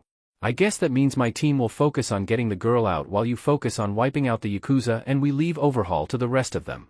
He nodded. It was clear that some of the interns were used to the prettier side of heroics because there was audible shock from the girl with twirly blue hair and alarmed looks from the other two. Mirio was the one to speak up though. What exactly do you mean by wiping them out? It means we'll need more body bags and fewer HNDCFFS. Mirko turned to Night Eye, who had handled logistics and recruiting the other agencies. Why do we have newbies on the mission? Let's not beat around the bush. The commission got spooked by the threat of losing heroes to this new drag, and now it's going to be a bloodbath until they feel safe again. If your interns can't handle the fact that Yakuza tend to fight to the death, then they shouldn't be here. Ryuko nodded, but looked a little uncomfortable. While I wouldn't have phrased it like that, she has a point. Death before dishonor is a pretty common stance in the Yakuza. My first years are good for patrols and stuff, but I'm leaving them to crowd control and evacuation on this one. They aren't ready to fight groups like this. She turned to her intern Nijire, and if you aren't ready for this either, then there's no shame in that. I'm sure they'd be happy to have your help. Fat Gum scratched his head. Same here. Those kids should be learning how to be heroes, not thrown into the deep end on something like this. But that makes me wonder why the little rabbit is part of the mission. Part of the mission? My intern is the backbone to this whole DMN mission. You wouldn't even know where these BSTRDS are if it weren't for Izuku. And we're keeping your kiddos out since they aren't ready for life or death fights. Mine grew up as a prey animal in the wild. There ain't nothing out there but life or death fights. Night Eye coughed to bring attention back to himself, since he was technically leading the meeting. There was also the additional concern that we don't know the mental state of this child. It is likely that she was taught to not trust heroes or even fear us, so we needed a hero on the mission a 6-year-old girl would follow. Given our available options, it was decided that a talking rabbit would be the least threatening and most endearing to a frightened child. Mirio gave his brightest smile to the group. I'll have you know I'm great with kids, and I doubt I'd have much problem at all. Night Eye shook his head. No, your quirk is a perfect match against Overhaul, and we'll be focusing on locating and defeating him. Since this is everyone on the raid, let's finish assigning heroes to the tasks and enemies they should focus on in order to do this as efficiently as possible. If all goes well, we'll be able to get through them quick enough that no members escape with information on this drag. The group of heroes was finally ready to go. They stood at the ready while waiting for the police to read the warrant. His job was simple. He didn't need to focus on fighting, just on finding the little kid and getting her to safety. As soon as police said that the bad guys were in trouble, a very big man in a funky mask punched the door off to try and fight them. That's not good. But then his loud blonde friend with the number outfit got all glowy with orange sparkles and punched him in the chest. The big dude fell backwards, but then he got up a few seconds later and laughed as he got a bit bigger. Ha, every time you hit me, I get stronger dash. Mirko jumped in and kicked him in the side of the head with all the force her bunny legs could muster. After getting hit like that directly in the temple, he dropped to the ground like a sack of potatoes. Get your sheet together, Lemillion, you can't hold back on these guys. Now get a move on and chase down Overhaul. He ran ahead super duper fast and passed through all of the other villains and dove into the wall of the big house. While he did that, the dragon lady turned into a dragon and started fighting a bunch of the Yakuza who were outside. It was the dragon lady's job to keep an eye on things and make sure no sneaky people escaped or spread the fighting to where people lived. Nijire helped as they both could fly and would watch from above. Hawks stepped forward with his wings spreading out. "Surrender now or you will be dealt with accordingly." The primary response he got was yelling and a man shooting needles at him. But he was able to for barely a second since a feather shot forward and embedded itself in his throat before returning to Hawk's wings. He saw his lizard friend there as well, but he was quickly arrested by Jekyll, who used his quirk to launch a net at his friend. They needed to make it look like he was being arrested like the other villains so the bad guys wouldn't know that Spinner was actually a good guy in disguise as a bad guy. Hawks turned to Mirko and gave a subtle nod. Clearly she knew what this meant because she jumped forward and kicked the wall in and started making a path into the tunnels below by just kicking down everything in their way.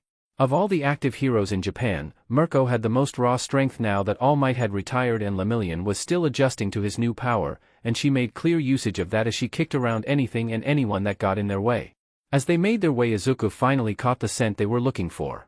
While everyone else smelled like angry middle-aged men, there was one smell that was a scared little girl. "This way." Eri was taken down this hall not too long ago. Everyone followed the rabbit and his sense of smell. That not even Mirko could match. That was his main job in this. Mirko and Hawks did the fighting, Fatgum's and Night Eye's agencies were providing support and capturing who they could, and he was tracking down the little girl because he was a very good bunny with a very good sniffer. Since he was focused on that, he didn't really pay attention to the fighting. There was a group of 3 bad guys that tried to attack them. One of them was covered in shiny rock, but Hawks stabbed them super fast even though Quiet Shy Friend wanted to fight them himself. The walls were moving around a bit and managed to throw Fatgum and Quiet Shy Friend into a hole with 2 bad guys to fight. The walls tried to hit him too, but Mirko kicked them away and his teacher friend stared really hard at the bad guy in the wall so Night Eye could throw stuff at him. Then Night Eye ran off after the spooky lady with knives who smelled like blood and said something about going after her and not letting the leaf get away. Izuku wasn't really sure. He wasn't really paying attention to anything except his important job. The smell was getting stronger and his ears twitched as he heard yelling and fighting. He took off running towards the smell of a scared human kid. Almost there. After running into the final room where the smell was the strongest, he found something very spooky and scary. Lemillion was fighting a very big and scary thing that smelled wrong, like it was a bunch of people squished together. His hair had big stabby things and he had 6 arms. But that was a problem for the heroes there, Lemillion, his sensei, Hawks, and Mirko. He hopped over to the little girl behind some rocks and nudged her hand with his nose to get her attention. She looked confused and shocked when she saw him. "Bunny?" He nodded. "Aha. I'm here to rescue you and bring you to a safe and fun place." Eri had not always been held captive by the Yakuza. Before that she had a normal life like any other 4-year-old. She saw the same movies as everyone else, so she knew what a talking animal coming to your rescue meant. This led her to whispering a very important question. "Am I a princess?" Izuku did not know much about the human monarchy, so there was a good chance that she was a princess. So he did what he usually did when his other confusing friend was confusing, he agreed and hoped for the best. "Yes. But we have to leave right now." As they started running down the hall together, a weird voice came from the fighting room. "Do you really think they can save you?" In any other situation the answer would have been no. Because she didn't believe anyone could defeat Overhaul. But a 6-year-old is still a 6-year-old, and in all the movies she saw the princess could always be rescued by magic animal friends no matter how scary it got. So when a quirk forced her to say her true feelings, she spoke as a hopeful 6-year-old. "Yes. The magic bunny will save me." Within a few minutes of running they were back outside again. It was way faster on the way back because all the bad guys were beaten and Mirko had kicked down all the walls that got in their way. When he got there he found a bunch of his friends who had helped with evacuating the people nearby. The little girl was nervous and stayed behind Izuku the whole time. He looked up at her as Uraraka and Tsu came over to them. "Don't worry, these are friends and I won't let anyone hurt you." His floaty friend came over with a big smile. "Hey there Izuku, did you get caught up in the big fight? That was crazy. He was so huge and was fighting Mirio and Hawks in the sky." He shook his head. "I mostly just ran around and sniffed things for a bit, then I made sure the tiny human was safe." He wanted to talk to his friends more, but the kit was more important right now, so he led her over to where the human doctors were with their doctor trucks. They sat down in the back of one together and she held him close while they drove to a new place. It didn't take long for them to get to a hospital and he stayed with her everywhere she went and sat in the hospital bed with her so it wouldn't be as scary. He growled and thumped at anyone who tried to get close to her and didn't need to. She was scared of the humans, so he kept them away except for when they actually needed to. He was her fluffy guardian angel and he wouldn't let anyone scare or hurt her. Aizawa walked over to them, looking a little hurt but mostly fine. He stopped approaching once he saw her start to get nervous. Would it be okay if I came closer? Eri looked down at Izuku, who nodded, indicating this was a safe person. Following his lead, she nodded as well. He spoke much softer than he ever did in class, but that made sense since he was talking to a scared kid, not heroes in training. Hey there, my name is Aizawa Shota, I'm Izuku's teacher. I was hoping to talk to you so I could help you figure out where you're going from here. Bakugo was heading back to the dorms with Todoroki after a long day of their remedial training. He would do whatever he needed to in order to get his license, but he was certainly not expecting them to make him play with kids. He could admit there was a bit of a learning curve for both him and Icy Hot since their parents were sort of garbage and they had no idea how you were supposed to treat a child outside of yelling and hitting. Even if he wanted to be mad at Gang Orca for talking down to him, he appreciated the step-by-step explanations rather than just the vague, be nice to kids that he usually got. Regardless of progress being made, he was antsy and wanted to explode something. It was so DMN frustrating to see his classmates out there kicking butt and debuting as heroes while he spent his days. Stupid Deku had even been fighting the Yakuza the day before. The Yakuza. That's cool as F, and he didn't get to be there exploding those assholes since he was busy playing jump rope with the brats. Deku had been out the night before. Apparently the girl they rescued wanted the fluffy idiot around, but he should be back before he was at the dorms. And back he most certainly was. He and Todoroki walked into an interesting sight of a small girl with a horn sitting in the pile of blankets referred to as the bunny corner, with 3 rabbits curled up with her. Bakugo could admit that it was objectively cute. But what wasn't cute and really got his attention, and his adrenaline pumping, was the motherfucking villain in the kitchen. He didn't know why no one else seemed to care about the giant lizard dude who was definitely Spinner from the League of Villains. The lizard man was just standing there having a conversation with Kirishima. What the actual F-? His boyfriend was chatting it up with the guy who tried to kidnap him and successfully kidnapped Deku. Talk about FING betrayal.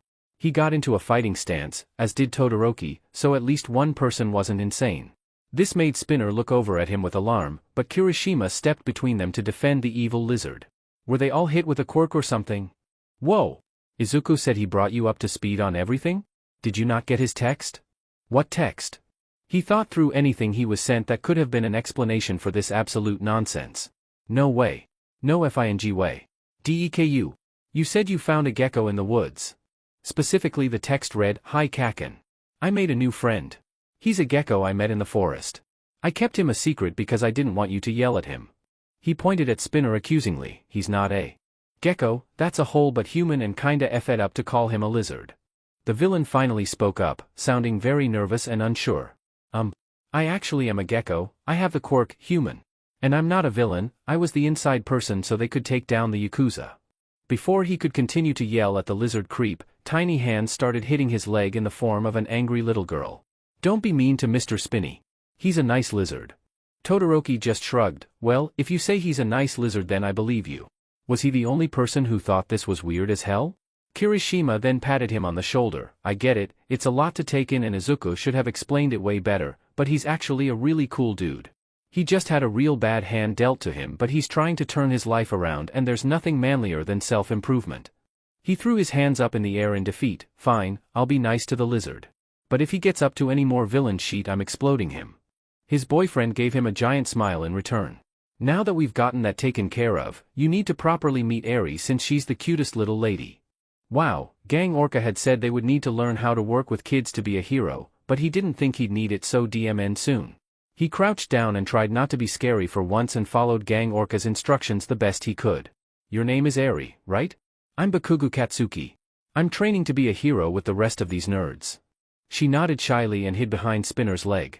Can you tell me about yourself? The green bunny is my animal friend. Because all princesses need an animal friend. That's true. Well kid, do you have a favorite princess? I like a bunch of them. I like the one with the long hair because she's like me. But I like Cinderella's dress the most. He nodded and turned to Ponytail Girl. Alright, I'm gonna need a princess dress and your best tiara. And not that plastic sheet, this princess needs a real crown. At first he got back a quiet, but the economy dash. If I don't see a gorgeous tiara on that little princess in the next 10 minutes, the economy is gonna be the least of your worries. Eri helped by looking up at her with the biggest eyes and awe in her voice, but not quite a smile, I can have a princess crown. And while Momo might be able to deny Bakugo being bossy, there was no way she could deny Eri. Not even half an hour later Eri was in a full princess outfit and sitting in a little wagon that was pulled by Izuku so she could princess wave at everyone around campus. She was accompanied by her 2 knights, Aoyama and Ida, since they had armor for hero costumes. So when Aizawa came back from filling out the paperwork needed to take in Eri, he couldn't help but hide a smile behind his scarf at the little girl finally having a place where she could be safe and happy. Nizu looked at their newest building with a smile. It had been a lifelong goal to help those like himself, the rest of the animal kingdom that humans seemed to ignore. He always did his best to reach out and help those who had sentience no matter who they were, but it was a difficult fight to do on your own. Laws were hard to change and opinions even more so. Then Izuku came along and shook up the entire game. People's expectations were just another wall for him to crash through, opening up more opportunities than ever before. Nizu knew that he himself would never be the people's favorite, he was too smart to believe that. He looked like a giant rat and his specialty was in manipulation and outthinking his opponents, both attributes that humans were predisposed to dislike. He didn't inspire humans, he made them nervous, but they at least accepted his skills. He was respected, not liked, and that was good enough to get into his position of power. Izuku, however, was adored. He was a fluffy bunny that hit like a cannonball.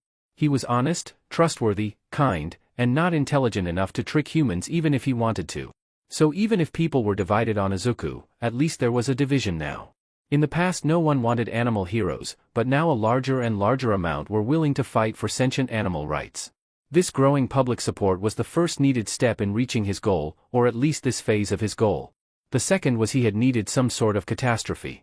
Nothing causes change faster than fear. This came in the form of Eri. He would never wish her fate on anyone, he understood what it felt like all too well to be experimented on in the name of progress and science. But her terrible situation created the fear needed to make things finally move. When Izuku had come forward and explained the information that Spinner had, the rabbit didn't know how big of a gift he had handed him. He may have twisted the story slightly, but he never outright lied. His telling of the story made Spinner's demands far more absolute and specific rather than the general request to simply have access to citizenship. He may have also been more vague than needed about how close the Yakuza were to making the quirk-destroying drag and how much they already had. All this together had them whipped into a frenzy of fear that they would be losing heroes by the dozens and that their strongest members would suddenly be quirkless if they didn't act immediately. And the only way they could stop this from happening is to comply with Spinner's 2 demands, to be pardoned for his previous, and admittedly minor, crimes, and to provide a way for sentient animals like him to become citizens. So after years of fighting them on it, they gave in. They approved his adult education program that would be able to take in any sentient animal and teach them with a certificate at the end that acknowledged them as a citizen with the same rights as a human. He could finally offer a chance to those in need, and it was all thanks to Izuku and his ability to become friends with anyone he meets. Without him they would never have reached Spinner before he truly fell into the depths of villainy. It would have been near impossible to get Spinner out of the league if he had committed murder. Luckily all he had on his record at the time was petty robbery and his part in the kidnapping attempt. Now the next task would be to get the word out and actually find those that would benefit from this program. It obviously wasn't the only reason, but he would definitely take advantage to use this as a way to increase the public opinion on UA since it had been dropping after villain attacks. He would keep the focus on Izuku and his longing to help other cute animals for political reasons while actually helping anyone who needed it because most animals aren't seen as cute to humans, but that shouldn't change their worth. Izuku binkied in excitement as he hopped into Nizu's tiny car. It was essentially a modified Mini Cooper that Nizu had specially made, although the automotive industry did their best to sell to people of all sizes ever since quirks became prevalent. The seats were far too small for just about any human, but they were perfect for the 2 sentient animals that would be in the car together for over 2 hours each way. He wiggled around and honked happily as they drove to their destination. It was their most promising candidate for the sentient animal citizenship class. Nizu had put out a press conference a week before, explaining their new program and the opportunities it offered for quirked animals. Ever since then they had gotten quite a few responses, but most weren't very serious or helpful, and a surprising amount of people thought their dog had super intelligence without any real evidence. But this seemed like a legitimate find that would be an amazing benefit to UA's new class. After a while of driving on dirt roads through rural Japan, they pulled up to a farm. Both of them got out of the car and were approached by a friendly man in overalls. "Hey there! Glad you two were able to make out here. The name's Takahashi, but everyone just calls me Taka. I'm the owner of this farm." "Hello. My name is Izuku. It's good to meet you, Taka. Would you mind showing us around? Sure, around here you'll mostly just find farmland of some sort or another. And us in particular breed and raise horses. Nizu nodded along even though he already knew all of this. It was never a bad thing to hear information from a new perspective. It also helped that Izuku was enthusiastic as ever and asked plenty of questions. What do the horses do? Well, they do a few different things. There are plenty of people out there who want to own a horse, but our specialty is therapy horses. Not as common as therapy dogs, but there's enough horse therapy places out there that it keeps us in business. Izuku's ears shot up in surprise and interest. Your horses are therapists? The man laughed. No, but that would be mighty impressive. It's more of the horses being helpful for healing, trauma and stuff. I don't pretend to know the ins and outs of it, I'm a horse guy, not a therapy guy. Nizu looked up at the man.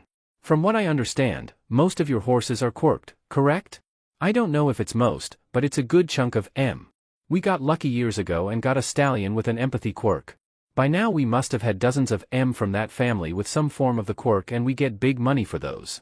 But the one we wanted y'all to see today is a bit different from the rest. The man sighed as he led the way further into the farm. I'm sure if anyone can find a good home for her it's you too. Just be careful when dealing with her, she can be feisty. As they walked up to the stables there was a very loud bang against the door to one of the stalls. In the back of their minds all three of them heard a voice. I smell new people. Who's in here? Let me at M, I'll kick M for trespassing on my farm. Hey there Bella, it's me, Taka. If I open the door will you kick me? The response reverberated in their minds, no. Are you lying to me? Absolutely not. The man sighed and opened the door before quickly stepping back. At this a massive horse came barreling towards them. It stood at about 170 centimeters tall and was a light brown color with a long matted mane. The horse reared up on two legs and neighed loudly. In the back of his mind Izuku heard words shouted out. Ha! I tricked you. I'll kick whoever I want. You don't control me. Then she stopped and looked at them. Wait, who are these tiny people? I will kick them too. Whoa there. These two just wanted to meet you, I told you about them before, remember? The other animals like you. Izuku finally realized that the horse had been speaking to him in Rabbit. Nizu looked up at her with a bit of wonder in his eyes. Amazing, she has a translation quirk? Yeah, I guess you could call it that. Mom was from our line of empath horses but her sire was a telepath. I guess understanding feelings and hearing thoughts got turned into this. And she actually understands complex ideas? Oh yeah, it's why I reached out to your people. If she were just a talking horse I honestly would have treated her like any other. But she isn't like the other horses. She's been asking me why she can't leave the farm and gets angrier the longer we treat her like the other horses. She insults and threatens anyone who interacts with her, plus she spends all day demanding us to let her leave, so there's no way we can make anything off her. Hard to convince someone to buy a horse that's yelling about freedom and trying to fight everyone she sees. While the two of them spoke about the logistics of transferring the horse to Ue, Izuku and the horse sniffed each other in greeting. Hello. My name is Izuku Midoriya. Is your name Bella? No. That's just what they call me, I'm not theirs to name. I am my own horse. Okay friend. What should I call you instead? Humans will want you to have two names. The large draft horse leaned down to get a better look at the tiny animal. How did you get your names, tiny one? My friend helped me pick. Izuku Midoriya can be read as a green blockhead, because I am green and I like to hit things with my head. The horse seemed deep in thought before neighing loudly. I will be Apple Kick. Because I love eating apples and kicking things. That is an amazing name. I love kicking things too. The human people here said you would bring me somewhere new. Where are we going? Can we go now? I want to run and explore, so let's go. Izuku looked over to Nizu who was filling out some paperwork with the farmer to make the horse a ward of UA until she either passed or failed the course. The large creature was impatiently waiting for them to finish up, occasionally stomping a hoof and huffing loudly, making Taka more than a little nervous. The man was clearly ready to get rid of the problematic animal as soon as possible. How about I go get the horse trailer set up so you can all be on your way? He got a loud whinny in response. No. I hate the trailer. I want to run. Nizu seemed to pause in thought. It's about 130 kilometers to get to the school, so it will probably take a while to get there without the trailer.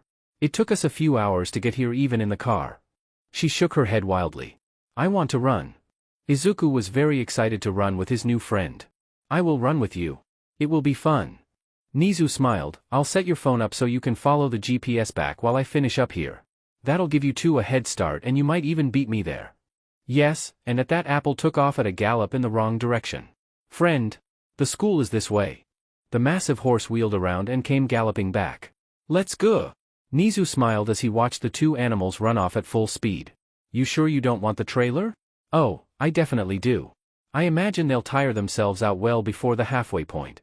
Bakugo was having a relaxing afternoon watching TV when his idiot friends walked into the common room. Pikachu dropped into the seat next to him with a smile. Hey, where's the bunny brigade today? It doesn't feel like the common room is complete without nearly stepping on one of them. His amazing dumb boyfriend answered for him. I'm surprised the little dude didn't manage to tell everyone 27 times. Today he's out with Nizu recruiting for the new non-human class thingy. Which means Inko's probably with All Might and Koda will have his rabbit with him. As if summoned, a deceptively powerful yet tiny car pulled up to the parking lot within view from the dorms, pulling a large metal trailer behind it. By the time the class started moving outside to investigate, the container had been opened and a large horse was running around the open area and rolling on the grass. Freedom! Kirishima leaned over to him. Is it just me or did that horse just yell, freedom, in our minds? He simply nodded along, not really sure what to make of the situation yet. Those farmers were going to sell me like some object, but now I am my own horse and from now on I shall be known as Apple Kick. Apple Kick? The F kind of name was that? Did the rabbit come up with your name? He did not, new person, he only helped a little. Bakugo turned to the incoming principal. Yep, that explains it. So, what's her deal, some sort of psychic horse? Nizu walked over from his car with a smile. A combination of a translation quirk a bit similar to Koda's, and a secondary mutation that allows for the higher thinking needed to comprehend what the words actually mean. A bit like you being fireproof in order for your quirk to be usable, even if fireproof isn't actually your quirk. But that's only if you really want to get into the quirk science of it. Humph, how smart are we talking here? Just enough to get by, or are we looking at your new replacement? Said horse was being introduced to the class by Izuku and was currently in front of Tokoyami. You are a very tall bird. Where are your wings, tall bird? Nizu smiled, an excellent question, Bakugo. She is only a few years old, so who's to say what she will be capable of in the future? At this Eri and Aizawa came walking over.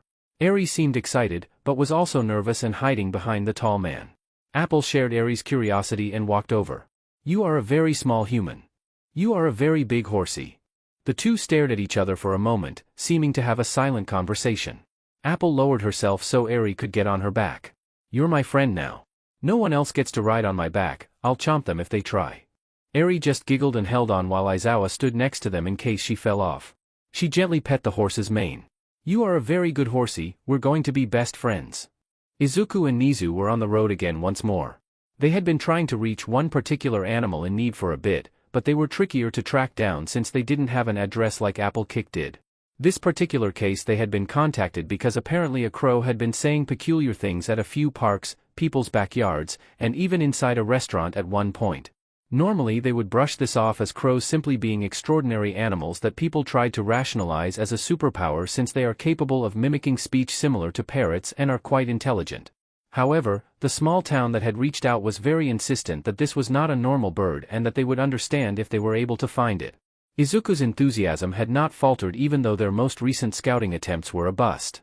There had been a dog that was suspected of being sentient, but it was nothing so remarkable. In that case it was a pet with a quirk that let them perfectly mimic sounds they heard. This led to the animal repeating back phrases the family said and was misunderstood as an attempt at deeper communication.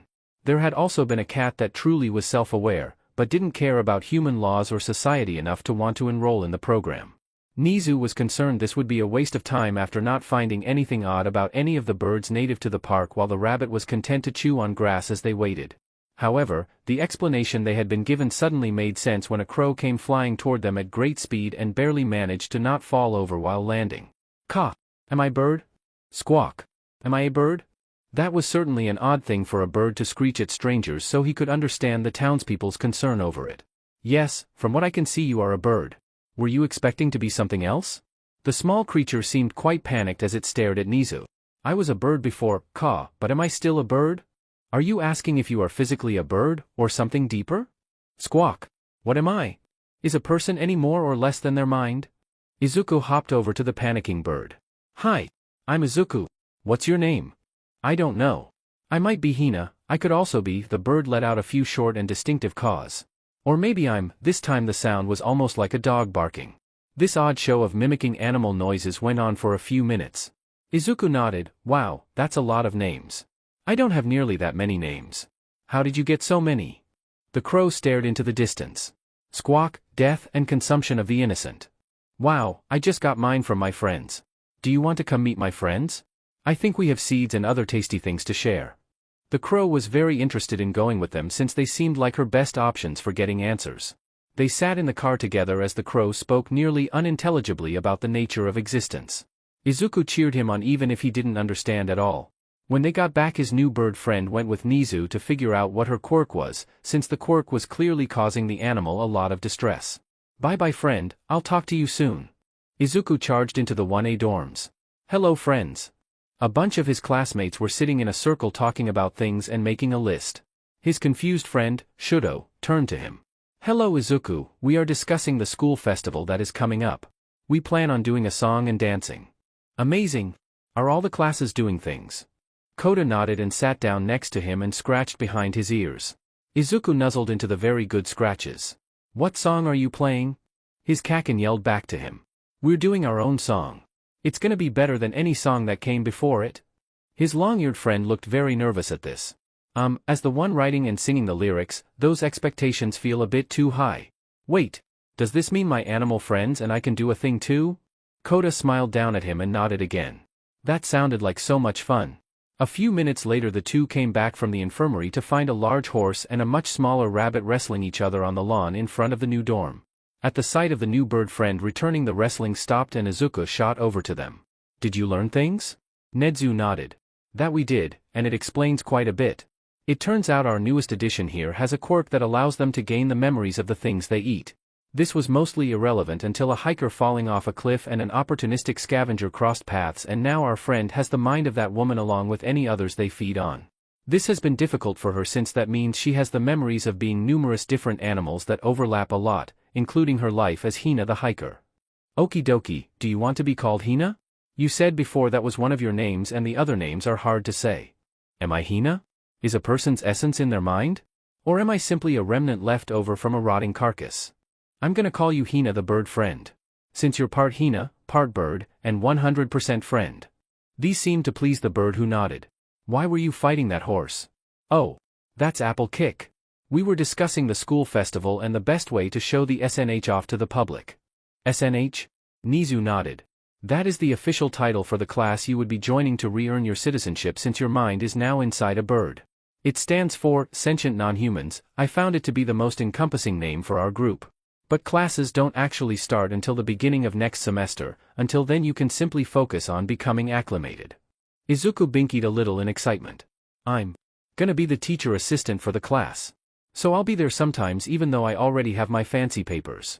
A thundering sound came rocketing across the field as a gorgeous Clydesdale charged Izuku while shouting into all of their minds. We should do a cafe. It will be delicious and I'll be an amazing host. I'll bite everyone who gives bad reviews so there are only good reviews.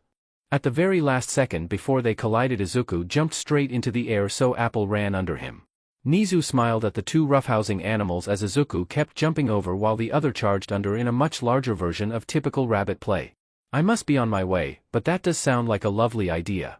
Ms. Kick, are you still planning on joining the beauty contest? Ha! Of course I am. I'll remind all those humans that they are dumb and that I'm pretty. Fantastic. Hina, I'm sure these two would be happy to show you to your room in the dorms and introduce you to the rest of your future classmates. In that moment where Apple Kick was distracted talking to Nedzu, Izuku leapt through the air and kicked the horse in the butt before taking off at a sprint with the other close behind. Hina just stood in the field confused as she had been left behind by the only people she even vaguely knew.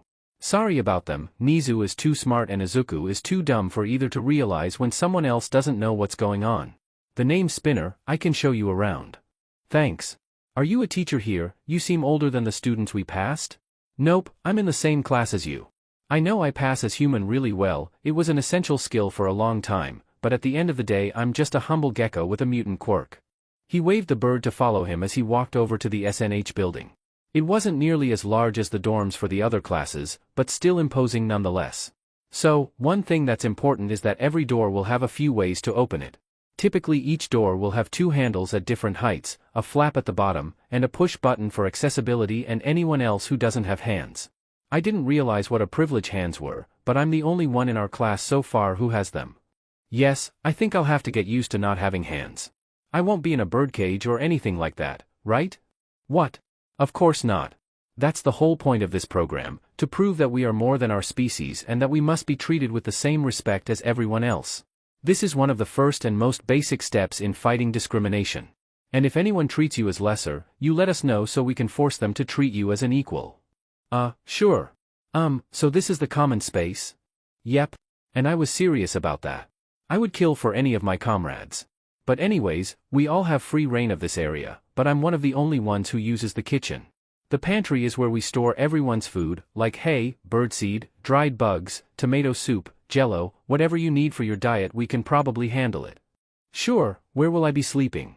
Most of the rooms are still empty, you can pick whichever you want, but we already have one set up for a bird, so I'd recommend that one.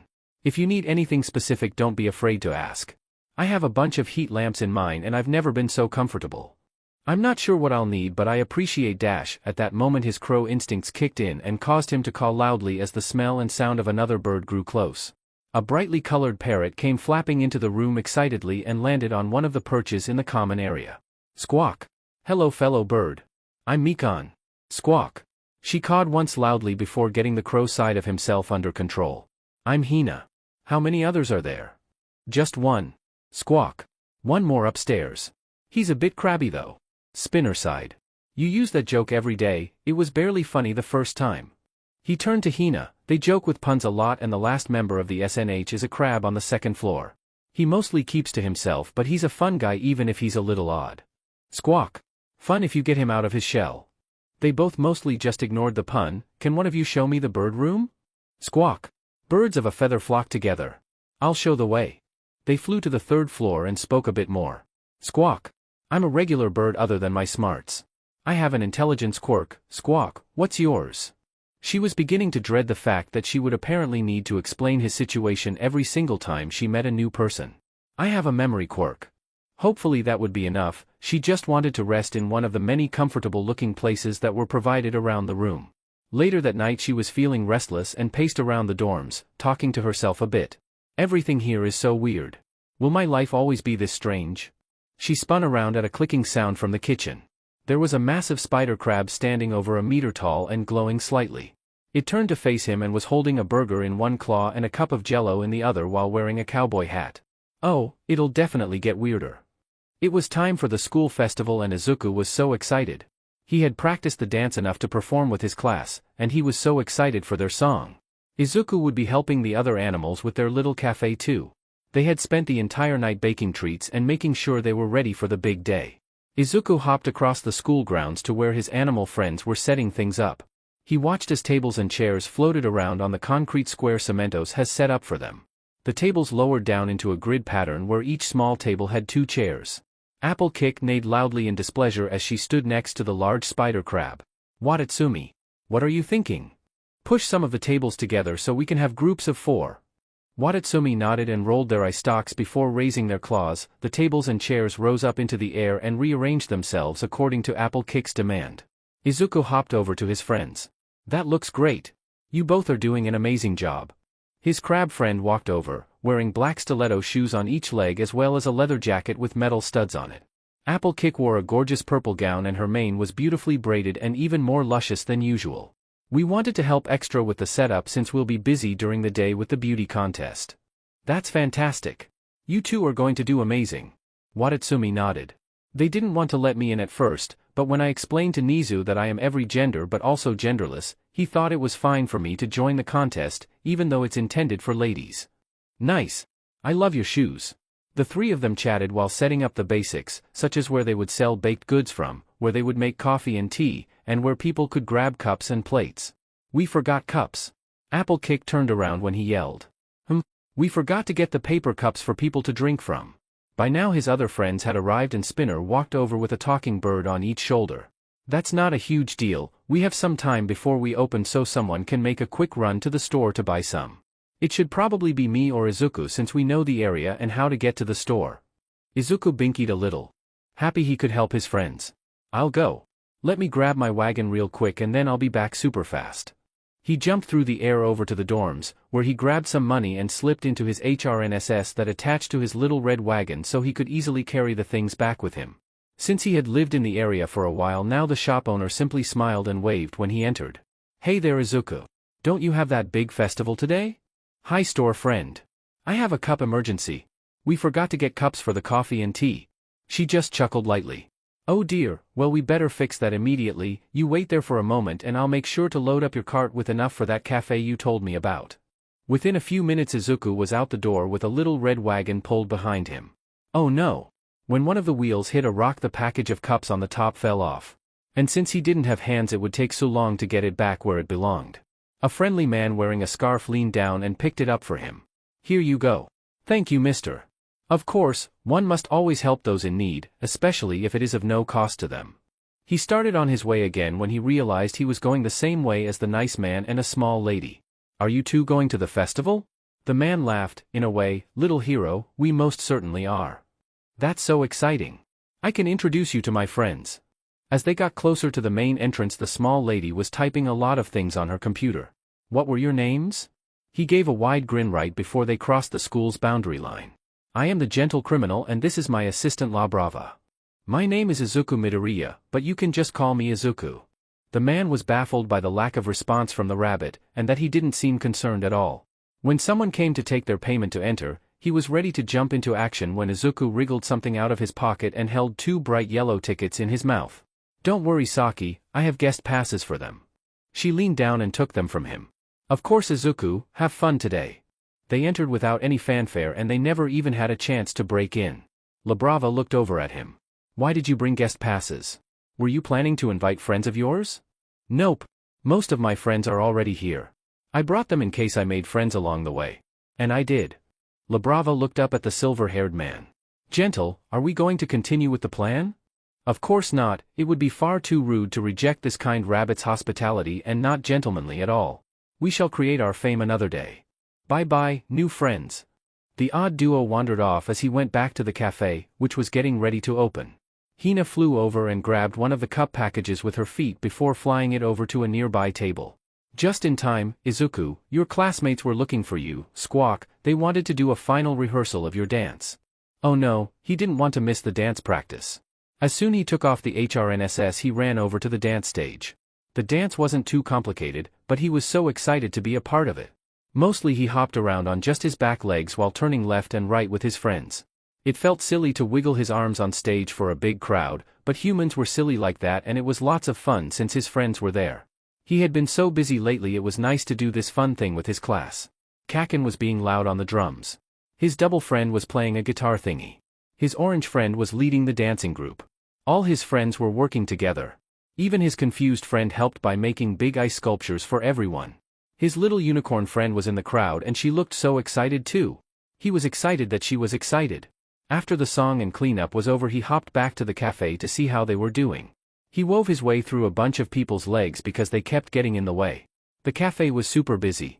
They were doing such a good job. Apple Kick trotted over to him alongside Watatsumi. "Izuku, take over for me or else we'll be late for the contest. You just need to say hi, answer stupid questions, and tell them where to sit." He nodded and jumped up onto a stool so he could better see customers. He knew how to do all of those things, but what kind of questions would people ask that were so stupid? The next person in line was a lady with some small humans with her. She spoke very slowly as if he didn't understand her and then started asking about if animals would really be able to keep things sanitary. Someone else asked if they were serving rabbit stew and laughed as if it were a funny joke. Oh, so this is what Apple Kick meant by stupid questions. He did a very good job and didn't kick anyone, even if they were super annoying. Not much later the two of them came back, but by then things had calmed down. Izuku hopped to the back of the little cafe to check on the others. Hina was working the cash register since she was pretty good at numbers. Mikon took orders and would repeat them back to Spinner and Watatsumi, who were making the drinks and bringing them out alongside the treats they made the night before. They were like a well-oiled machine, but with a lot more squawking, squeaking, and scuttling. It wasn't too much longer until the festival would end, so they started to clean up along with all the other shops and food stands. All of them made sure to go and vote for their friends before time was up. Then the big announcement came, for who the winner of the beauty contest would be. Midnight stood on the stage and was getting everyone's attention with all the contestants behind her. She held the tiara that would go to the winner, and he was excited even though he found the entire thing very confusing. He was friends with a bunch of them. There was his big hands friend, swirly friend, pink hair friend, and of course his non-human friends. Alright everyone. We had a lot of different competitors this year who showed off their stuff, but there can only be one winner. You casted your votes, and by popular demand, this year's Miss UA is Dashta. The hero opened up a sealed envelope and her eyes widened a bit, but she quickly regained composure. Apple kick. There was a gleeful whinny as the massive horse pranced up to her and shook her head around happily before lowering herself down to receive the little crown. She continued to strut around the stage posing for the many cameras. Apple Kick was a very happy horse who was completely content to bask in the attention that was thrown her way.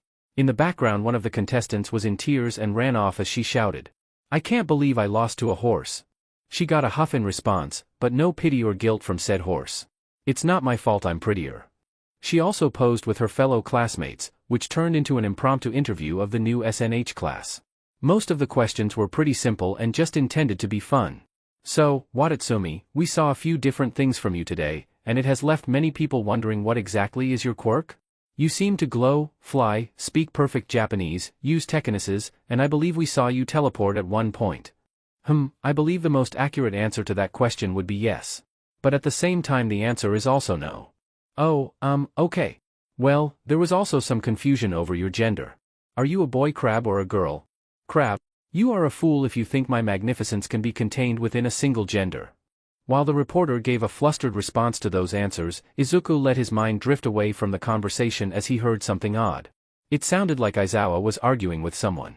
It was far away from all the other people still at the festival, so he was probably the only one listening to it. "What? You can't just show up and take her from me. The commission has no right to her, and as her guardian I won't allow you anywhere near her. Actually, you only had temporary guardianship of her, your request to become her permanent guardian was declined.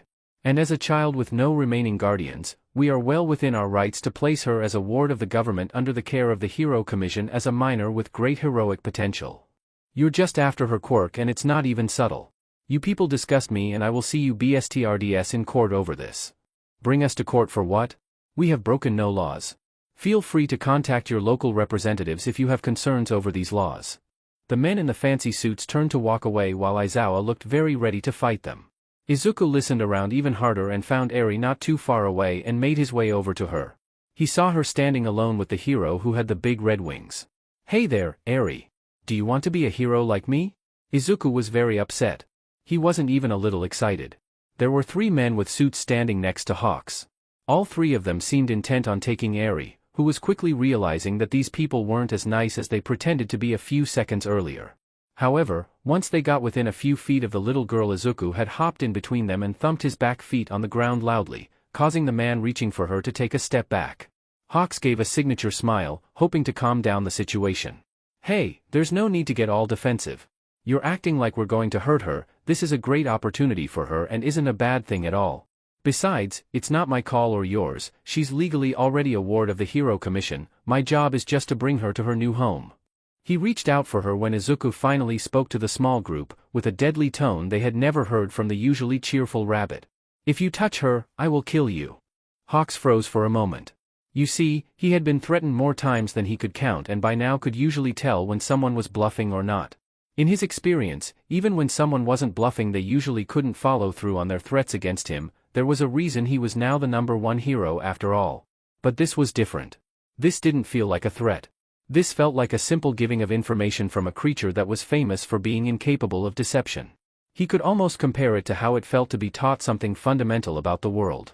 Fire is hot, the earth is round, objects in motion stay in motion, and if he laid a finger on this girl he would die.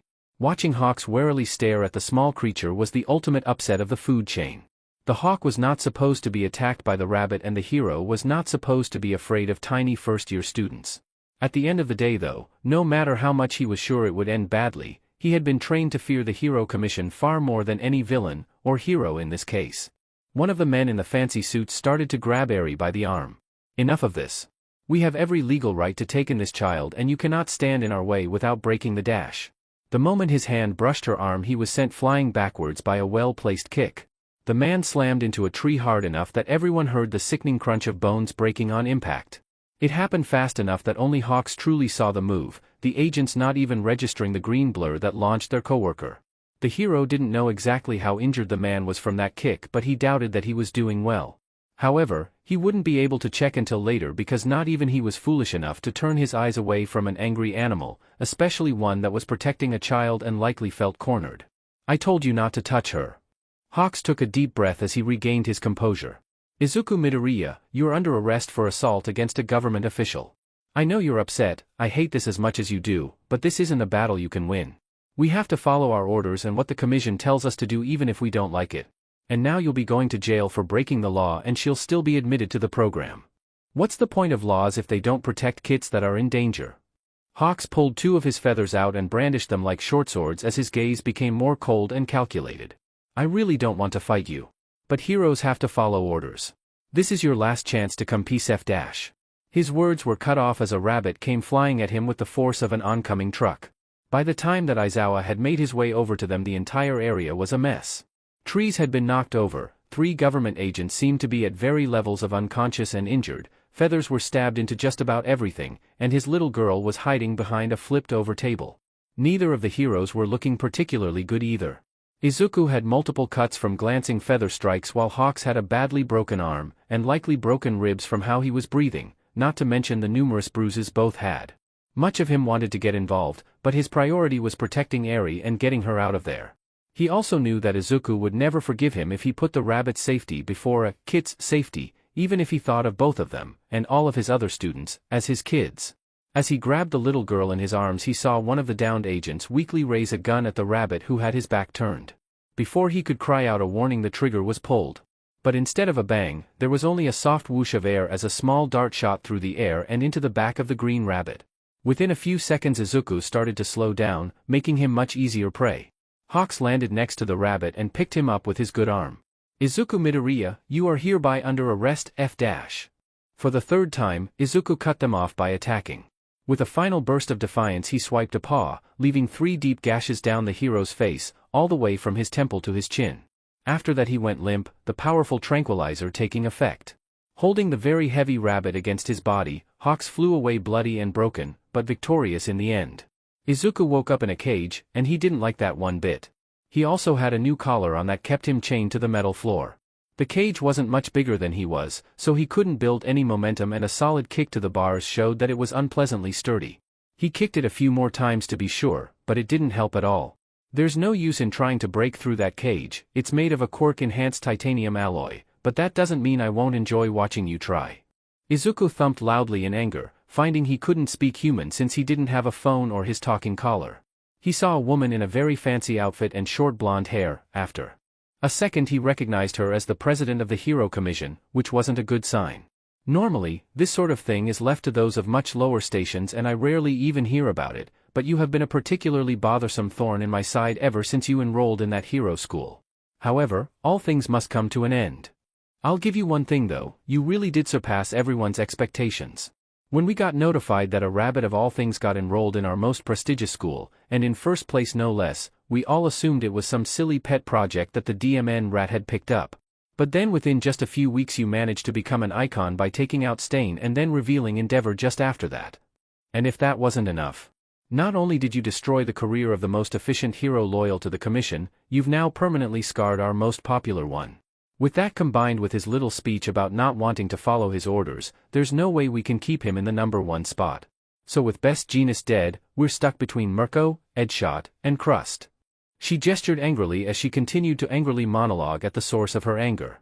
The rankings are a mess, Nizu is trying to undermine our authority, crime is on the rise, public opinion is dropping by the day, and it's all because of one stupid rabbit who should have known his FING place. She took a deep breath. I'm usually far more composed than this. I didn't get as far as I did by being emotional, but you really have made a mess of things. But what made you so much more problematic than anyone else was that you made a mess of things in a way that made the public love you. So we couldn't just make you disappear one day, and Nizu would have noticed a planned accident a mile away. We needed to do something perfectly legal that would make you mad enough to attack a hero unprovoked. While collecting Eri would have been nice, we really only cared about setting up a situation where we could arrest you, thus solving our little rabbit problem. Which has brought you here. Welcome to one of our fantastic labs where we study the nature of quirks. The main study you'll be helping out with is the age question. How come quirked animals tend to live so much longer than their quirkless counterparts? So you get to spend the rest of your life being experimented on while we see just how long it takes you to finally die. As she started to walk away, she looked over her shoulder. You know, I really enjoyed our talk even if you couldn't say much. It was nice to get this all off my chest. Maybe I'll come visit again in a decade or so, see if you're still alive by then. Aizawa was shattered. This was the second time his student had been kidnapped, once by villains and now by the government. The press and other heroes were already swarming the area after seeing what had happened, but he didn't care. He had a job to do. He marched his way up to Nizu's office, only realizing once he arrived that he was still holding the crying little girl in his arms. He considered finding someone to keep an eye on her, but couldn't bring himself to put her down while she clung to his scarf like a safety blanket. Nizu, where is he and what's the plan to get him back? The rodent tried to keep his polite smile up regardless of the situation. If I were to know where he was, which I'm not saying I do, what would you do about it? Nothing they've done is unlawful. Immoral and corrupt, yes, but illegal? No. In order for Izuku to be brought back and for you to be reinstated as Ares' guardian, it would take no less than a revolution. Or at the very least a removal of the Hero Commission as it currently stands. Fine. They tried to take my little girl and did take my student. I'll tear it down myself if I have to. Nizu clapped as he jumped down from his chair. Wonderful, I was hoping you'd say that. I've been waiting a long time to take these people down, and we finally have what I've been waiting for. What's that? Izuku himself, of course. We were waiting on a hero so kind, so just, and so honest, that they couldn't help but gain allies everywhere they go while being the exact sort of thing that the government can't allow to exist. What's the plan then? We do what I've been planning and preparing to do ever since I escaped from the Hero Commission lab I was created in. We go to war and tear their entire system to the ground, my dear friend. Izuku looked around and saw a few other animals in cages, and he could hear even more beyond what he could see. There was a deer that seemed to be reflective like a mirror and a large cage that looked empty but had a bright yellow sign on the front. Cage is not empty, do not open. That was a bit spooky, but it wasn't like he could open it even if he wanted to, since he was in a cage. There was a medium-sized aquarium with some fish and coral in it, which looked pretty normal until the fan-like coral reached up and grabbed one of the fish and started eating it. Also pretty spooky, but that should be fine too if he stayed out of the water. Directly across from him was a semi-translucent dog, sort of like a wispy shadow. It had a thick collar on, one of the ones designed to suppress quirks. There were lots of scratches on the metal bars, and it seemed like it was the same kind of cage as Izuku's. That probably meant the dog was super strong and had been there a while.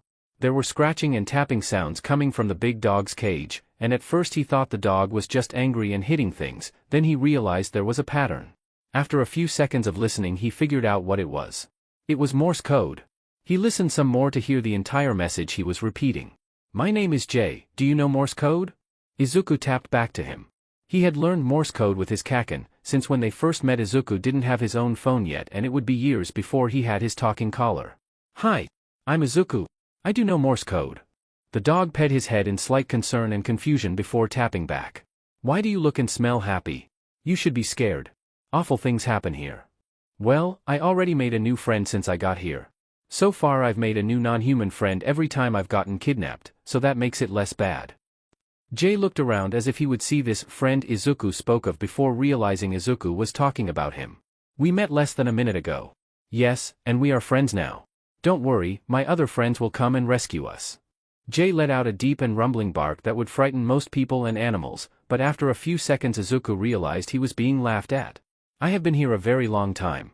No one is coming for us. I believe in my friends, and if they don't show up I'll kick my way out. You do realize you are in a cage made of the strongest metals known to man? Yes. And that only one being has ever escaped here? Yes. And you're still confident you'll be rescued or escape on your own? Also yes. Jay sighed, not sure if his new neighbor was insanely optimistic or just insane. Since they put you in a cage like mine, you must be pretty strong for a rabbit, right? Izuku nodded excitedly. I've only met one person better at kicking than me. I have an idea, but only if your aim is very good. Izuku tried to binky, but being chained down prevented that. I'm super good at aiming, I've been practicing to kick things at people. Does this mean we can escape? The dog laughed at him again. Not even close, if it were that easy I would have broken out years ago.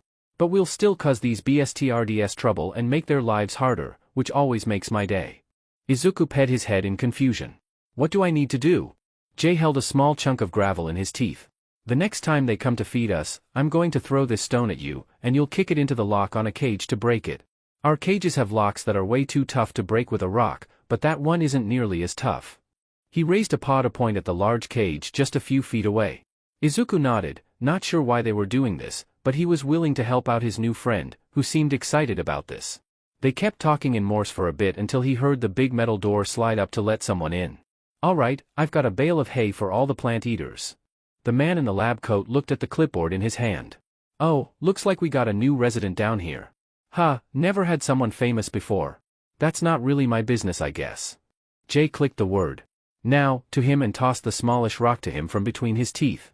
Izuku turned and kicked it super hard right where he was told. The standard-looking padlock shattered under the force, causing the door to slowly swing open. The animal handler spun around and gasped in terror at the seemingly empty cage being opened. He started to run when there was a loud growl and the lab coat flowing behind him was suddenly ripped apart with 3 long gashes appearing on it out of nowhere. The scientist sprinted to the door and frantically typed in the code to open the door once more, trying to escape whatever Izuku had helped to let out. Large wounds appeared on his arms as invisible claws seemed to tear into him. Within a second of the door starting to open, the terrified scientist dropped to the ground and slid under the door, bringing him to safety. However, he didn't reach the panel quick enough to tell the door to close again, allowing the door to open a bit further, so when the door closed the creature had already crossed the threshold. Now that they were alone again, Izuku turned back to Jay, who loudly tapped out "Get Fed" in Morse code. What was that? It didn't seem very friendly. The dog gave a laughing bark. No, it is not. You should not try to make friends with it. Because that was an invisible bear, and quite a temperamental one at that. Normally they have her in a more secure setup, since she has a tendency to eat scientists, but they were getting ready to move her to another facility, so that was a temporary setup. Oh, why'd we let her out? Isn't that obvious, so she can run around and eat the assholes that trapped us here even if we're still stuck. They took me from the people I care about and ruined my life, so I'm more than happy to return the favor by feeding them to bears and anything else I can do to destroy them. Izuku rarely felt that way, but he understood it. He would, and had, defended his kits by any means necessary, so Jay's anger made sense to him. Izuku was upset too, but he trusted his tired teacher to keep the kit safe while he was stuck here. After a few minutes of silence he tapped back. What do we do now, just wait to be rescued? We're captives in a secret government lab, very little happens, and just about everything that does happen is bad. That was the most interesting thing that happened all month. You really need to lower your hopes and expectations for everything. We're going to sit locked in these cages for years as we try not to go insane because no one is coming and no one will help us. Just after Jay finished angrily tapping, a loud explosion shook the building and alarms started blaring. Izuku perked up. Those were Kaken explosions. His friends were here. There were about 3 more loud blasting sounds before the wall started to crack and buckled under the force applied. There was a small group of his friends standing in the opening that Kaken made in the far side of the room, which was exciting, even if some of the friends were surprises. The first to enter was Kaken, of course, who yelled loudly, "Yo, shitty Deku, we're here to rescue you from the government." Directly afterwards came Todoroki riding on the back of Apple Kick. "Technically, we can't really rescue you from the government since we toppled the government to reach you." Izuku squeaked in surprise. They toppled the government? He hadn't even been gone a full day. Apple Kick neighed loudly, still wearing her tiara from the beauty contest, responding to his words that only she understood. If they didn't want it toppled, they should have made it so toppleable. Plus, we only destroyed some of the government, the rest can stay for now. Aizawa stepped over the rubble, looking very tired, even more than usual. "Alright, problem children, we can talk about this when we get back. Someone get these cages open." "You got it, boss." Shigaraki stepped past him, with Spinner, Dabi, Tashinori, Nizu, and Koda following behind him into the room. A quick tap from the villain caused his cage and collar to turn to dust. Koda walked over to him and gave him his spare talking collar with a smile. "Hi friends." Shigaraki scowled and looked away. "We're not friends. I just saw this as an opportunity to destroy the Hero Commission." "Nope, we're friends now." Izuku turned around to lead them to his other new friend. "Now, come help me free my new friends." Dabi spoke up with a nervous tone. "Not to be a party pooper or anything, but there's a huge cage right there that says, 'Do not open,' in very big letters. And it looks pretty DMN open to me. That feels important to take note of." Izuku looked back for a second before continuing on. "Oh, that's just our invisible bear friend. She's probably still running around the building eating people. Everyone stopped walking and started looking around nervously. Don't worry, she isn't in this part of the building. Dobby sighed in resignation. That feels like something to worry about, but what do I know about the protocols for invisible bear attacks? After Jay's restraints were turned to dust as well, he walked through the room slowly, as if in disbelief. He stopped in front of Nizu before rubbing his head against the principal, who laughed with tears in his eyes. I missed you too, old friend. I'm sorry it took me so long to come back for you. Tashinori came over to him and started rubbing him between the ears. Yagi always knew how to find the best spots to scratch. That made him the #1 hero in Izuku's books. Glad to have you back with us, young Midoriya. I don't think I realized just how many friends you had until you were taken. Quite a few people, myself included, were thrown into quite the tizzy without you around. Speaking of people in a tizzy, Spinner was standing in the middle of the room with his head tilted and his eyes darting around. He let out a sound that was a mix between squeaking and clicking, but was much lower than a normal gecko because of his size. Everyone had slowly stopped what they were doing to watch his strange behavior. There was a similar sound that could be faintly heard further into the building, and the moment it was made, Spinner took off sprinting towards it. Nearly everyone followed, mostly out of curiosity, but also in case he needed help with whatever was going on. Spinner reached a locked door that stood between sections of the lab, and he hit it a few times in a panicked way. The human part of Spinner seemed long gone as he started running on all fours down the hallway the moment Shigaraki decayed the door for him. Izuku was the only one who could keep up with him the entire way there as they ran past other animals they would be freeing as soon as possible. Only when they got there did things start to make sense. Izuku kicked the lock off of the cage so that Spinner could get inside. The rest of his friends caught up and looked in confusion at Spinner lying next to another large lizard-like creature that was about his size, with a few main differences.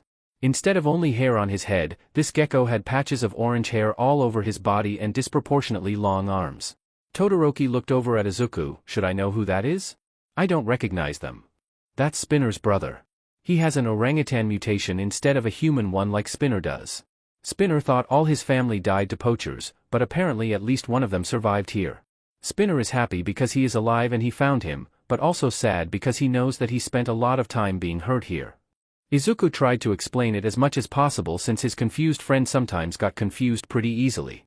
It took a long time to convince Spinner and his brother to leave, but they still needed to free the rest of the animals and get them to a new home, which Nizu apparently had prepared already since he's very good at planning ahead. As they stepped outside, they were hit by a wave of sound from countless people cheering. There were people filling the street and standing everywhere he looked. Had all these people come to help him? As he looked around, he realized he recognized everyone there. There was Saki from the UA security gate. There was Yo, the first person he ever rescued with Mirko. Mirko and the rest of her agency were there too. Hatsu, his store friend from the convenience store. Native was there. He was the friend that he saved from the scary knife man. Gran Torino showed up even though he's grumpy all the time. There were new friends too. Like the gentle criminals he met the day before and Hina, who he'd only met a few weeks ago. Don't worry, it only takes him a few seconds to become your best friend ever. The list of people went on and on. People he saved, most of UA, and just the people he met going about his day. While Nizu helped get all the animals to a safe place, Izuku spent the rest of the day going from person to person, making sure he said hi to everyone who showed up. The day started pretty bad, but this was his favorite thing ever. Being surrounded by so many friends was the best thing ever. Aizawa sat in Nizu's office, Eri still on his lap since Izuku's capture less than an hour ago. You clearly have a plan. What do you need me to do? Are you willing to do anything to get Izuku back? As long as it won't endanger my kids, yes. Of course, I must warn you, your primary job is two of your least favorite things combined. Aizawa simply glared at the principal.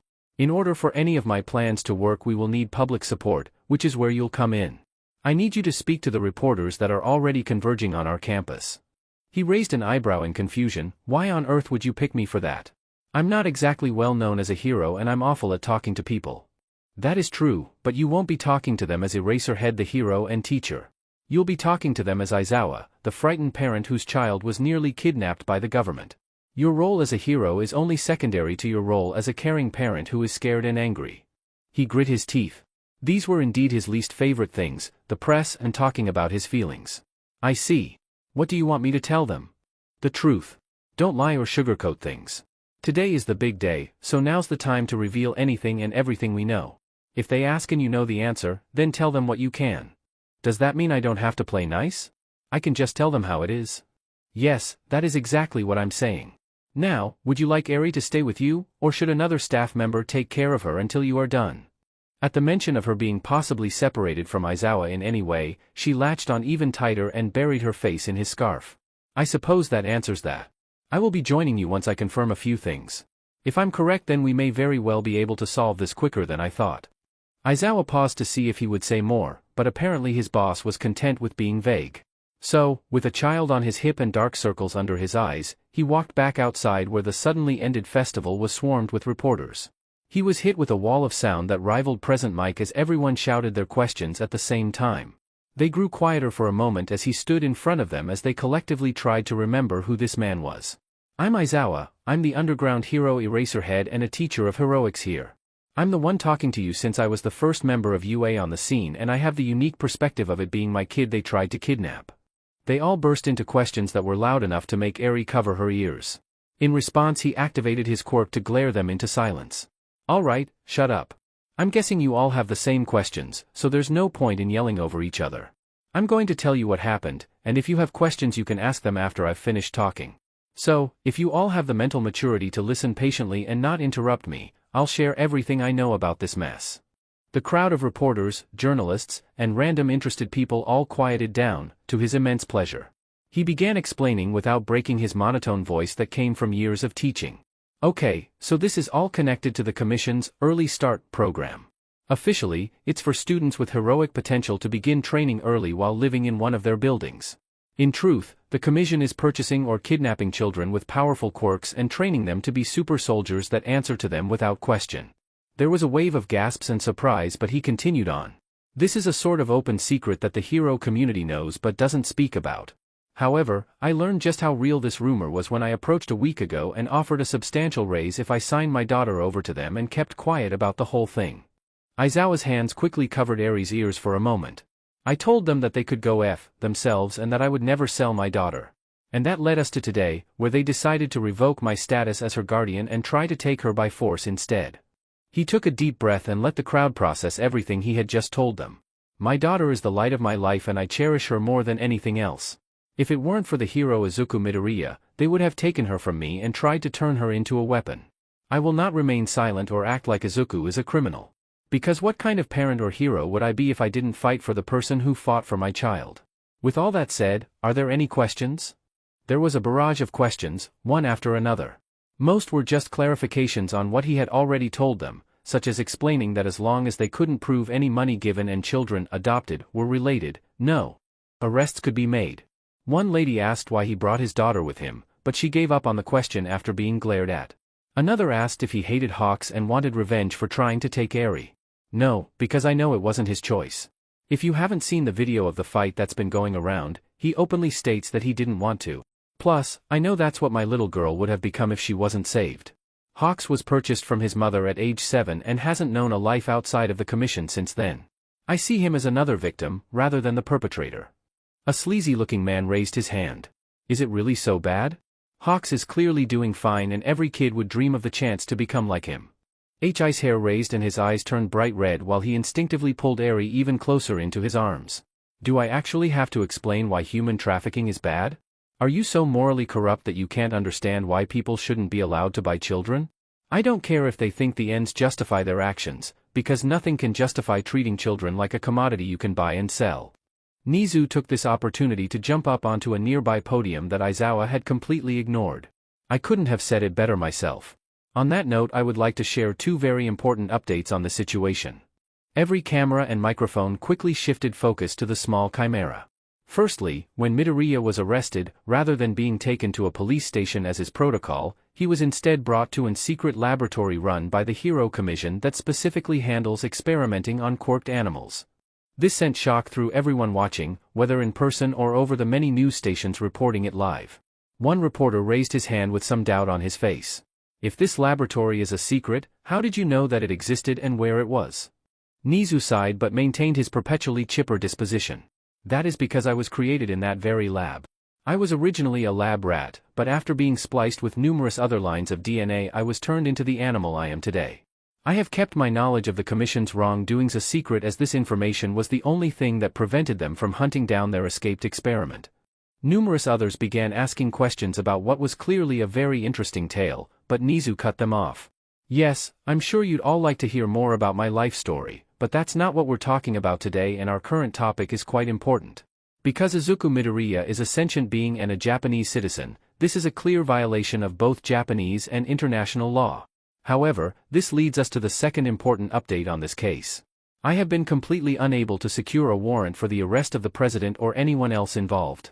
Without said warrant, we are not legally able to arrest a person even if their acts of wrongdoing are obvious, unless that person is actively committing acts of violence. So, unless we receive cooperation from either the police or the commission itself, we as heroes are unable to detain them legally. Thank you all for coming today, but that will be all for now. In a building that had become a temporary League of Villains hideout, the 5 remaining villains, Shigaraki, Compress, Dabi, Toga, and Twice, watched the news with rapt attention. Dabi slammed his fists down. F this. No way are we letting this stand. Shigaraki looked at him in confusion. Huh? What are you talking about? He gestured violently at the television. This. We gotta break him out. Twice and Toga cheered while Compress simply nodded along. Their leader looked between them all in shock. You want us to save a hero? Are you all having a glitch or something? We kill heroes, we don't rescue them. Toga wrapped her arms around an enraged Shigaraki in an unwelcome hug. But Shiggy, he's super duper cute, and even Stain thought he was a true hero. I don't care whether he's a true hero or not. They all have to go. Dabi sighed deeply. I wasn't sure when to bring this up, but this seems like as good a time as any. Do you even want to be a villain? What?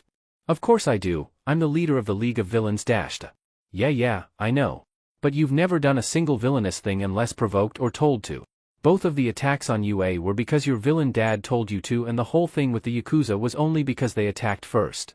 Shigaraki was only getting angrier and angrier, but also seemed desperate to end this line of thinking. What about Hosu? That was all me. Yeah, but we all know that's just because Stain said you off, right? You didn't even have a goal other than getting people to pay attention to you. If you had done it to weaken the heroes, I would call it villainy, but since you just wanted attention, it seemed more like a tantrum than an attack. Tamura yelled out and tried to grab Dabi, but was quickly punched in the face and knocked over. And that's another thing. You don't even know how to fight. You're fast, I'll give you that, but all you do is run around and grab stuff without any sort of form or strategy. Sure, you had a shitty time when you were 5, but since then you had life given to you on a silver platter. You've clearly never had to fight for your survival like the rest of us. You fucker dash. Dabi held a ball of flame out, aiming it at his boss. The other members watched but weren't intervening yet. So I'm going to ask you again. Do you want to be a villain? Because anyone here can see that this is a perfect opportunity to bring down the commission. The whole world now knows how bad the heroes are and just need us to take the final step and bring them down, but you don't seem to actually care about that beyond reciting what your precious sensei has said. Well then, oh genius one, what do you suggest then? Because I don't think the NPCs or anyone else is going to agree with you about me not being a villain. Compress politely coughed. I believe the first question is what your ideal life would look like, then figuring out how to get there. Correct me if I'm wrong, but you seem to enjoy your video games far more than any fight we've been in. Yeah, video games are great, what of it? Dabi seemed to think for a moment. What if you could have a life of just hanging out and playing video games all the time? Shigaraki laughed. That sounds great, but I don't see where you're going with this. Give me 1 second. Dabi pulled out his phone and dialed the phone number Spinner had given him for if he changed his mind about being a villain. Hello. This is Nizu. I'm quite busy at the moment, so I do hope this is important. The rest of the league started shouting, but he ignored them. Yo, this is Dabi. Well, this is a surprise. I don't suppose you're calling to tell me you have my student? Nah, but I want to strike a deal. If we break the rabbit out and Shigaraki turns himself in, would you agree to him being kept in comfort and having continuous access to video games while he's imprisoned? The principal laughed. Is that really all we needed to do in order to defeat the League of Villains? Very well, that seems like a reasonable compromise. And what of the other 4 of you? Not sure yet, we're figuring this out as we go. We'll be tearing down the commission tonight, so plan accordingly. He shut the burner phone and tossed it to Shigaraki, who disintegrated it in anger. What the hell was that? That was your ticket to a life of luxury and never having to lift a finger again and just hang out playing games all day. You're welcome. It was a few hours later and Aizawa sat Eri down in the common of the 1A dorms. Alright Eri, I need you to stay here for a bit, okay? She looked up at him and pouted with eyes that were on the verge of bursting with tears. But why? I have to go get Izuku and bring him back. And before you ask, "No, you can't come with me, because you have an even more important job." Her eyes went wide in curiosity and pride at the idea that she had an important task. "What is it?" "You remember Shinso, right? Well, I need you two to stay here and keep an eye on Inko for us, okay? She's been very nervous since Izuku isn't here right now, so it's your job to make her feel better until we bring him back." In truth, it hadn't been nearly long enough for Inko to start worrying, but it would help Eri to have a task. She nodded. "You got it." He kissed her forehead before stepping outside and joining the other teachers. As they left, the school was locked down, with numerous robots on patrol and a handful of heroes remaining to keep those still there safe. "So, we're really going the full frontal approach?" Nizu nodded. "Hopefully the speed of this will prevent much action on their part. All Might will be taking the point since he's already put out the word and has been gathering a large group to protest. We have public support and are in a good position to arrest just about everyone." "I thought we didn't have authorization for that." "We don't, so this is technically a coup of sorts, but if all goes well it will be a bloodless one." He nodded and got in the driver's seat of their school bus to bring the UA heroes to the Commission HQ when he spotted a certain group of students. Aizawa opened the door for his students that were trying, and failing, to sneak off of campus. He gave a classic smirk towards his students. "Todoroki, is this another late-night stroll?" "Yes, sir, I thought we might go sightseeing around some government buildings. I heard there is an interesting unmarked building near the Commission headquarters. It seemed like a good location for a stroll. Get on the DMN bus, you problem children. You'll be late if you travel by public transit, and I won't stand for students being tardy." They nodded and got on the bus while Vlad King drove a separate bus with any other students that were ready to fight in Izuku's name.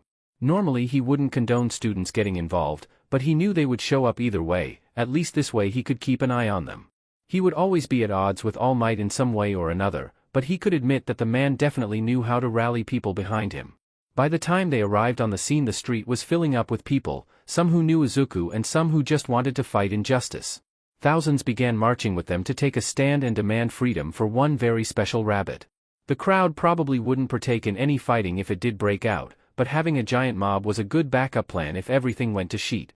They arrived at HQ where over twice as many heroes were waiting for them, along with armed agents and police officers standing alongside them.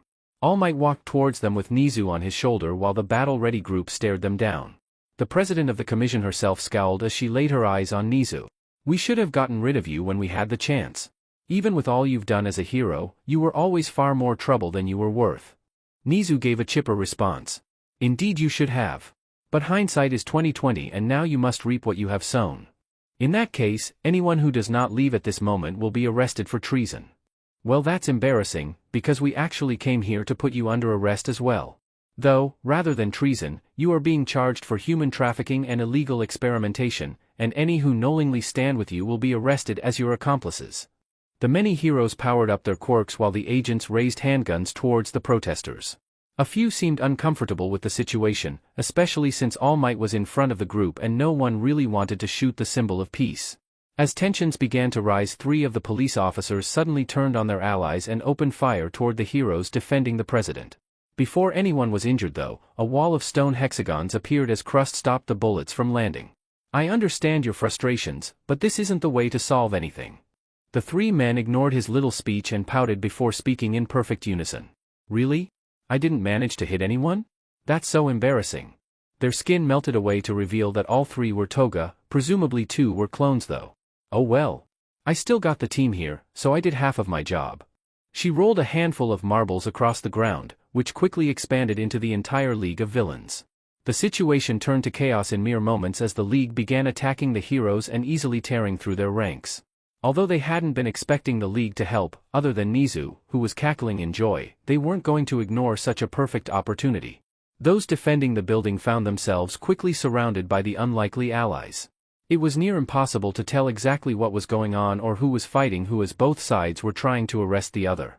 He saw Mount Lady grow to her full height and get her but kicked in a fist-claw fight with Watatsumi, who was now about 50 feet tall and wearing a proportionally sized cowboy hat. Todoroki was riding on the back of Apple Kick with a shield of ice and a sword of flame. Shigaraki pointed at the massive HQ building in front of them while turning to Aizawa. "Hey, Razorhead, is the stupid rabbit in that building?"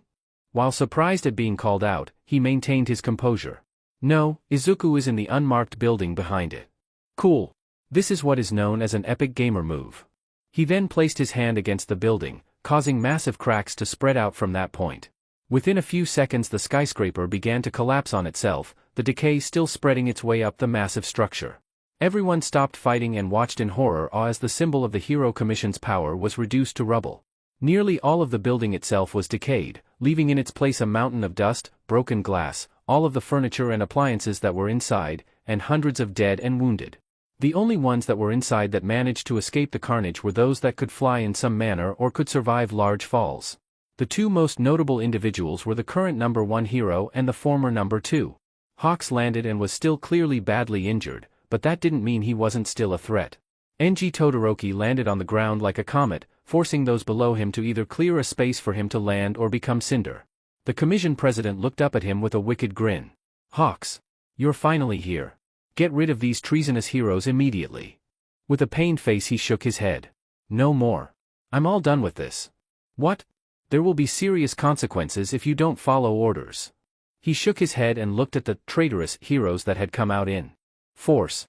"No, I don't think I will." He then flew off away from the fight, unsure of his destination. "Enough of this. Endeavor, it looks like your redemption story is going to happen sooner than we planned. The new narrative is that you were framed by these traitors who wanted to weaken hero society, and you had no choice but to kill them all in order to defend our country. I'll set up your clean slate and you get rid of these pests." As he walked forward to face the traitors, he was met by the former number 1 hero himself, who had moved forward from his previously more safe position. "All Might, I had always wanted to fight you one day, to see if you truly were that much stronger, but this is just pathetic. I am not All Might, and you are not Endeavor. We are simply Enji Todoroki and Toshinori Yagi. We are not professionals anymore, and I don't think you've ever truly been a hero. You're wrong if you think you'll come out the winner here today, Enji. You are far more foolish than I ever imagined if you believe you can face me. You are weaker than you've ever been, yet my flames burn as hot as ever." Toshinori chuckled and shook his head, wiping the blood that he'd spat up. "You always had a very simple way of looking at the world. It was frequently said that I had the strength of 1,000 people combined." He spread his arms wide as he stood in front of the numerous heroes, civilians, vigilantes, and villains that had all come together and had heard his call to help rescue his student. "Look at me, my muscles are a thing of the past, and I can't even laugh without coughing up blood, but I'm stronger than I've ever been. That is the lesson that Izuku taught me. My strength was never in how hard I could punch, but in bringing people together and showing others that even the weakest of us can be a part of something bigger than themselves." The man burst into flames. "Really? You can't be serious. You're going to preach the power of friendship as a way to fight my flames? Pathetic." He pulled an arm back to punch Yagi with his flaming fist when he was cut off by a giant claw descending from above. Watatsumi lifted the flaming man into the air and quickly consumed him before the man could react in any meaningful way. A bit too hot for my tastes, but still tasty." Not too far away Dabi was cheering loudly, celebrating the man's demise, while Shudo just gave a small smile. Nizu walked past the stunned and shocked heroes to stand in front of the president. "Was that your final card to play, or are we done here? Someone shoot that Dmed. Before she could finish her sentence a claw descended once more. A few attacks from heroes loyal to the president bounced off of his shell without much effect. Within moments the president was gone as well. "I usually try not to overeat, but I am willing to go for thirds if anyone else wants to join them?" Unsurprisingly, that took the fight out of most of those defending, since the building and person they swore to protect no longer existed. As they quickly rounded up the remaining opposition and began sifting through the rubble for survivors, Nizu heard Aizawa groan loudly. He turned to him in confusion. "Is there an issue? Ugh, we're going to have to make a whole new system now, aren't we? I'm already dreading the paperwork and meetings." Shigaraki interrupted them with a rudeness that was absolutely in character. "Hey, I came here to rescue a stupid rabbit and be arrested so I can play video games forever, not for this chit-chat. So let's skip the dialogue and go get that dumb rodent." Katsuki sked loudly. "He's a dumb lagomorph, not a dumb rodent, you idiot. But Mr. Facehand over here has a point, so I'm gonna blast my way in now." Aizawa just shook his head and followed his destructive student and the even more destructive villain. So much paperwork. Aizawa sat across from Nizu as they were going over plans for the upcoming school. He looked out the window and saw Watatsumi and Aoyama walking through the grounds. "I've never gotten a straight answer from you. What is Watatsumi's quirk? Or are you going to tell me that the crab over there is the actual god of the sea Watatsumi, because at this point, I might believe you that she's an ancient water god. Nothing quite that earth-shattering as gods walking among us. She just has a very particular quirk. It's certainly a powerful one, but at the end of the day it's just another quirk. All for One can take quirks, One for All can give them, and Watatsumi can create them. What? How's that remotely possible? Well, whenever she is in extraordinary danger and she doesn't have the tools to defend against the threat, her quirk creates a new one that can protect her. So really, if she had been left alone they would likely have very few quirks that did the bare minimum. But, when fishermen discovered a crab they couldn't kill, well they decided they just needed to try harder. There's no way that ended well. You're correct. In fact, it kept escalating until the Japanese government spent nearly a decade trying everything they could to capture or kill this creature.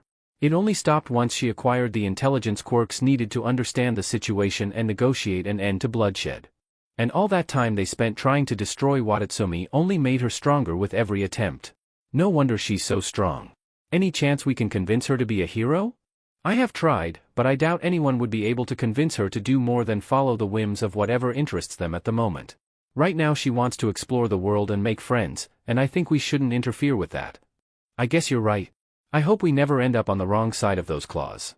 Watatsumi was walking around campus with Aoyama and talking about fashion together. He truly did have the best ideas for how to be as shiny as possible. He had also suggested she take some ideas from an old movie and cover her shell in gold coins to be as sparkly as possible. All of a sudden her fashion buddy paused and looked into the middle distance. What are you looking at? I don't see anything there. Oh, I just like staring at the viewers sometimes to freak them out. Well, I suppose in this case they are readers instead of watchers. Are they dangerous? No, they just like to watch when interesting things happen, so I try to look my sparkliest for our audience. I don't like being watched without my permission, I'm going to go check it out. Watatsumi dragged a claw down through the empty air, causing a rip to form as space itself was split apart. Au revoir. Let me know how it goes. Watatsumi crawled through the rapidly closing tear and found themselves in a suddenly very different place. It was far less impressive than she anticipated. There were numerous paths available, but when she chose yours it was far more drab than expected for a being that could peer into their reality.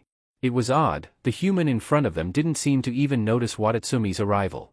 As they scuttled around you they found that you were staring into the glowing rectangle. It took a moment, but they eventually remembered Izuku's explanation of the internet and how people access it. So many things had been explained that it was easy to forget some of them. So these humans use the internet to spy on other worlds? But they can't sense when a being from another world is right in front of them? Looking at the screen filled with words, Watatsumi realized that you were aware of them. Even if you couldn't see them with your eyes, all of their actions, and even their thoughts, were written out in front of you. Watatsumi got as close as possible and prodded your right cheek with a claw that was wet and cold to the touch to see if this human would react to it. Well, that answered that question. Hello, weird human from another universe? Can you hear me? After a moment Watatsumi spoke up again. I've been told it's rude to read minds without permission, so you should either answer my questions out loud or consent to me just reading your mind. I'm assuming that means you're okay with the mind reading.